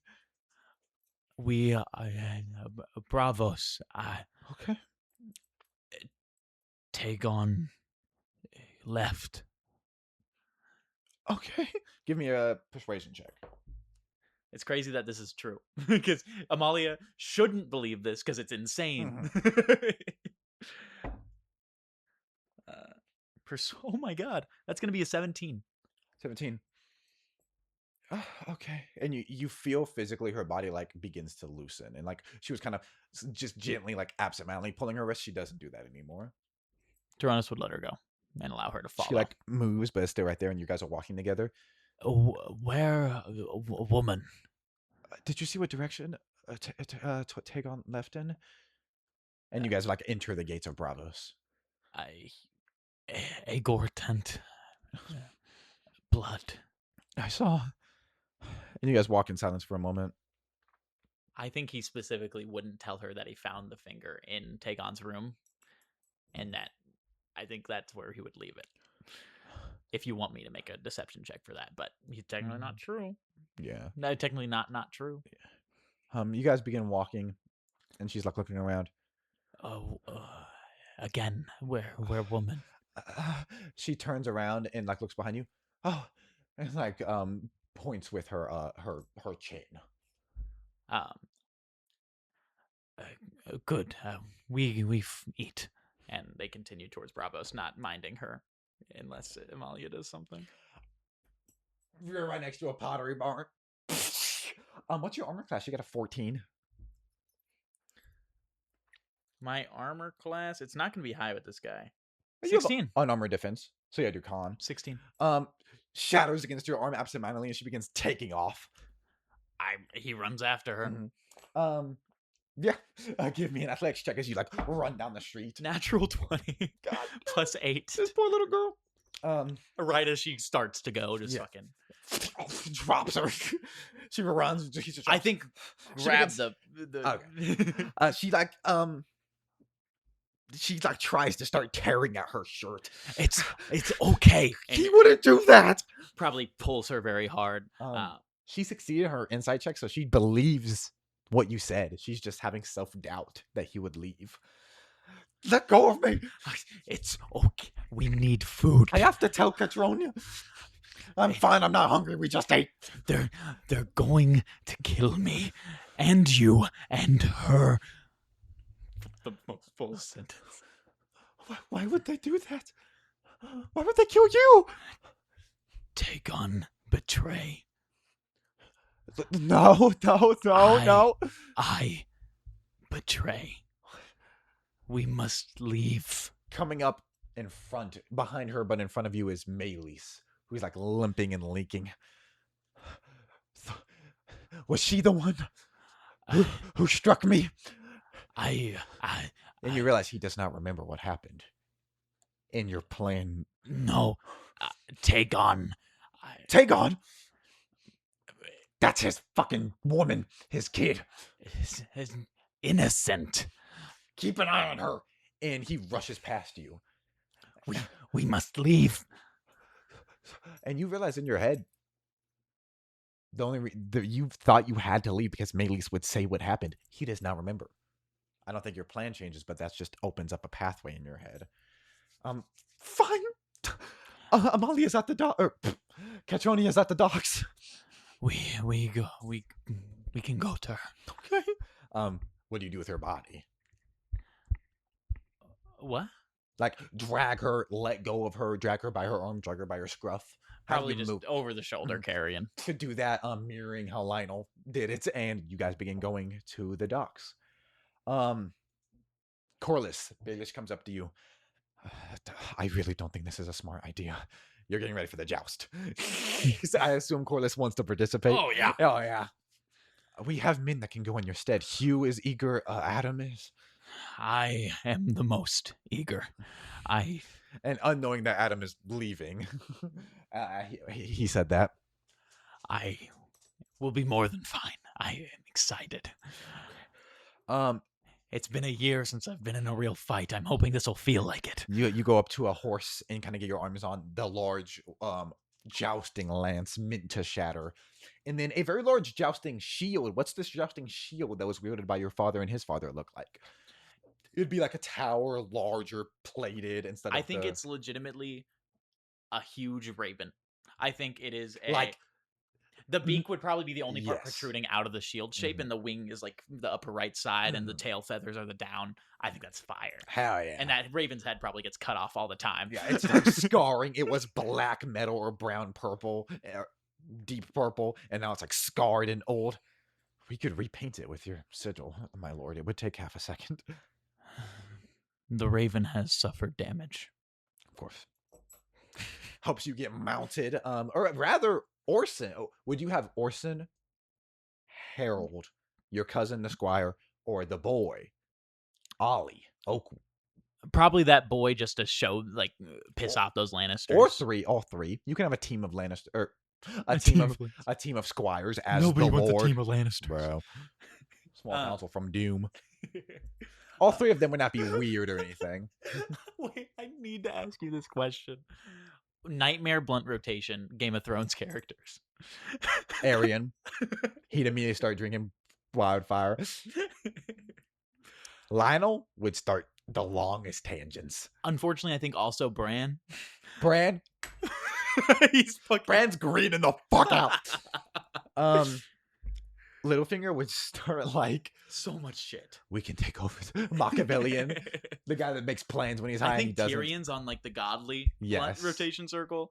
God, that's so fucking funny. Drogon. We need to make a list. This is a podcast topic. Yes. Oh god. Okay. I need to think of what Damon. You don't know him, but he's sitting there going, "I need to marry my niece." This shit make me want to marry my niece. Targaryen flow. This Bravosi strain so demonic make me want to marry my sister niece. Referencing Dracula flow, which is a funny video. I'm not just saying that. No, Dracula flow. Targaryen making flow. Making a Dracula flow parody that's like Aryan. This the shit Daeron II smoked when he knew he could reclaim Dorne. Visenya smoked this shit when she brewed up Maegor. They tell me I'm from the God's Woods, but I've been the one that planted it. I swear that raven looking at me sideways. Or his eyes green. Fuck. Okay. I'm in. Okay. We're finishing the session. These three squires help you. And it's not weird, and I think it'd be cool to have like your team from different walks of life, through blood, through your decision with the Wayne Woods, through helping this young lad. It's my pick group. Yeah, you come out first of the lists that you're going against are Arlen Ashford. As you get shouted out by Baelish. You do see not in the stands, because there is no stands, but like among the sides there is Lyanna, who has changed out of her shooting outfit and gone into a dress now. You customarily would receive her favor right now. I know the exact outfit she has, and you cannot disagree. Okay. House Royce. She's a knitter. She enjoys knitting, even though she hates the feminine perception of it. She does it in her spare time. She just has a circle that is the House Royce sigil. That being, it's all light brown and dark brown, a ton of dots, which seems simple, but that's a very intricate 50 dots. That's a lot of switching back and forth between thread, and you would just put it on the edge of your lance. You go into your Gunner folder. What's going on? I can't find it. Wait, what you looking for? What you looking for? It's an armor from Ghost of Tsushima. Colby would know what I'm talking about. It's just not appearing. You're a failure. It's like it's an archer outfit. Tadayoshi armor. Sorry. You're fine. It would be so good if I found it. I promise. But yeah, a leathery type shooting armor. And now you begin moving your horse over there. She like holds it up so that you can take it off the tip with your lance, and then you hold it on your base close. That's also not what I remember it looking like, so probably wouldn't work. But that's what I was looking for. That's cool. It is cool, but it doesn't fit. But do you do anything unique when you take it and slide it down the end of your lance? Your wife's favor. Oh, in the sigil of her house.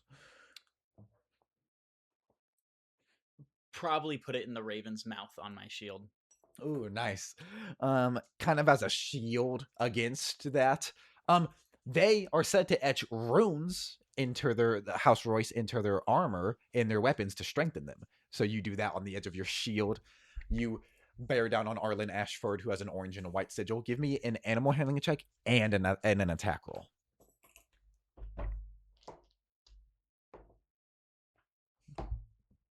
Dude, Corliss has so much fucking health. Animal handling check. Yes. That's wisdom. I got 11 on my animal handling, and then just an attack roll. Yes. 12. 12. So 12, 12. Or 11, 12, you sorry.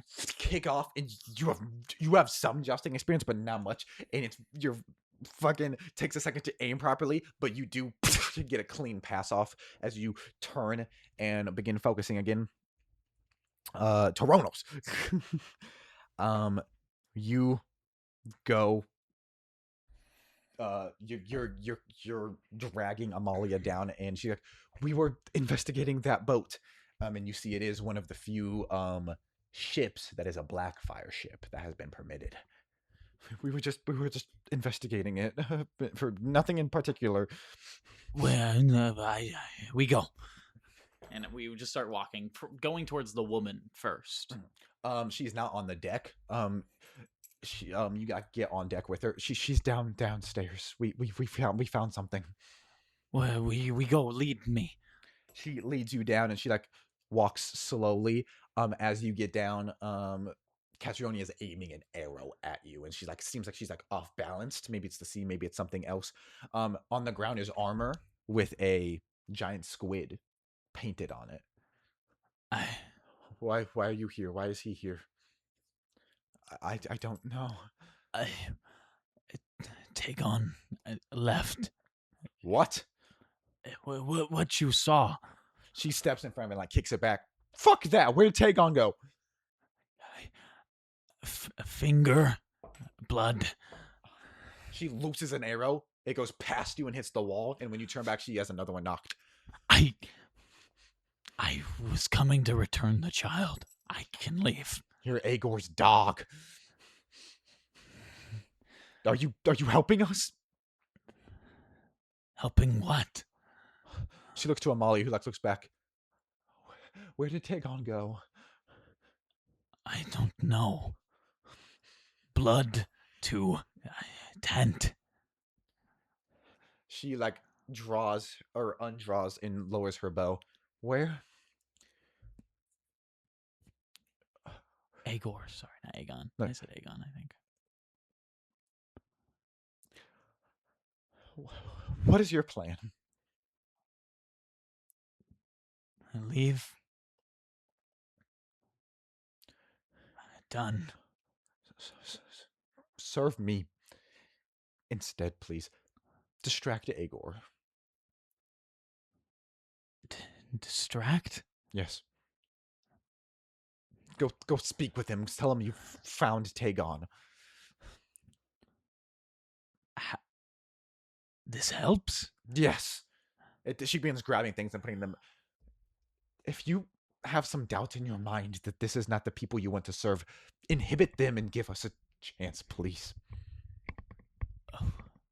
Who you serve?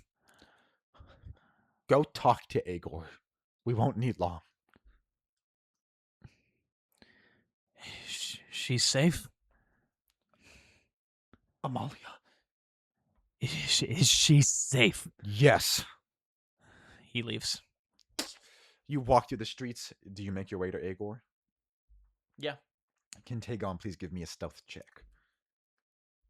With disadvantage because of his broken leg? Yes. He's not broken, it's heavily sprained an ankle. More so he's grappled by that wood. You said stealth? Yes. And with disadvantage. Oh, that sucks. That is an 11. An 11. Tornos, you're walking back, and as you turn, Corliss, you knock off the Ashford, as you're thing explodes, and you get rid of back. And the busted nose Ollie Oakart hands you another one, and you turn right back. You go through a couple more men. Fergus Strongbeard, this thick northerner that Bingen seems to be cheering for. Um, a heavy beard on him. He looks like a dwarf of a man. Um, give me an animal handling check and an attack roll. Here, I'm gonna make the animal handling check, and then when it comes to the actual attack, specifically to impress Lionel, I want to try and just tap him on the head as I'm going, and then just just disrespect So him. like a yeah, yeah, not doing what I'm supposed to do. yeah. That is gonna be a 25. For the animal handling or the attack roll? The animal handling I already gave. I thought. Sorry. I don't remember what I got. I don't remember either. I can roll it again if you want. Yeah. Maybe I didn't give it to I you. don't know. 10. Yeah, you kick off, and as you do that, you kind of block his hit and just you hear Benjamin go, whoa, like in excitement, and Lionel doing a heavy meaty laugh, clearly shit faced. You turn, and Fergus is like moving back and forth, and his he moves at a bad angle and like moves his lance, and it gets caught in the wooden ring, explodes him off as you knock another, and you ride back Tornos. Well, it's bright in Essos. It is getting darker in the day in Essos. And as you begin approaching Agor's camp, you hear what sounds like hooting and whooping and like celebrations. Heavy laughter. Give me a perception check. 12. You turn, and getting drug is Tagon, who is brutalized in the face, and his ankle is dragging behind us. He winces, and he's roped, and one of the guards drops him on his face as Agor drinks heavily. Here lies the heart of our problems. He kneels him, like lifts Tagon's hair and puts a blade to it. And Alix, the maester, turns and looks at you, and then he turns. Any luck? No. Come. He begins approaching you with the knife and grabs you by the back. Now, this is why we are better men than the Westerosis or the Bravosis. We fight for honor and truth and justice. Cut his binds. And they begin slicing and freeing Tagon, who just sits there grunting in pain. Aegon pulls, or Aegor, he puts away his knife, pulls out Vigilance, his Valyrian steel sword, and drops it at Tagon's feet, but quickly backs up. Tagon, unless you want useless slaughter to occur, unless you want your death to come sooner and we'll come hunting your women faster, I recommend you ask for a trial by combat. I'm sure you've heard of them in your time in King's Landing. As he's saying this, Toronos begins taking his Auroch out now. Unclasping it. In this next instance, who would you like to play? I do think Tagon. Cool. Tagon, your foot's fucking pulsing. You have half movement speed, bruises on your face. You know Amalia and Catriona are in the city. As you're fading in and out of consciousness, as you're getting dragged, roll me a d20. 16. Quick visions of a dragon dream.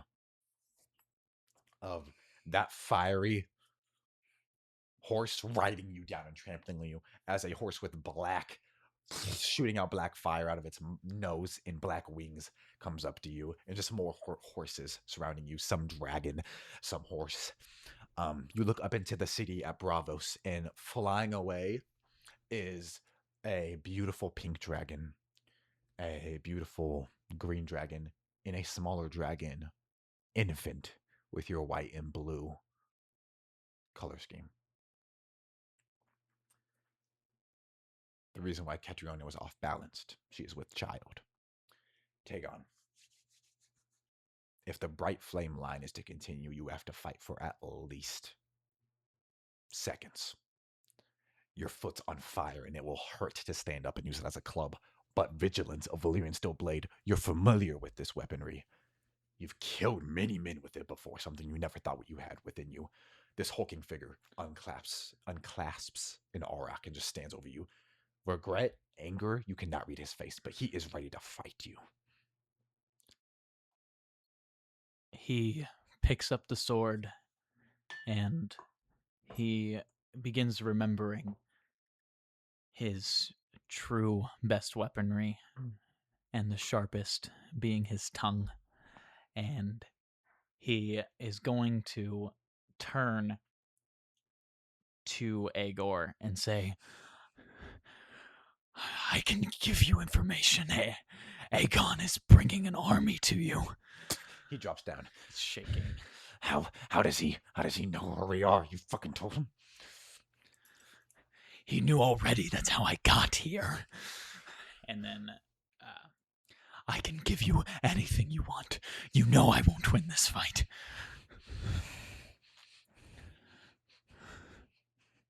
Houses in Westeros that could be turned. That is the one thing you can provide me.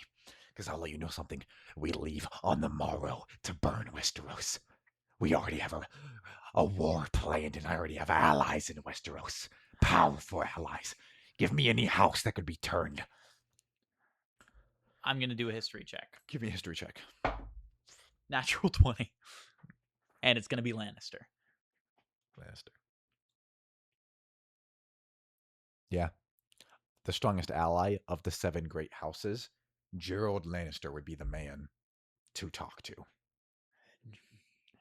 Is he going to actually give this answer? He needs to give them this time, and whether or not they actually... You can think of some bullshit minor houses, but you're logic enough. He's familiar with Westeros. He was born there. He's a bastard of the unworthy. And with Gerald on the back foot right now, he probably wouldn't take that deal. So you think this could save your hide in this moment, but Amalia and Catriona are fleeing, and you might buy them more time through Blade. And you have some... You might have some affection for your Uncle Aegon. That could turn the tide of the war, Lannisters joining the rebellion. But I don't... Ashton doesn't think he would, and I don't think Taegon would think he would. He met Gerald. He knows he's a smart person. If you are currently in the bad graces of the king, if you went up to him and was like, hey, somebody just tried to recruit me, they're coming, that would be way better of a boost than, oh, maybe I'll help the Blackfires this time. But the hope is always that they overthrow the king, and Gerald would be handed the king to Daemon III. You can do a second history check if you want to see what you think Gerald would do. I did get a natural 20 on the first one. Okay, that's a good point. 17. You think Gerald's a coward, and a streak of failures. You think Gerald would tell Aegon? You think he? Oh, okay. Yeah. So in this moment, you could save your hide, and you could fuck up the rebellion. How would that fuck up the? Because Aegor would reach out to Lannister, and Lannister would give the info to Aegon, and Aegon could smash him. Yeah. Gerald Lannister, he just tried to kill Aegon. He would join you. Lannister. Is that all? It'd be Lannister. I'm good friends with the Darnells. I could speak, not Darnell. Martells. Darnell. I'm good friends with the Martells. I could speak to them for you. They have withstood the rebellions in the past. The first rebellions, Aegon's. Very well. Finish it! And Aegor walks off. And you begin getting approached by Toronos. I didn't do anything. You have no proof. And now he, after trying to give everything away, you have no proof. I didn't do anything. And he begins trying to, I assume Toronos is going for a swing. Pick up blade. I don't think he's going to go for a swing until Aegon rises. I did say I picked up the blade first, and he was holding it while he was saying then yeah, you're risen. Roll initiative. That is going to be an unnatural 20. Do you want to know? Can go first. Do you have his stuff up? Yeah. Okay, cool. He got a 3. Doesn't really matter when it's two people. Yeah. One go, other go, one go. But this first hit can be a big deal. Yeah. Just gonna swing at him. I assume I can use Lady Forlorn's stats for this. Yes. Tis comparable. Tis a long sword. Tip. No proficiency bonus to this, but it is a versatile. Is it a versatile weapon? The one that I was given? Yes. So I can use agility. That's going to be an unnatural 20 to hit. That does hit. I cut into him. That's going to be 2d10 damage. 10. 5 plus 3, 18 damage. 18 damage. You pretty grievously like stick him in his belly and pull back and aim, and he drops. Please. As a bonus action, he's going to enter a rage, and he's going to reckless attack. So yes. What is your armor class as Tagon? 11. 11. Yeah. He does 18 billion damage to you. He almost leaves himself open to one wound, as if to just give you one hit. You stab him, and you go for another swing, and he dodges again, guts you with it.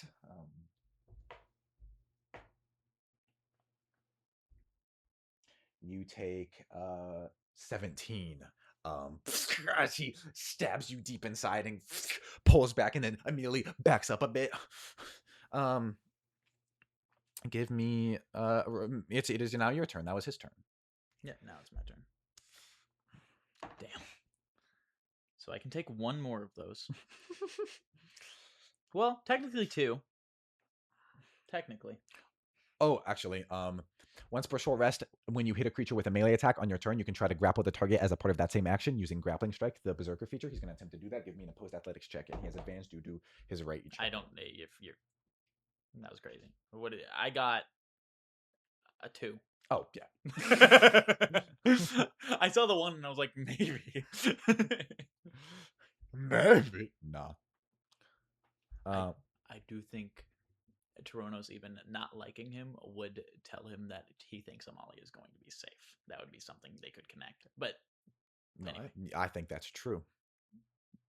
So it's your turn. You're just grappled. He's just gonna. You have a reduced critical hit threshold. This is fun. It's like playing a game. Toronto, I look at his build. He's really good. This is good. This is a good build. This very him and Corliss on the same team would be fucking lethal. They could just duck in for each other. Toronto's goes for a big hit, and then Corliss just blocks everything. Yes. It is your turn. What would you like to do? Was it Tagon who pushed a blade through himself to hit somebody, or was that somebody else? That was Tagon, I fucking think. He's gonna do it again in the exact same spot. So you hit on yourself. Give me an attack roll with advantage to hit Tor. Wow. That's gonna be a 6. He guts you and grapples you. She's safe. I swear it. Fuck you. He ducks back. You drop to your knees. Roll that 2d10.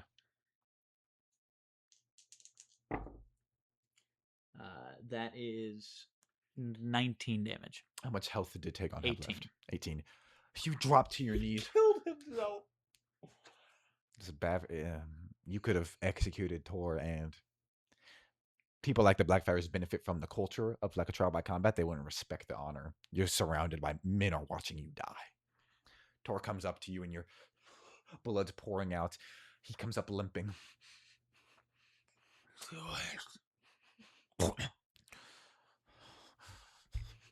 And just in an effort to make it fast, through the side, the hook protrudes out the front. Before he fully releases that, does Tagon see what his representation was in his dragon dreams? You're looking, a fiery, flaming horse comes up. The personal sigil of Aegor Rivers, a nightmare comes up, a winged, flame-breathing horse, all black flesh. figure Tagon had nightmares of last season, fearing that it would be his downfall. And above both of them, as horses approach and you see flames hitting your body, you see 3 dragons flying into the moon. And we cut from that beautiful perspective to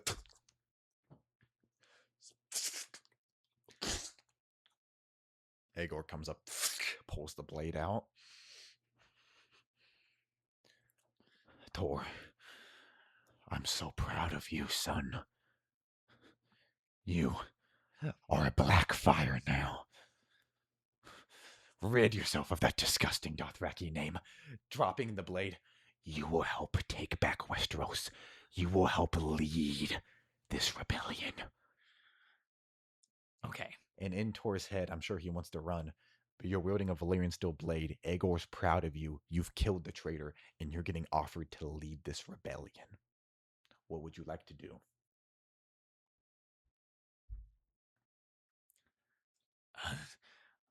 The child. What?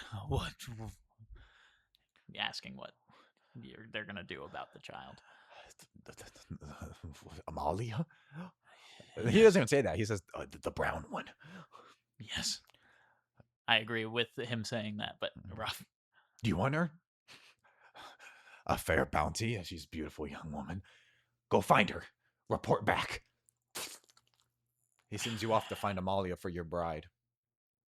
But he sends you off to find her. Yeah, Toronto's goes. Sorry, that wasn't a question. He goes. I think he has given up on all of this, on that statement. I think, even though Dothraki culture also is pretty pedophilic, I think just through him being raised, it has caused him to hate pedophilia in every version of it. He sees being a child as being innocent and that being something you can take from them, and that he wants Toronos to take that from a child. And no.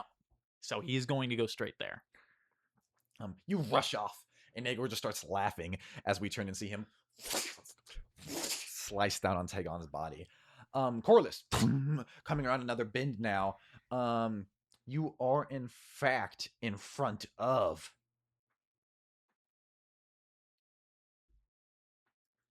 Boros Burrell, your own man, clad in crab armor, cheering his animal, clad in crab as well. Crab hands going, crab pincers going down the in armor, the hooves, so it looks like this large, disgusting creature. Maybe not disgusting. I don't like crabs. He hates crabs. He turns in. This is the semi-final, and you know that the final, at some point in time, Lionel entered the lists halfway through, and you have not faced him yet. Every time you go back into your stall, you hear a destruction outside. But first, it is Boros Burrell. Give me a animal handling check and a attack roll. The animal handling is going to be an 8. Is it? And then the attack roll is going to be a 24. Your horse does not like the crab. My horse's name is Zachary. You shatter your lance off him, but your horse was too skittish, in order to react at the or to help drive it through. Boros simply blocked it with this large crab shield, and he begins for a bout. Orson Wainwood, your old squire, is at the other end and hands you a lance as you. As I'm going past, I kind of stop for a second. Well, why doesn't my horse have blinders? Those are the things that go next to eyes, so that specifically doesn't happen. I know what a motherfucking blinder is, bitch. I'm gonna blind you. No, I forgot.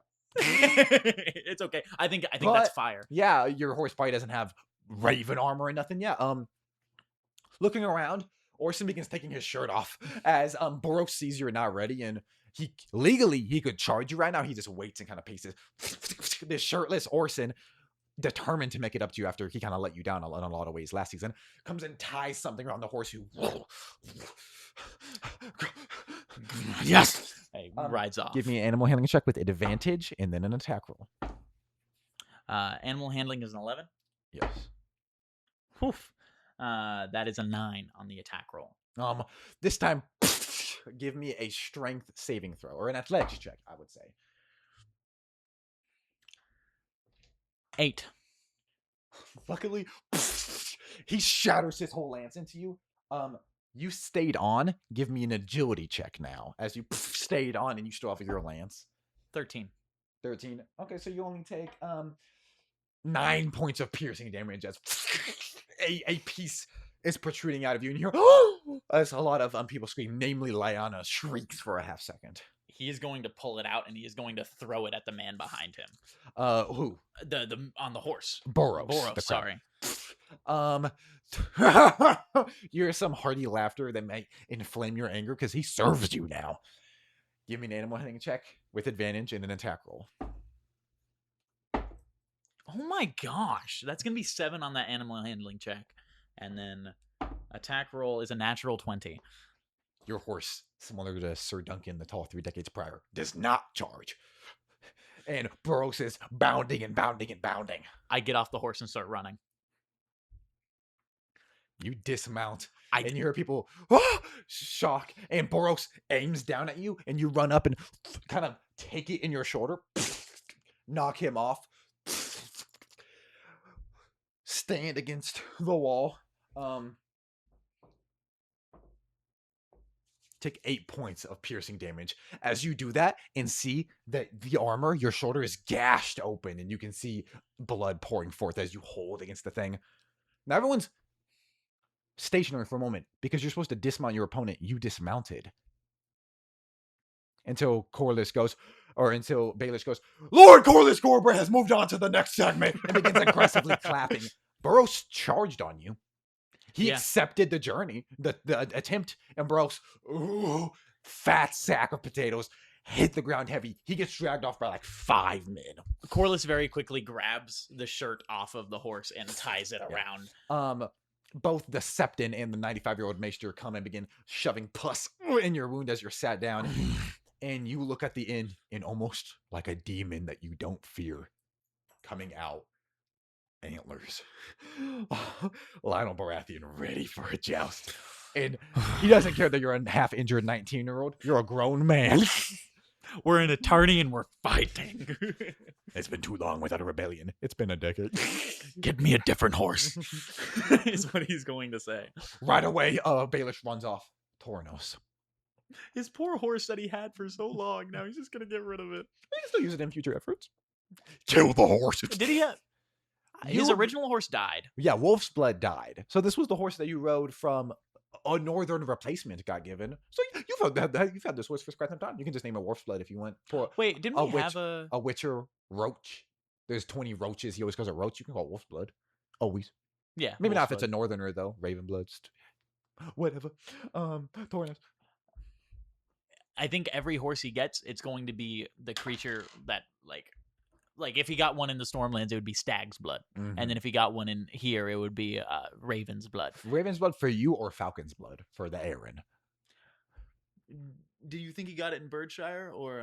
I think Birdshire. Then probably Raven's Blood for this guy. But he's getting rid of it. Raven's Blood off. Falcon's Blood comes in. This large hulking white beast, hence its name. This stag that this mare that once you begin getting on, turns red quickly as you're leaking. As you ride, Tornos runs. Give me a perception check with advantage.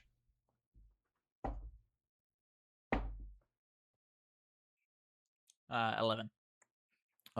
You see some guards rushing deeper inside the camp. You can go to Bravos, or you can go deeper inside this camp. Did you see that he had proficiency in initiative when you rolled that earlier? Yes. Okay, cool. 3 was just crazy. Oh, yeah. What was your... I apologize. You see people rushing further in camp, like there's something occurring in camp, but then Bravos is right there. I continue towards Bravos. You begin rushing. You make your way to the docks. Mm-hmm. I head towards the docks and instantly just head towards where I found them earlier. That ship with the sigil of the Blackfires is 150 feet out. Do I see any rowboats or anything that could get me? You do. I'd take it. But as you look, it's only one figure staring back at you. I'm going to make a perception check. Can I tell who it is? Make a perception check. That is going to be a 19, the only good perception check he's ever done. 19, you look and it's only Catriona. And a smell hits your nose and you turn and there's fire coming from the tent. And walking up slowly, with people going to be here in 10 seconds, is Amalia. She was pregnant, or she was with a child. I made sure she got away. And the plans formulating in your head as people are approaching. Go now! He's gonna pick her up and then try and hop onto that rowboat. Give me an insight check. 10. 8. You could flee now. You could flee now and try to get to Catriona, but they may pursue. Or you could go to Westeros with Amalia and the Blackfires and attempt to cease their further destruction. A place that you're aware Amalia and now Tagon were from Westeros, or at least they knew of it. They could be better. They could be deadly. And you would know that Amalia would not come into danger if she was yours. And even if you just stay here a week and the second the boats happen, you jump off and swim to Westeros, or you can fucking take her and go to the Dothraki. You can go anywhere you want. I think she's ready to follow you. Tyronos. But you know it's going to be more dangerous to flee now. Tyronos would turn to Amalia and allow her to make the decision. He would say, Westeros or Catriona. She's already made this personal choice to protect Catriona, a decision she already had to convince Catriona of. Catriona didn't want to sacrifice Amalia, but she has Tagon's child with her. And as people are approaching, she just walks next to you and stands. And then looks at you. We're going to Westeros, the Blackfires, to attack. Do what we can. We can make it to Egg. I am hungry. Sorry. You understand it's a suffix for a Valyrian name. Okay, cool. Yes. I'm sorry. No, you're fine. That's all I could think of at the moment. And as she turns, you bitch! You whore! As, grab me! She's screaming out, and you restrain her as guards come up, staring out at the Blackfire ship used to escape. Aegor comes up laughing. Fuck it. What's a bright flame to a Blackfire? He comes up and pats you. I got her. You do with her what you will. She's yours. Yes. Let's go kill some Targaryen. And that funeral pyre that was burned days ago now has grown and taken out several houses, tents. We see, whether it be through practice or whether Amalia and Catriona were doing their own stuff, as it gets spilled out and ink gets spilled over it, tens of letters addressing Lord Stark, Lord Aaron, King Egg, Hand of the King Brian. Something we might consider contingencies if something happened like today that she could send out if Tagon failed in any manner. All burned. Engulfed the oil quickly. As you return to there, Amalia looks up at you. We're gonna make them pay.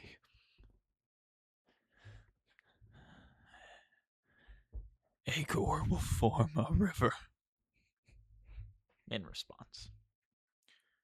Cut from Tyronos holding his side to Corlys. Give me an animal handling check with advantage and an attack roll with advantage as you're locked in and you're fighting Lionel, who's going to have the exact That's same a 4. For the animal handling? Yep. And then the attack, he keeps not doing good with his horse, and then attacking real good at 24. On the first hit, as both of these large horses clash, both of the things splinter. You see one of his antlers starts drooping as this wood explodes and your wounds hurt further. As he turns, grabs another one. He's immediately ready for the second bout. Your horse is freaking out for a second. You kind of have to take a second. I take it and I, as quick as I can, try and get my horse to go forward. And at the same time, I use my mouth to tighten the shirt that I have on my wound. Flick your visor up, tighten it, boom, slam it down. Once again, give me animal handling and attack roll with advantage. 9 on the advantage on the animal handling. Natural 20 on the animal handling. That would be a 19. That is going to be a 17 on attack. So he rolled mid on animal handling. You critted. You rolled mid on attack. He critted. So both folks are gonna make a athletics check. I think the horse takes it. Just make an athletics check. Before we make Lionel commit a crime. It is a crime. I know. Yeah. Arian's bitch ass. I think if this was normal D&D and not Game of Thrones, the horse would take it because that makes sense with the rolls. Yes. But it doesn't make sense for this because he wouldn't be aiming for that no matter what. Lionel ain't like that. He would miss before he hits the horse. Yes. Correct. Athletics check. He probably does miss more often because he's only aiming up. He's not going to shoot down at all. That's a natural 1. +3. You riding. Lionel's above you. You got hit pretty hard. You're on the ground in the mud. You feel blood, iron in your mouth. You're fine. I'm not done yet, lad. No. He rides over and takes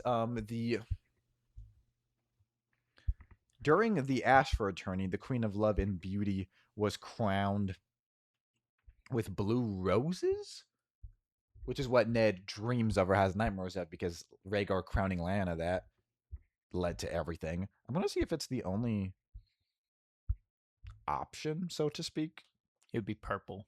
Yeah, and the image has white on the wiki page. Huh. So roses, regardless. Can I control F roses? Find in page. Rose. Elia Martell was fronted over, giving Lyanna a crown of blue winter roses. And no, Eddard Stark just dreams of winter roses. That's only reference to roses. But this image,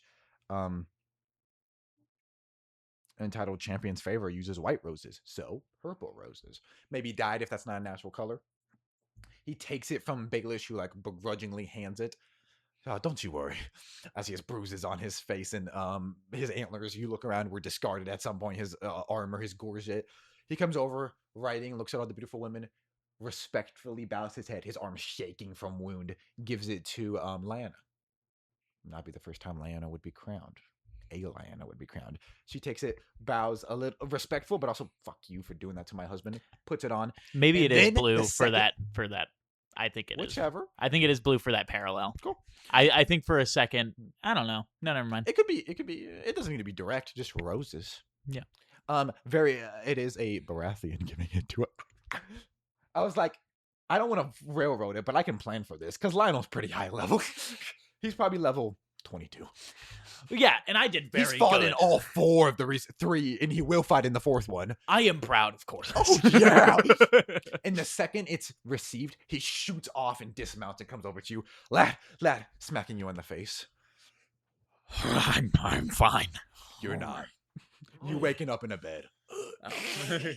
Lyanna looking over you. I think he said he gets up. I'm fine. Slipping the bed. Goes back down. Oh, fuck. Lyanna is tending to you along with that maester and a septon. Oh God, he's awake. Did I win? I won. Husband, and she just kisses you to silence. Get Lionel. You flinch? No. I'm scared. Not the antlers. The tourney went great. It's over? Yes. Oh, wait. The joust was the last bit. My bad. No, yes. Well, it still goes for a little bit afterwards for drinking, maybe a day or two. Lionel limps in. Lad, you were starting to scare me there. I didn't want to take out the new Corbray. He comes and sits next to you, spits it out, bites a cork and spits it out. He's limping too. What did you put in your lance? Nothing worse than what's in there. Drink. I'm sure your throat's empty. It's been 5 days. You drink heavily. Is he fine, witch? And the elderly man, he should rest. He's been resting. You probably need to piss something wicked. Helps lift you up. As he takes you to the gods would. He's not a very religious man, and helps lift you up. Pull your cock out. It feels like you've done this before. Oh. Something as big as you, yes. Yeah. And Lionel has some gay undertones. He helps hold you up as you piss in the Godswood, and then sits you down after that. Unfortunately, I can offer no.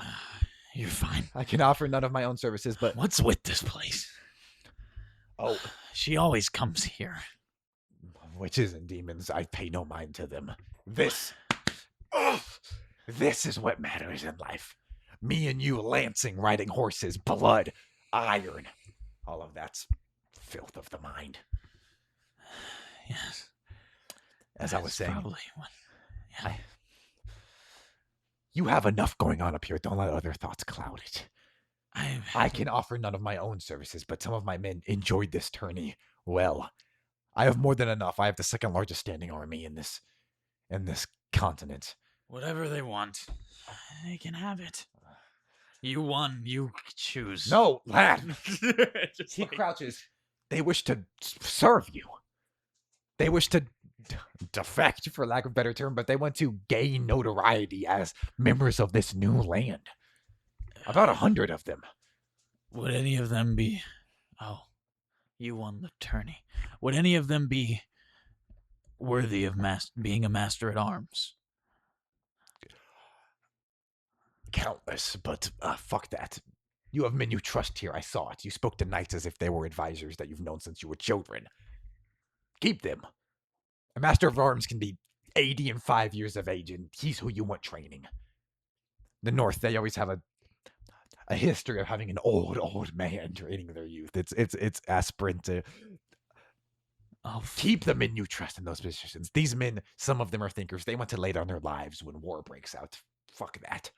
Your great knight. What's his name? Quick Eyes. Adam, 7. No, not the youngin. He was there. He helped drag you like he was decades younger. The old man. Who was it? Baelish.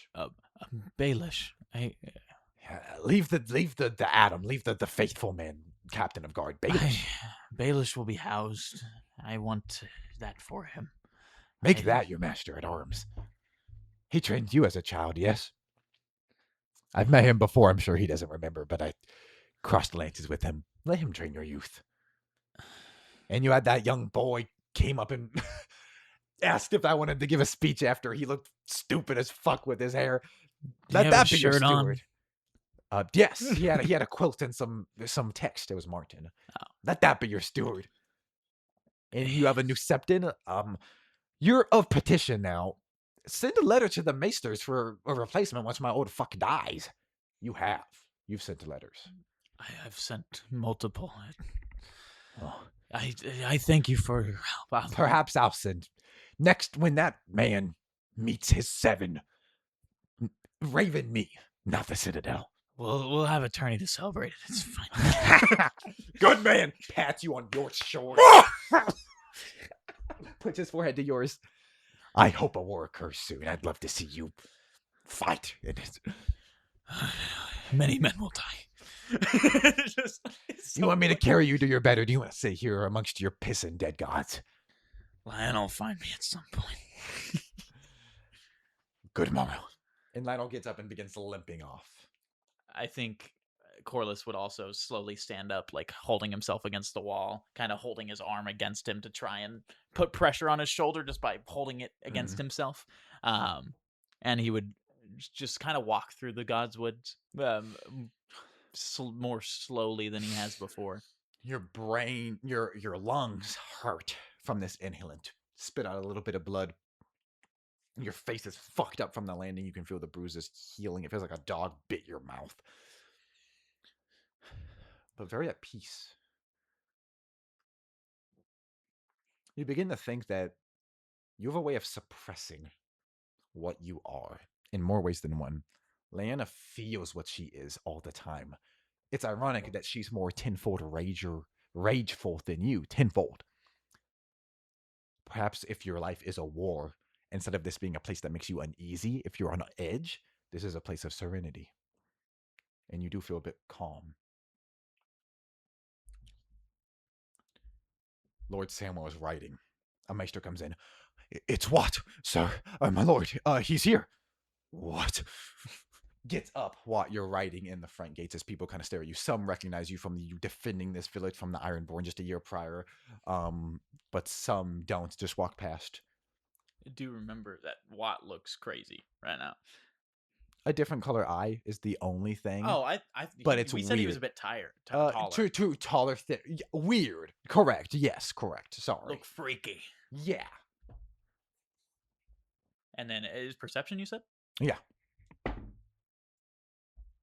That is going to be a 19. Running up, the most he's moved. He looks like he's gained a bit of weight. He looks tireder. His beard's grayer. It's been only a year. Son. Father. He hugs. You dismount his and hug father. him. Come. He's almost breaking down. He drags you just into a tavern. Out! To the few people in there. They leave. He slams the door shut. Gwen. He hugs you tight. The first time he said that name in years. It's what? Doesn't hug him back on that one. What do you want? What can I do to make you stay? Anything. I came to visit you. Corliss's tournament. Are you going? I had not planned to. I had no thought of celebrating, and if I got drunk and entered the lists and caught a lance in the throat, and you remember, it seems so low down on the list of priorities, but you are the 2 remaining members of House Smallwood. You have to impregnate a woman. On that Samuel, he could take another wife, but you think that could kill him. The sadness that would evoke. At least make him bedridden and obese within 2 years. But that's of no matter. How are you doing? What would you like to do today? Almost boyish, like when you were first a girl. He helps sit you down. Nothing, Father. I was just coming to check on you, me and Adam. And Adam is guarding outside, vehemently, aggressively. I don't need anything. Lord Corbray has offered me a position. Incredible. I will go work for him, see if I can find a wife, someone to take home with me, and then I will return to you. At some point, a woman from a little north sent a raven. I forget her name. I met her at the Blackwoods, correct? She was a form of a maester. Yeah, Lily, red lily, black lily. She boldly petitioned for your hand if you had no preference. Lily Finn's vassals to the Blackwoods. I told her I'd meet with her. Whatever you would like, but I'll meet with her before I leave. I can head that way or stay here. It might be a long journey. Return to your friend. I'll send for her to come to you at Corbray. Or you can stay here, but I need experience. I went to the wall. You know. Did you go beyond it? Did I? I think I did. No, I didn't. You did not. No. I came back down many times.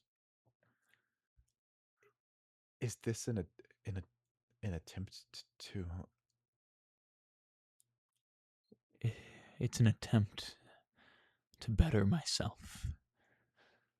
All I've ever done is better myself.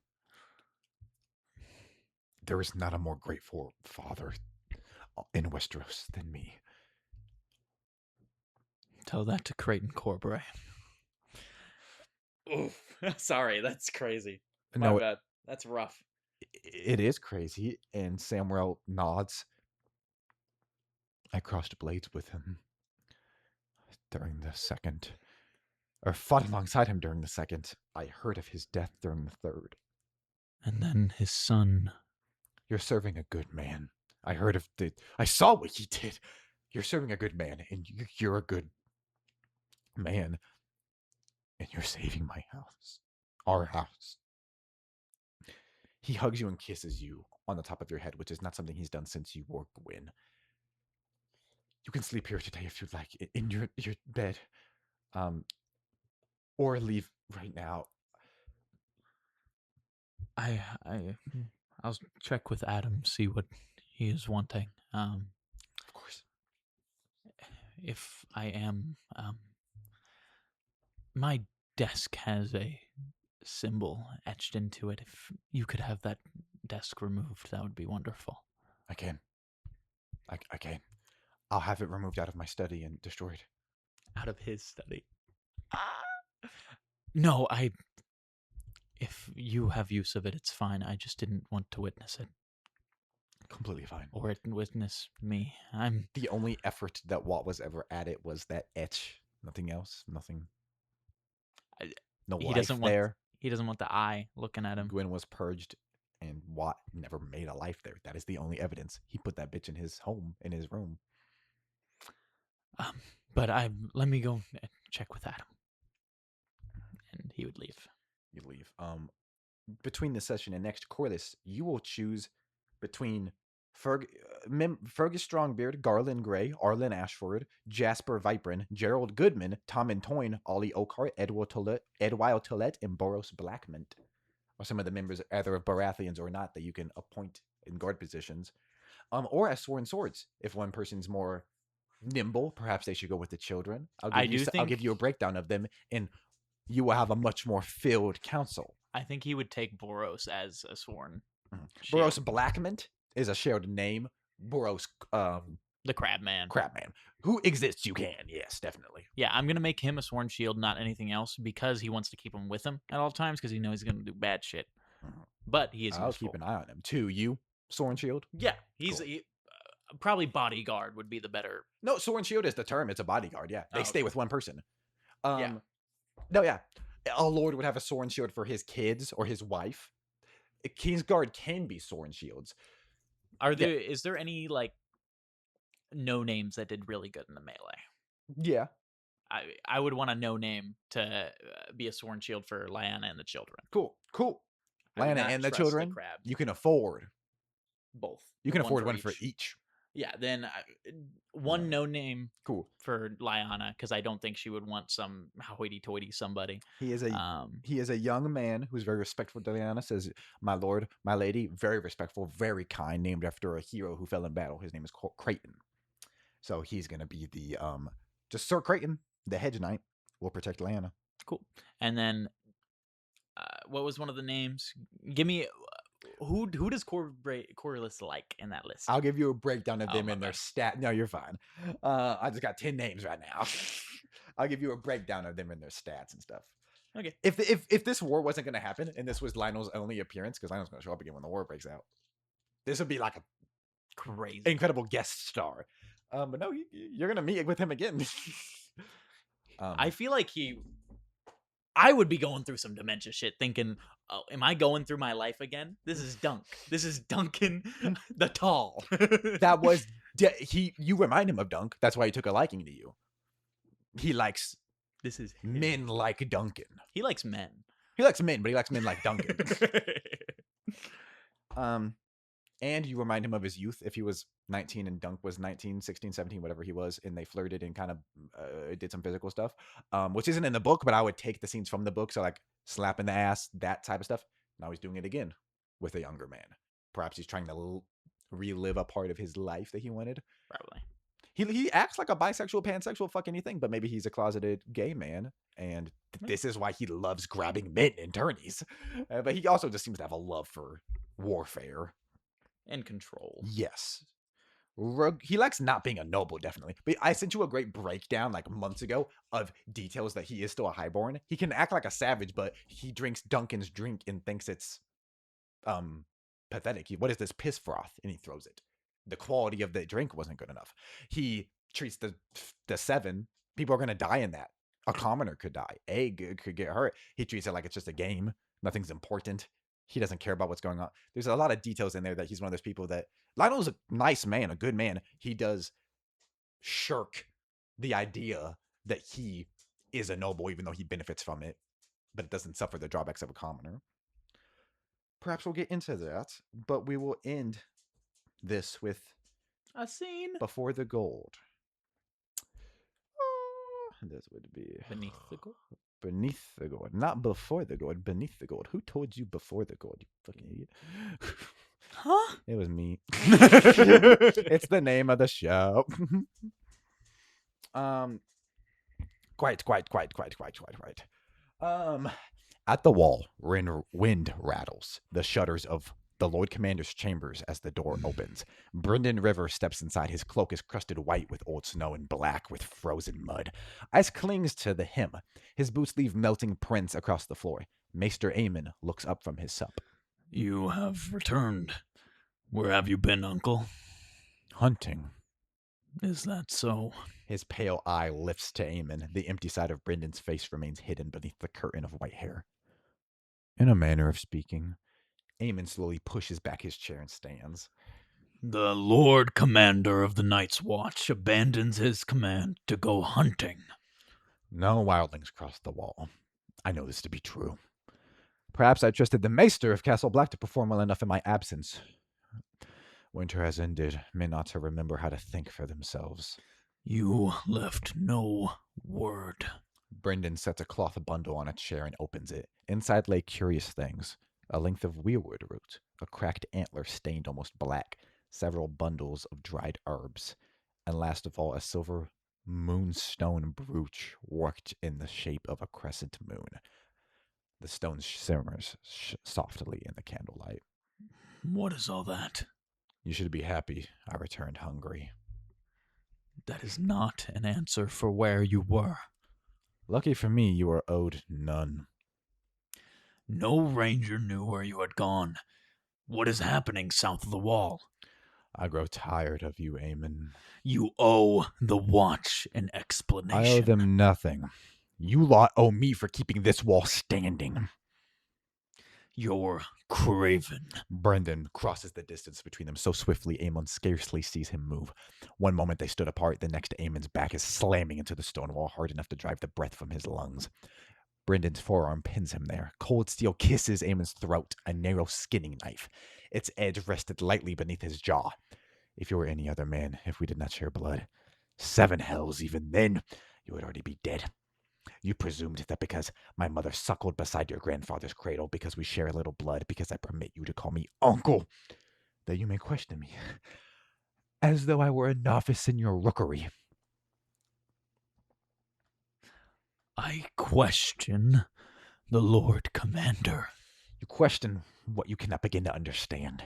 Things you are still 20 years too young to understand. Outside, somewhere in the yard, men of the watch shout over some dice game. At last, Brendan withdraws the knife and steps back. Aemon slides down the wall until his boots found the floor again. He rubs absently at the thin line where the knife rested. Then he reclaims his chair. Without another word, he picks up his spoon and begins finishing the remains of his stew. Eventually, Aemon mutters into his bowl. You're wrong. Aemon reaches for his cup, but before it touches his lips, thump! An arrow explodes through the wooden goblet. Ale sprays across the table. The cup spins away and hits the floor. Aemon recoils, then turns. Brendan aims his bow. Had he already had an arrow knocked? You glib, mumbling, craven little fuck. Your mother's dead. Your father's dead. Your brothers are half dead. This pile of rubble is your home. I am your safety. I am the only one watching over you. Aemon looks from the ruined cup to his great uncle. I had hoped age had dulled your hearing. Then you were a fool as well. Brendan slings the bow over his shoulder, grabs only his moonstone brooch, leaving the antler and herbs behind. If I leave again, ask me no questions when I return. The door opens and cold air sweeps into the chamber as Bloodraven takes his leave.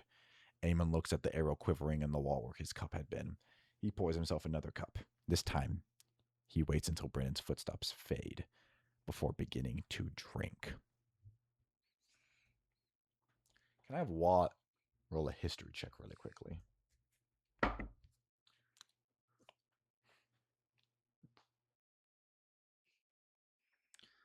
I do have proficiency. That is going to be an unnatural 20. Maynard Plum looked unique. Something about the moonstone brooch he wielded. You have seen that before. At the wall, amongst Brendan's things. It's possible he could be some form of an agent. Eyes for him to look through, but the way he spoke, the way he acted, as you and Adam begin getting ready to ride back to Corliss, you feel like there's 1,000,001 eyes resting on you. And at the wall, a glimmer as Brendan's face turns into Maynard's for just a second from the moonstone. A magic unbeknownst, unseen. A glamour. And he shoves it back in his pocket and walks off. That is the end of Beneath the Gold Session 2 of our A Song of Ice and Fire TTRPG. 13 stone, which is the weight of Tagon's dead body. Thank you guys so much for watching. A little bit heavy here. Damn. We had Attorney. Exciting. It was so fun. This was a really good session. Tag's dead. Dead Down as to 3 fuck. players. Actually, he's going to be revivified. Not an option. But his line will continue. I like that. House Bright Flames line. Maybe Fagon, or Maybe- eventually maybe leads to Fagon. Fagon, but Amalia is returning to King's Landing, protected by Tor, who is going to be a main factor in the rebellion, which is going to become learning more about. We're going to have a little bit of a time jump, a couple weeks here, while it's going to get settled back in. The boats have to make it to Westeros from Essos. So a lot of stuff's going to happen. I'm going to have you roll for probably a lot about of stuff. you said it was about like 6 months. I don't fucking know. Fucking idea. Whenever Tagon came across, I'm trying to remember what. Plus, this would be more efficient. It wouldn't be in the winter, so it would be less. Time's going to pass. 3 months. Sure. But thank you very much for joining us. If you liked this content and want to see more, we have our Dark Tether series, as we mentioned at the beginning of the episode. I won't go all over them all again. 'Cause we did say them all. But watch all of them. They're good Superhero, content. Star Wars, Superhero, Star Wars, Game of Thrones, Game of Thrones, Dungeons and Dragons. Dungeons and Dragons. And soon. Pantheon. You haven't seen the Odyssey, so you don't know what I would do. Oh. You know this. My heart. Okay. My heart. Polyphemus. I love Polyphemus. Oh. But Don't watch the Odyssey. thank you very much for joining us. We will see you next Have a time. wonderful evening. Peace.